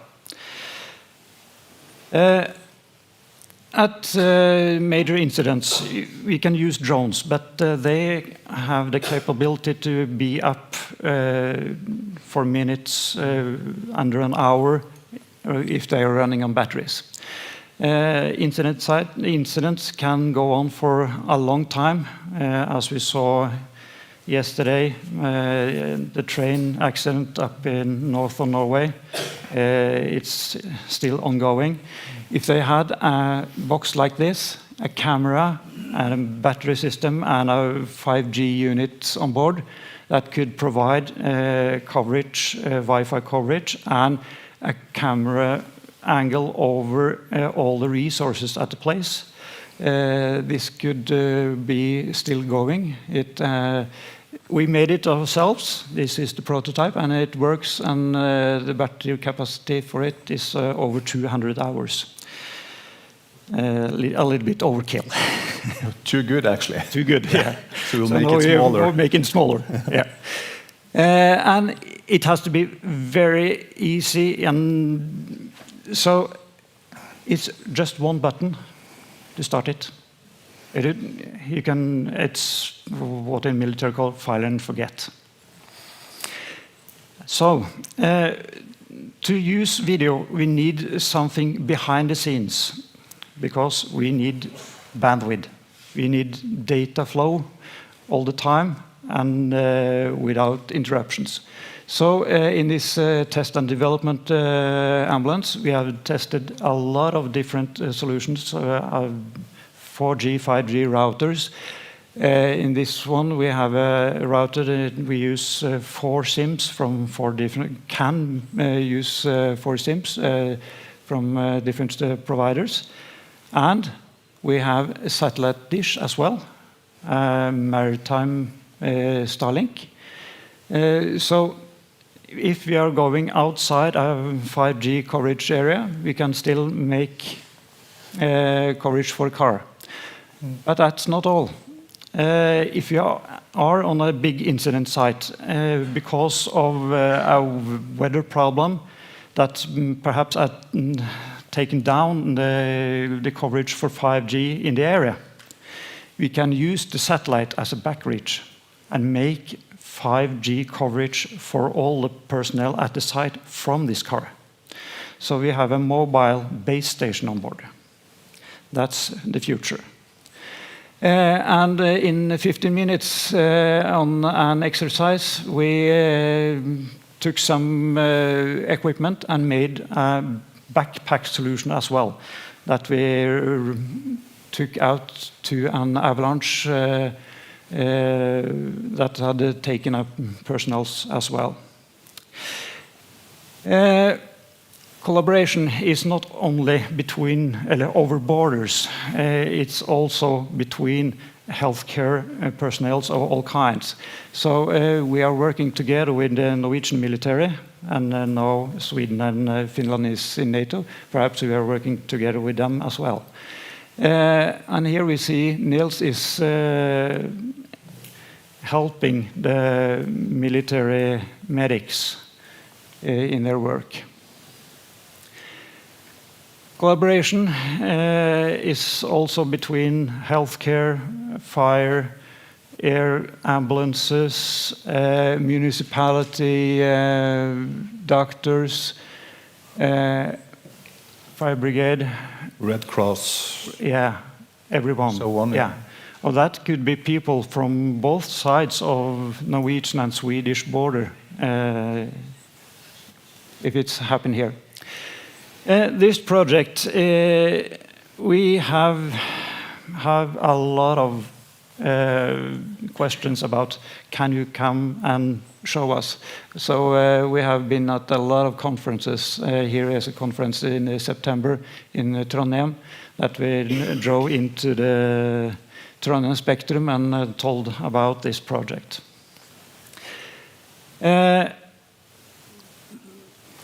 We work not just technical to make things. We have done a lot of political work, and that's still ongoing because we have some issues here. And we work together with universities, both on Swedish and Norwegian side, have a lot of bachelor and master theses. And also some PhDs going on. Yeah. So we have just scratched the surface here. So if you have questions, just ask us all afterwards as well. We'll be here until tomorrow. Yeah. Thank you, guys. Thank you.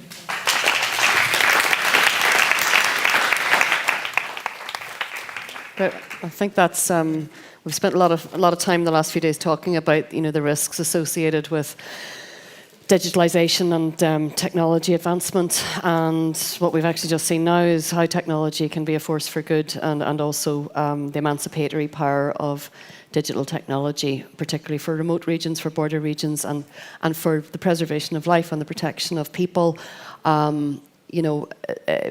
Again, remote border regions, emergency response, depending on how far it's going to take, how far you have to travel, how long it's going to take emergency services to get to you, the quick and effective communication of accurate information about the incident will determine and optimize the outcome for the people affected by the incident. So this is just a really interesting project, and thank you, and probably something very useful for a lot of emergency services in border regions to think about, particularly mountainous regions and territories that are hard to access. So great, thank you. So our next speaker is Matthew on fire cooperation. So we're going from one part of the emergency services to the other. Yes, go ahead. Okay. Hello, my name is Maciej Molak. I'm Secretary General of the Faculty of Regional Development and International Studies at Mendel University. It's the second largest city in Czech Republic. My presentation will be about fire protection, but not only, because the fire brigades are a crucial pillar of the risk and crisis management, and I show you why. We will discuss more about the crisis and risk management, not only the fire cooperation or the fire brigades cooperation. The reason why we researched this topic was some few hypotheses about the borderlands, which are mainly peripheral in relation to the inland. It's a lot of regions across Europe. The second reason was that this region do not have a 360 degrees perspective of territory around for a national cooperation. And the second, the last one, the third, is that the location of the territory can have a negative effects to the availability, scope, and quality of the public service. And we researched this fire protection as a cross-border public service, and we tried to develop methodology and testing in the context of availability, scope, and quality of them. I promised Martin that today this presentation will be less about research methodology, more about the policy recommendation, but there is a few important points which we need to take into account. The first question is why we discuss about cross-border fire protection. We have a few, the same reason which are universal for all cross-border public services. It can develop the challenges and changes in the region. The second one is positive fulfillment of the gaps in the national system. And the last one, which is most popular between politicians, is make the public services less costly money. we work, or we based on the definition of cross-border public services, which was developed by ESPON study, great work of the colleagues from ESPON, and we respect there is definition and testing it for the fire protection in general. Important thing for the local and regional development is that cross-border cooperation is a really great tool for multi-level governance and the fire protection especially. On this table you can see the fire and risk system in the Czech Republic, in Poland.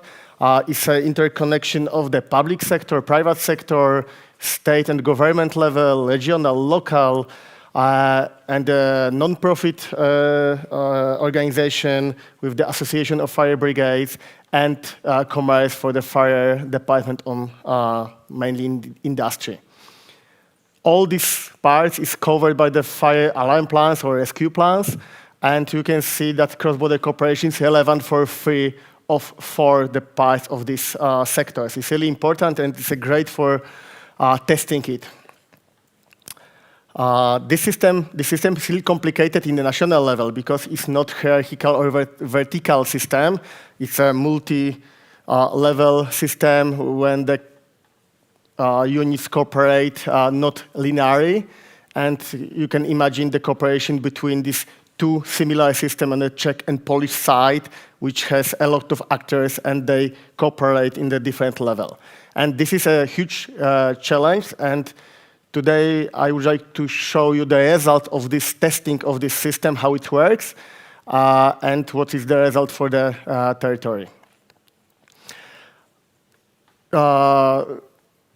This is the graph which shows us the structure of intervention and deployments based on the type of intervention or the emergency, and that is the reason why my presentation is not only about the fire. Fires are only 16% of deployment today. It's really not a huge number. Car accident is similar level. It's a 16% in national level, and mostly it's a technical and technological intervention which is connected with the climate change impacts, some accidents and different. It's 50% of all intervention which fire brigades made. At cross-border level, it's a little bit different situation. The fires is still the main point of cooperation. It's 45% of all cross-border deployments. And we show it on the maps because I love maps in the second part of my presentation. That is the reason that fire brigades are today really the tool for crisis and risk management in the region, not only the fire protection. Jump to the methodology. This presentation is about the cooperation and effectiveness and the factors which influence this cooperation, but efficiency is not only about the cost efficiency. It's easy to research, but we try to focus on the performance on the fire brigades and try to find out the territorial and institutional aspect of this fire protection and try to increase the utility of this cooperation for the best performance of fire protection in general. First step was find all obstacles and challenges for the cross-border cooperation. We divided it for 4 sectors. The first one is territorial, the second one operational, the third institutional, and the last one financial and connected with the economy of it. The first one is crucial. It's maybe less about the factors. It's more about the condition which must be fulfilled for the cooperation in the territory, because we discuss about the system where it's possible to deploy across the border the units and help directly in the region. Not about the cooperation in a soft meaning of this word, but it's really about the deployment and competitiveness, who is the first on the scene of emergency. Of course, we're testing firstly the geographical and topography condition, some infrastructure, bottlenecks, In the second was language communication, which we discussed today within some task force. Operational was really crucial point of the legal framework on all levels. And for our case of Czech-Polish cooperation, we have a bilateral agreement for whole level of the system, from the state level, between government, regional, local, and for some guidelines for the procedure for step-by-step how to help on the other side of the border if the first unit is from the other side of the border. Good point for Czech-Polish cooperation is that the languages are really similar and there is no language barrier, and they can cooperate in the national languages. And of course, it's helped us to build some kind of routine in the positive way of this word, because for the rescue, the routine is a crucial point because we need to offer the help in a quick, no obstacles with debate, communication, procedures, but just help fast as is possible. This is the obstacles and challenges. Jump to the research directly. This map, based on the GIS data, based on the GPS information, show us the potential of cooperation in the territorial dimension. This bold pink line is a borderline between Poland and Czech Republic, and the thin pink lines are the borders between the regions on the Czech and the Polish side. And we can see the colors. Dark color of every one color is travel time of fire brigades, professional one, up to 15 minutes, and the light version is up to 30 minutes. And we can follow on this map what is the permeability of the border. In the middle, on the green one, is our case study, District Jeseník. The red point is a location of the professional fire brigades. And we can follow that for the borderlands. They are not able to reach the travel time better than the Polish units from the Polish side. But when we jump to the right side, on my side, blue one, the situation opposite. Czech units are faster on the Polish territory than the nearest Polish unit on the professional level. And I think it's the first and more important exercise for every politician and policymakers to do and verify what is the real permeability for fire brigades on your borderlands. We inspired the map, the small one, as is a permeability for all regions on the Polish-Czech border. It's 800 kilometers, and you can see that only green one are permeability on the level which when we can cooperate in this cross-border cooperation fire protection. The blue one is mountains, rivers, and we are not able to offer the cross-border cooperation. Okay, and this map is our basic for our research. It's a theoretical model for cooperation, and we're testing that its real cooperation is realized in this scale, what we can possibility and opportunity. Okay, and there is the results. You can see the Jeseník district is 24 municipalities. The smallest one is really small, it's 150 citizens only. The biggest is 12,000. It's a capital of the district, Jeseník. And the professional fire brigade has a location in this city. It's a red one on this map close to me. And we can follow two maps to compare. The first map, on my right, is show you the travel time to the fires and car accidents, where the really time is crucial, for the professional unit. And we can see this red municipality, And that means in this municipality, the professional fire brigade has never been the first on the scene of the emergency. That means it's a really huge gap in the system that they are not able to offer the professional emergency as a first. Of course, we have a volunteer system, really strong, which offer basic fire protection in the region, but they are not able to offer professional help in case of more complicated car accident and something. On the other map, we can see the opposite situation, how it looks like around the location of the professional fire brigades, as again, they are really fast every time because the volunteer fire brigades has a longer time to deployment than the professional one. The professional must depart up to 2 minutes from the report of the emergency. It's really quick. But these differences, these two maps, show us the huge gap in the borderlands in this case.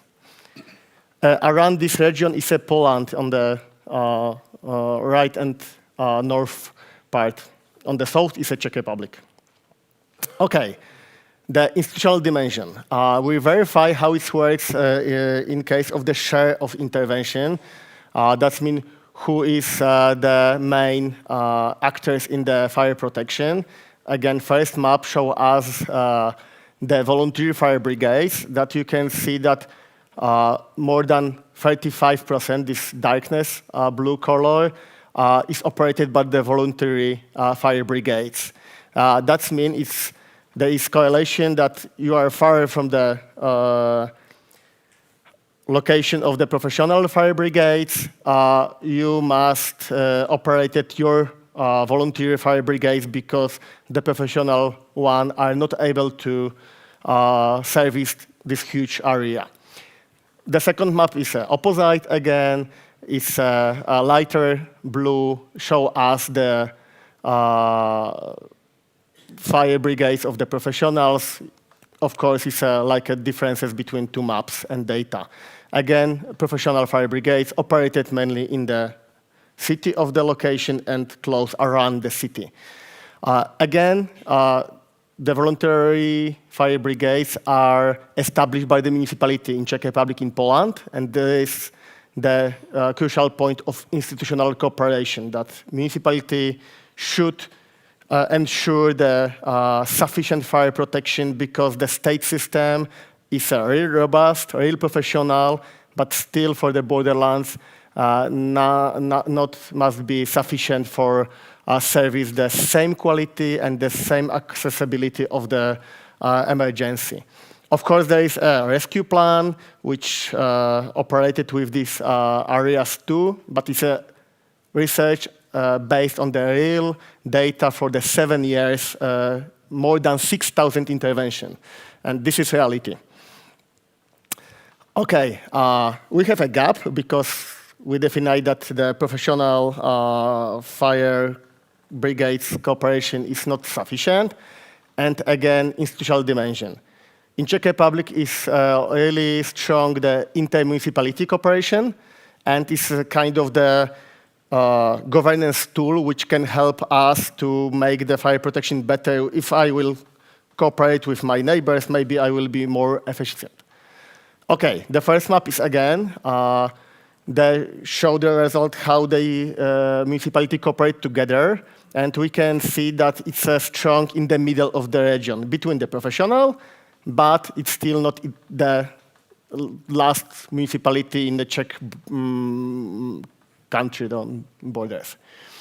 On the other side, we can see the municipality which are covered in more than 5% of the cross-border intervention. That is 3-4 municipalities out of 24. But we can again compare, cross-border cooperation fulfill the gap between the professional firefighters, inter-municipality cooperation, and together the system of 3 models cover the fire protection in general. If you see this map with the cross-border cooperation, just remember the map, this one. Still, the potential is not used optimally, and we try to optimize the cooperation. Okay, we ask why this cooperation is not sufficient and based on the potential. And we make some survey between the mayors of municipalities, and you can see the result between intermunicipal cooperation and cross-border cooperation. The motivation is different, only in one point. We need more specialization. In case of cross-border cooperation, the arrival time is crucial. For intermunicipality, more support in a long-term intervention like floods. The final aspects are not crucial for mayors. But we can follow that the financial aspects are pretty clear. There is a typical economy of scale.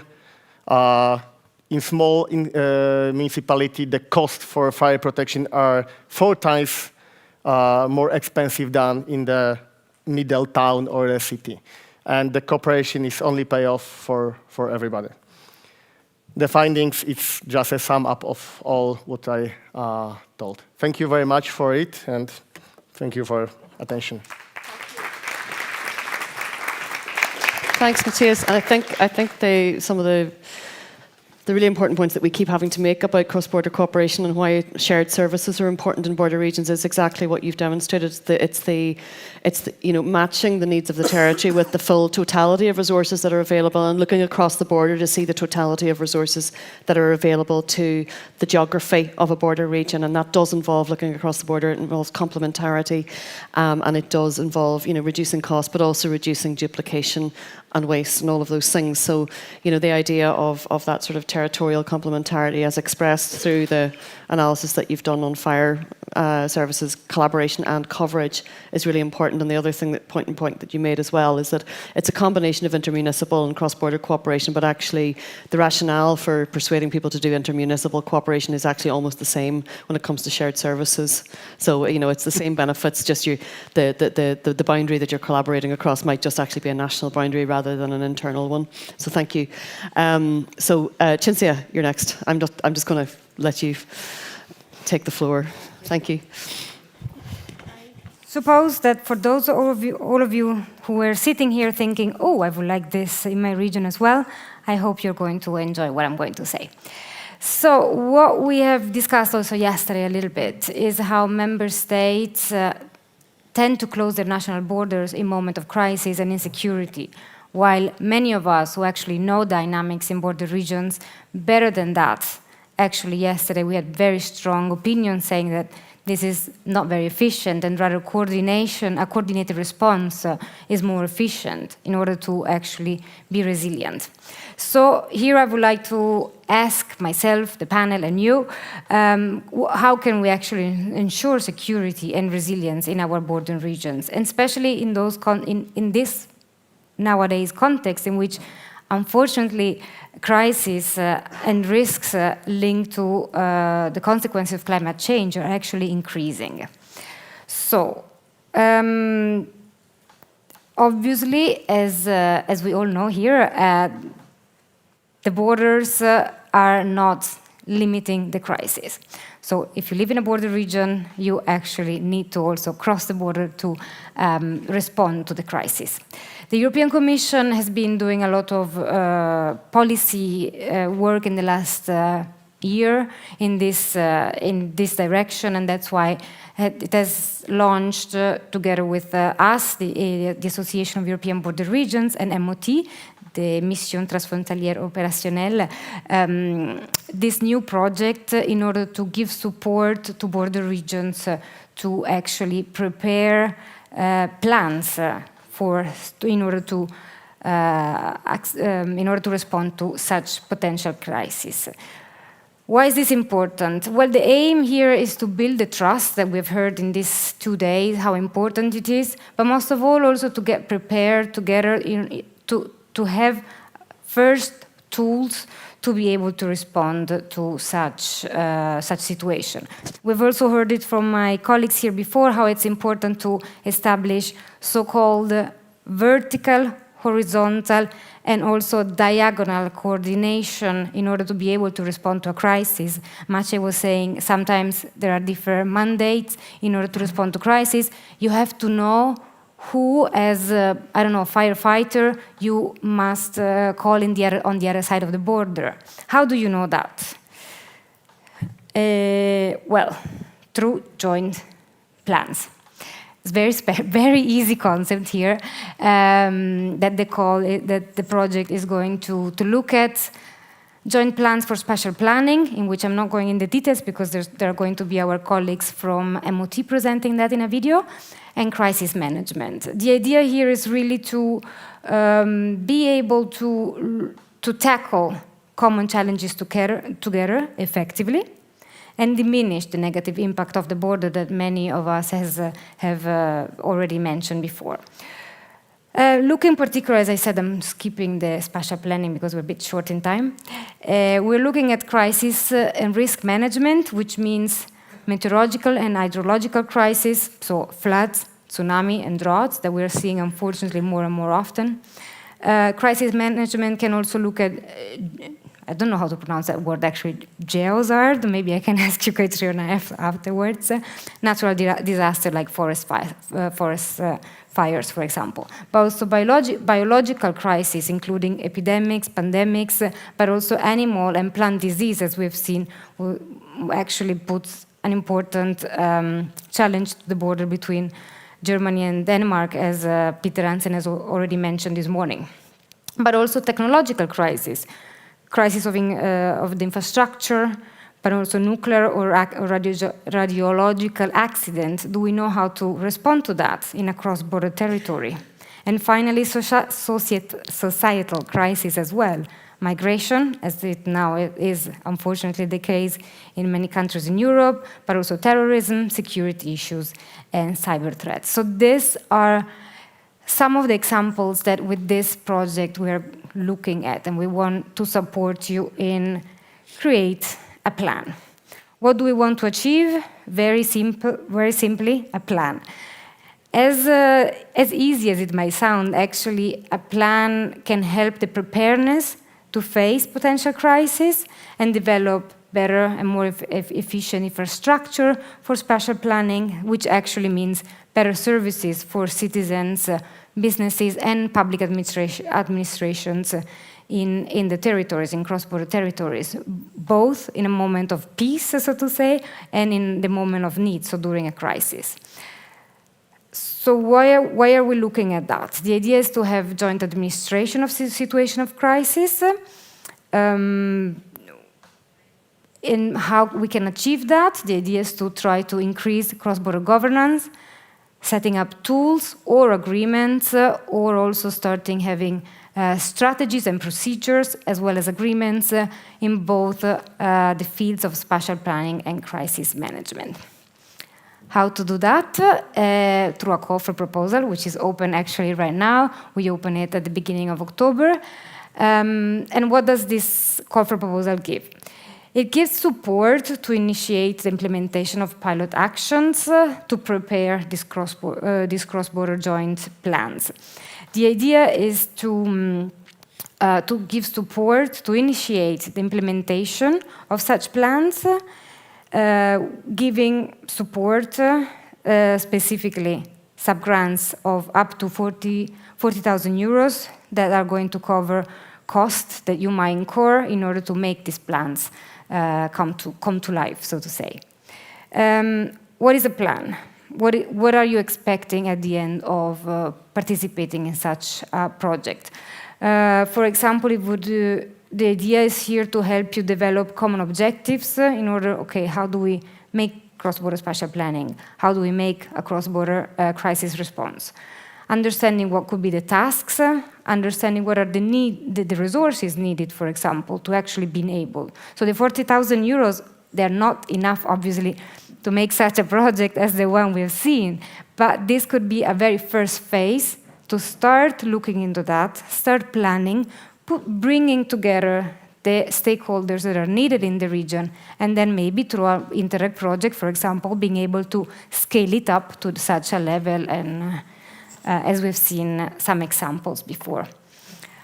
The call for proposal is open for public bodies, and I put a 2, that's not a typo, because if you apply as public bodies, we need to have actually, the public bodies from both sides of the border, so either it could be the municipality, the region, councils, also the national level, obviously, if you would like to involve them, from EU countries and the EFTA countries as well.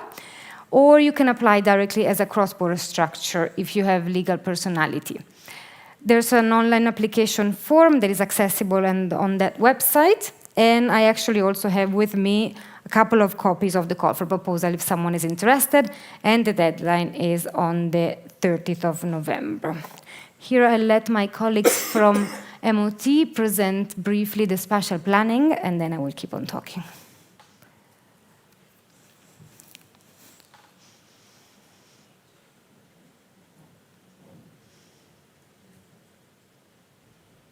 Hello from Paris.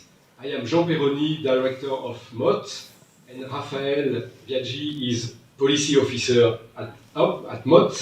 Thanks to AEBR to give MOT the opportunity to present the second slot of the call. A useful resource for this call is the work done by OECD for DG Regio about cross-border governance framework and tool. You can find the link on the slide. And in this study, you will be able to find 4 main dimensions, basically, that have been identified by the OECD. The first one on establishing and reinforcing cross-border governance. The second on planning and monitoring also and evaluating cross-border cooperation and governance. And then a third dimension is about funding and financing. And finally, the fourth is about promoting and advocating cross-border cooperation at local level. So in this study, you will also find some boxes, checklist, let's say, of actions that can be developed in all these 4 dimensions. So we really invite you to read this study to learn more about governance and spatial planning. Another resource is the 2 MOT studies for DG Regio about the effects of COVID-induced border closures on cross-border regions.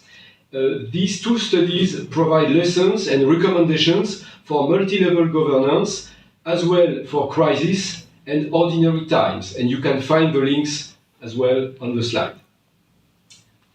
So about this call for proposal, Resilient Borders, in terms of spatial planning, you will be able to, for instance, eligible actions are, for instance, cross-border governance bodies to be established, or developing internal governance or the participation of stakeholders, strategic planning documents, information sharing, developing cross-border public services, but also monitoring and evaluation, and identifying funding and investment opportunity at local level. And finally, the final 2 possible examples of actions are durable political commitment and boosting the visibility and the promotion of the cross-border regions. So if you're really interested in learning more about this call, you can get in contact with us at MOT. You can find our email address in the PowerPoint. And well, we wish you best of luck for your application. As our colleagues of MOT mentioned, the call for proposal is indeed based on a couple of studies that DG Regio has commissioned in the last years. All of this, you can use it also to prepare the application and then the plans, and it's all linked to our website. Oops, okay. The website is again here, and I'm going to actually borrow the words and the inspiration of MP Daniel Schutzers, who said yesterday, how should we approach our work? And he suggested to ask ourselves the question always, is what I'm doing helpful to build a better cooperation, more sustainable, stronger, and more resilient Europe? So here was my question to all of you. And I invite you to ask yourself this question when considering whether to apply to this call. And again, here is the website for more information. I need to be fast. another important aspect for resilience is energy security. So I'm happy to announce that in the next months, it's not clear exactly when, we're going to implement another project for another call for proposals about cross-border energy communities. We're going to give technical support to the to the selected applicants through also the partnership with RESCOOP, which is the European Federation of Citizens Energy Communities. So there's going to be also a strong involvement from real technicians, so to say. And we're going to give a financial support of 20,000 euros to help then again bring the citizens together, bring the decisions maker together. This will be announced in the next months, I think. Yeah, we'll see. And that's it for my side. Exactly. So here, this is the answer, which is a bit stupid that the answer comes before the question. But then the question is, I also started with the question, how can we actually build the security and resilience in our border regions? And I think we can only say through more cross-border cooperation. Thank you very much. And yeah, I'll be here for questions about the call later. Thank you. Thank you. Thanks, Cynthia. And we'll be providing all the presentations, but again, AEBR's website has all of that information on it. If you're interested in applying for any of the programs, just go to the website, contact us, and we'll get that out to you. So I'm now coming to the final speaker of the panel, who is Pavel Branda, and I think the thing that struck me very much listening to the presentations is really that how, and I don't need to tell our colleagues in the healthcare sector this, but good crisis management, effective crisis management is built and is dependent on there being embedded and very robust risk management systems. And in that space, there are risks that you can control when you're in the health service. There are risks you can control through things like governance, through procedures, through protocols. There are also risks that you can't control, which are usually financial, and they are to do with public resources, and they are to do with the decisions that politicians make about the allocation of resources. And there's a relationship that needs to be understood between decision making and mitigating risks, because if you're talking about emergency cooperation in border regions or anywhere, the risk mitigated is the difference between life and death. So, the stakes are high when it comes to decision making and political decision making around this. So I'm going to ask Pavel if you would like to stay sitting, or you can come to the podium. Either we can swap places. Pavel, please, to have the floor. Thank you. Okay, this microphone works. Good afternoon.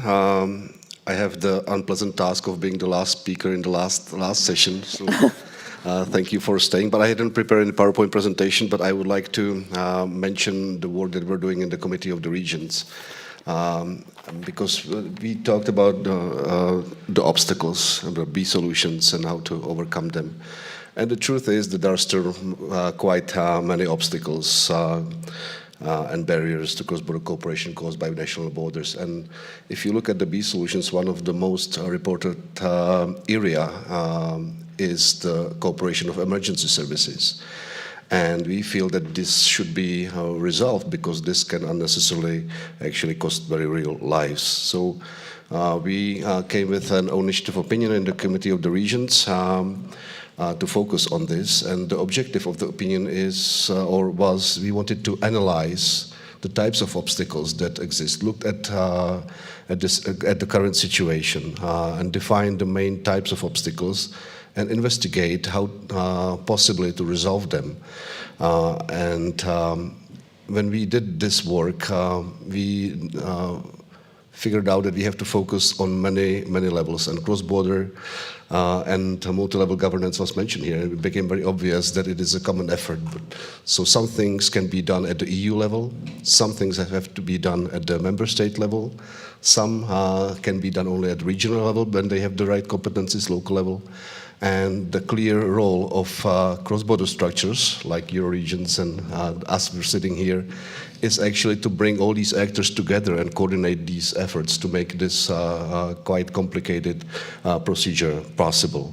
So I would like to start with maybe a short distinction between two types of cross-border cooperation. One type is the big extraordinary scale crises. The EU has some mechanisms, civil protection mechanism, rescEU, quite a few resources, the Solidarity Fund, etc. But we wanted to focus on the everyday cooperation of emergency services, not only at the crisis situation, but at the normal life situations. And it's clear that there are many more obstacles to this normal everyday cooperation. So we worked together with AEBR at Martin. We presented the opinion in Oulu in Cotter Commission, and it will be adopted in next month in the plenary of the Committee of the Regions in Brussels. Also, we cooperate with CESTI and other border regions. So let me just quickly tell you about these 5 categories of obstacles that we actually discovered or analyzed. The first type is legal and administrative obstacles. Basically, there are some exceptions, of course, but the interventions by the emergency services are not planned in a cross-border level. It's a national competence, and they worry about their area. So in most cases, the dispatch centers of emergency services lack the legal ground to consider the capacities on the other side of the border. And without authorization, for example, emergency teams are not allowed to carry out a rescue beyond the borders. In certain instances, also, for example, transferring a patient after emergency period back to his homeland for the after emergency treatment is a very complicated process. So what's done in this case is mostly those are bilateral or multilateral intergovernmental agreements that set up the rules for this kind of cooperation. And there are areas that work well, but there are still areas in the EU when such agreements are missing, and this cooperation is not even possible. So what we propose, we ask the Commission to prepare actually a framework convention sample to look at the areas that are functioning well and propose a framework agreement that the member states that don't have such agreements can use. And it should cover all the aspects of cooperation that are already in place somewhere in Europe that the member states can choose from the best suitable model for that. And if this doesn't work, we even ask the Commission to look into potential of proposing a new EU legislation to bridge, at least partly, the existing legislative disparities in border regions when such agreements are not in place. We, of course, support the regulation of facilitation cross-border solutions, because this can be a great tool to resolve also obstacles in emergency services. Also, we ask member states to do some kind of cross-border friendly implementation of EU laws. There are some directives that are implemented by each member state, but if it's not coordinated, it can actually cause more new obstacles in everyday border life. We also ask the member states to develop either joint protocols and agree on joint protocols, or have some mutual recognition of such protocols in the border areas. And we have already some examples where it works very well. We call them the functional cross-border areas. Then they are actually helping to deliver real cross-border emergency services. But what is, I think, essential is to move from ad hoc request for assistance to an automatic involvement on the other side of the border, and become it like a new normal, actually. So involve it in the plans, focus on preparedness, and have schemes set up already for the situations that require cross-border cooperation. The second type of obstacles are financial, of course. Everything is about money, so who finances these things is always a question. But it's not only that. For example, if an ambulance causes an accident on the other side of the border, the question of liability, etc., it's always difficult. But we would like for the EU to actually develop a model contract that could regulate the relationship between the health insurance providers, healthcare providers, and the clients that the member states could actually use. As far as finances, we of course have all experiences with Interreg, so we need a robust Interreg in the future, because part of the Interreg should also be used for cooperation of emergency services and resolving the obstacles. But when we were talking about these cross-border functional areas, for example, in emergency services, it's also good to look at other programs like Health for EU or Digital Europe or Invest EU, and actually maybe have some integrated territorial investment like the cross-border ITIs, when you can use money not only from Interreg but from the other funds to actually finance this cross-border functional area. The third type of obstacles are technical issues. You know, the digital maps sometimes at the border. There are different technical standards. Radio frequencies are authorized nationally and vary among member states. There are two quite important EU initiatives right now. First is the proposed EU critical communication system. It was in the next Commission guidelines. So we see that there is a need to involve local, regional, and also cross-border level in the preparation of such communication systems, so it can actually be used on the ground. So it's not just between member states, but it can be used in the cross-border situation.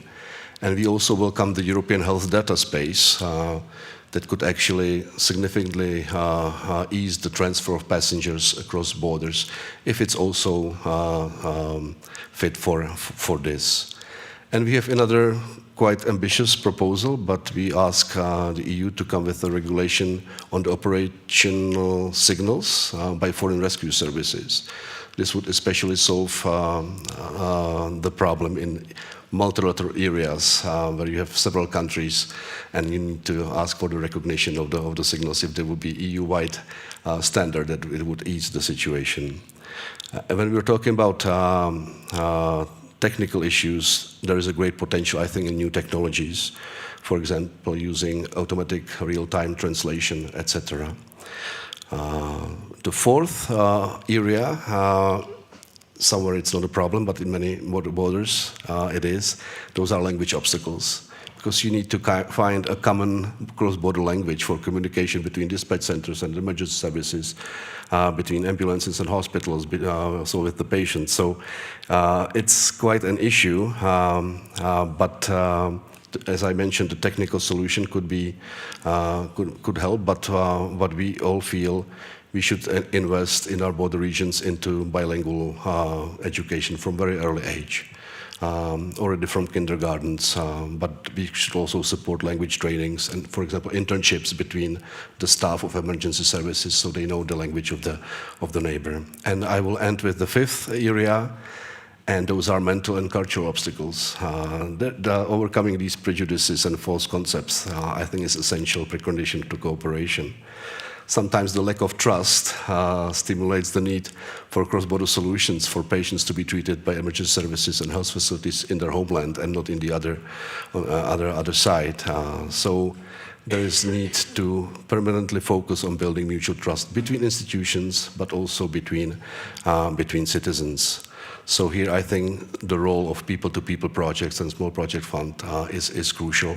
And thanks to our work with AEBR, we managed to actually, that these projects became part of the Interreg regulation. Hopefully they will stay there, and they should be further simplified in the future. But those are also activities like joint trainings and internships. So these are the ways to proceed. But the last thing I would mention, that there is a need of raising awareness about public services in general, about the benefits that you mentioned, and especially including in the emergency services. So thank you for your attention. I'm available for questions. Thank you, Pavel. Thank you. That was a very comprehensive rundown of the Committee of the Regions' opinion, which really synthesises a lot of the kind of issues that we've heard about today, that we know we need whole systems approaches to these things if the whole of the EU is going to become more resilient in terms of emergency response, emergency cooperation. It also improves lives for everybody straight away if we can do this. And I think that's hugely important. I particularly like the fact that the bilingualism, the multilingual thing is there. I know there isn't enough of it. I know that there are simple things being looked at in different regions. I'm doing some stuff in Romania, Hungary at the moment for DG Regio, and one of the things that they're considering doing is actually embedding multilingualism or bilingualism into every single Interreg project that comes in future. So post 2027, it will be mandatory to have a bilingual or a language element to all of the health projects, and maybe to all of the projects. I don't know. So we'll see. So look, thank you very much. We do have, I think, about 2 minutes. What have we got? No, we don't. We don't even have 2 minutes. Can we go on a little bit, Martin? Yeah, another few minutes for the questions. So I'm the person who might fall off the stage by trying to read this, but let me see. Let me see. That's a very technical question about the videos, the data protection piece. I'll come back to that in a second. Just let me run these down.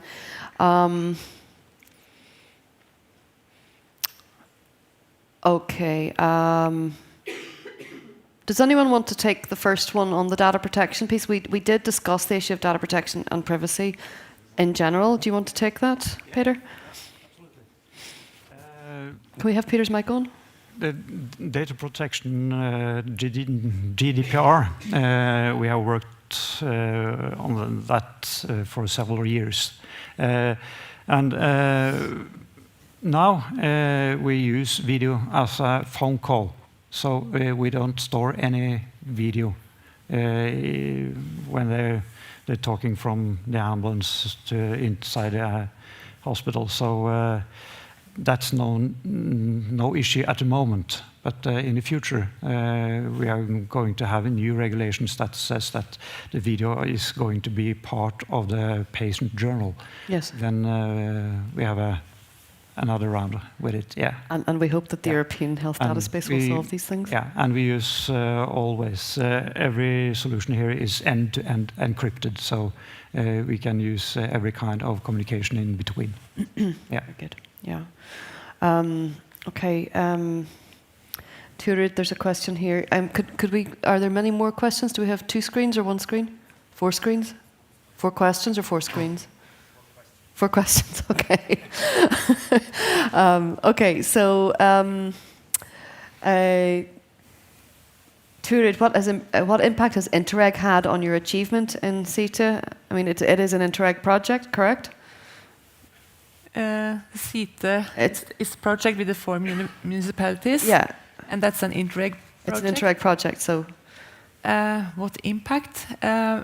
I don't think we would have the CETA project if it wasn't for the Interreg construction. I think that answers the question. It's funded by Interreg. That's the impact. It made it possible, correct? It's very important. Yeah. Yeah.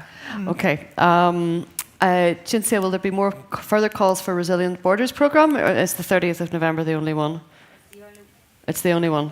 So there is going to be a call for info session on Wednesday, 30th October, for who want to learn more. But yeah, this is the only occasion you guys have to apply. Okay, so that's going to ruin somebody's Halloween. It's not a complicated application. No, okay, so it's a simple enough application. It's 40,000 euros. We want to make it as easy as possible. Sure. Niels, question for you. How many SAR operations do you have annually? Oh, I'm sorry. I don't have the numbers. I actually have no idea. So I'm sorry, I can't answer it. But about the thermal camera, we are working on that as well, but that's more on the Swedish side of the project. And the police are using drones now. The fire brigade is feels like it's all over the place. The difference is we want to share the picture to everyone, but the others are the pictures are for me, just for my services. So Yes, we call that arms around their homework, you know, their arm around the homework, so nobody can actually take your work. So that's kind of a border for us as well. Yes. It's not just like between the countries. No, it's sometimes even stronger between institutions on the same side of the border, I know, absolutely. Boundaries exist everywhere. Sometimes it's easier to do the cross-border cooperation. Pavel, yes, is it possible to get the opinion? Yes, it is. It's available on the Committee of the Regions website? It's not final yet. We're still working on it. It will be hopefully approved on the 21st November by the plenary, and it will become an official opinion of the whole European Committee of the Regions, and it will be published in an official EU journal in all the languages. Okay, so look out for it after the 21st of November, and it will be an announcement from the Committee of the Regions with the final version published. I think that concludes the session. It's been really interesting to hear about it, and thank you to the audience for staying with it. But I think these projects are actually, these are cohesion in action. This is what it actually looks like. So I think it's really important that we brought the thing back to cooperation, because ultimately we can theorize about resilience all we want, but this is the stuff that actually makes the difference and makes us more resilient as an EU, as border regions. So I want to thank the panel. I would also like to thank our colleagues in Innlandet for all of the tech support, the Slido support, making us feel so welcome as well. Thank you very much. And I think that concludes this section. I'm going to hand over to Martin to close the conference. So if the panelists want to leave the stage, you can, or if you want to stay, I'm sure you can stay as well. I'm going to leave the stage and take my shoes off. Thank you.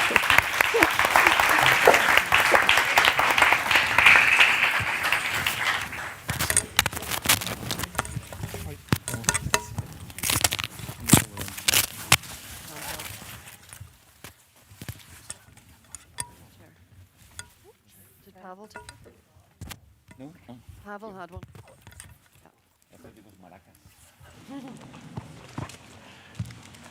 Hello. Well, very short, because we were supposed to present now the next annual events in 2025, but we can't, because we had a candidate. It was everything agreed, but due to different reasons, they have dropped.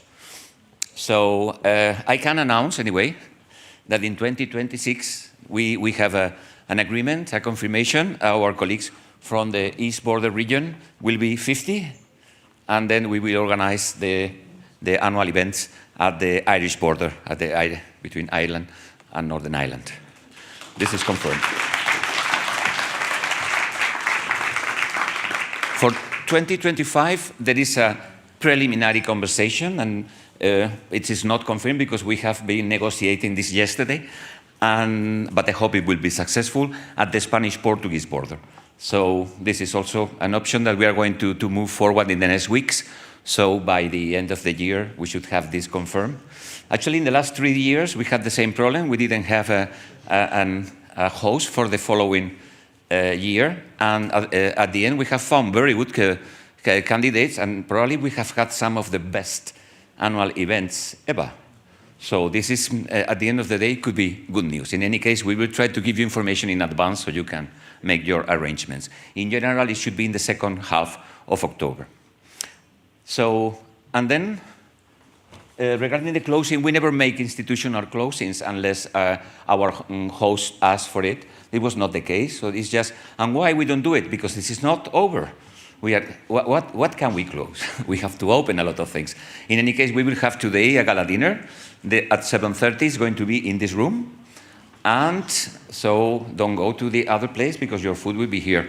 And even tomorrow we have a study visit to the mountains, and we will visit the airport that has been presented by the mayor of Trysil. For those leaving today, I wish you a very safe trip. For those leaving tomorrow, we will have the opportunity to exchange a few words. And in any case, have all of you a very good return home. Don't forget what you have learned, if you have. And thank you very much for the things we have learned from you. And this, as usual, this is just closing one small step, but opening the new period. So there are a lot of challenges, so good luck. Thank you.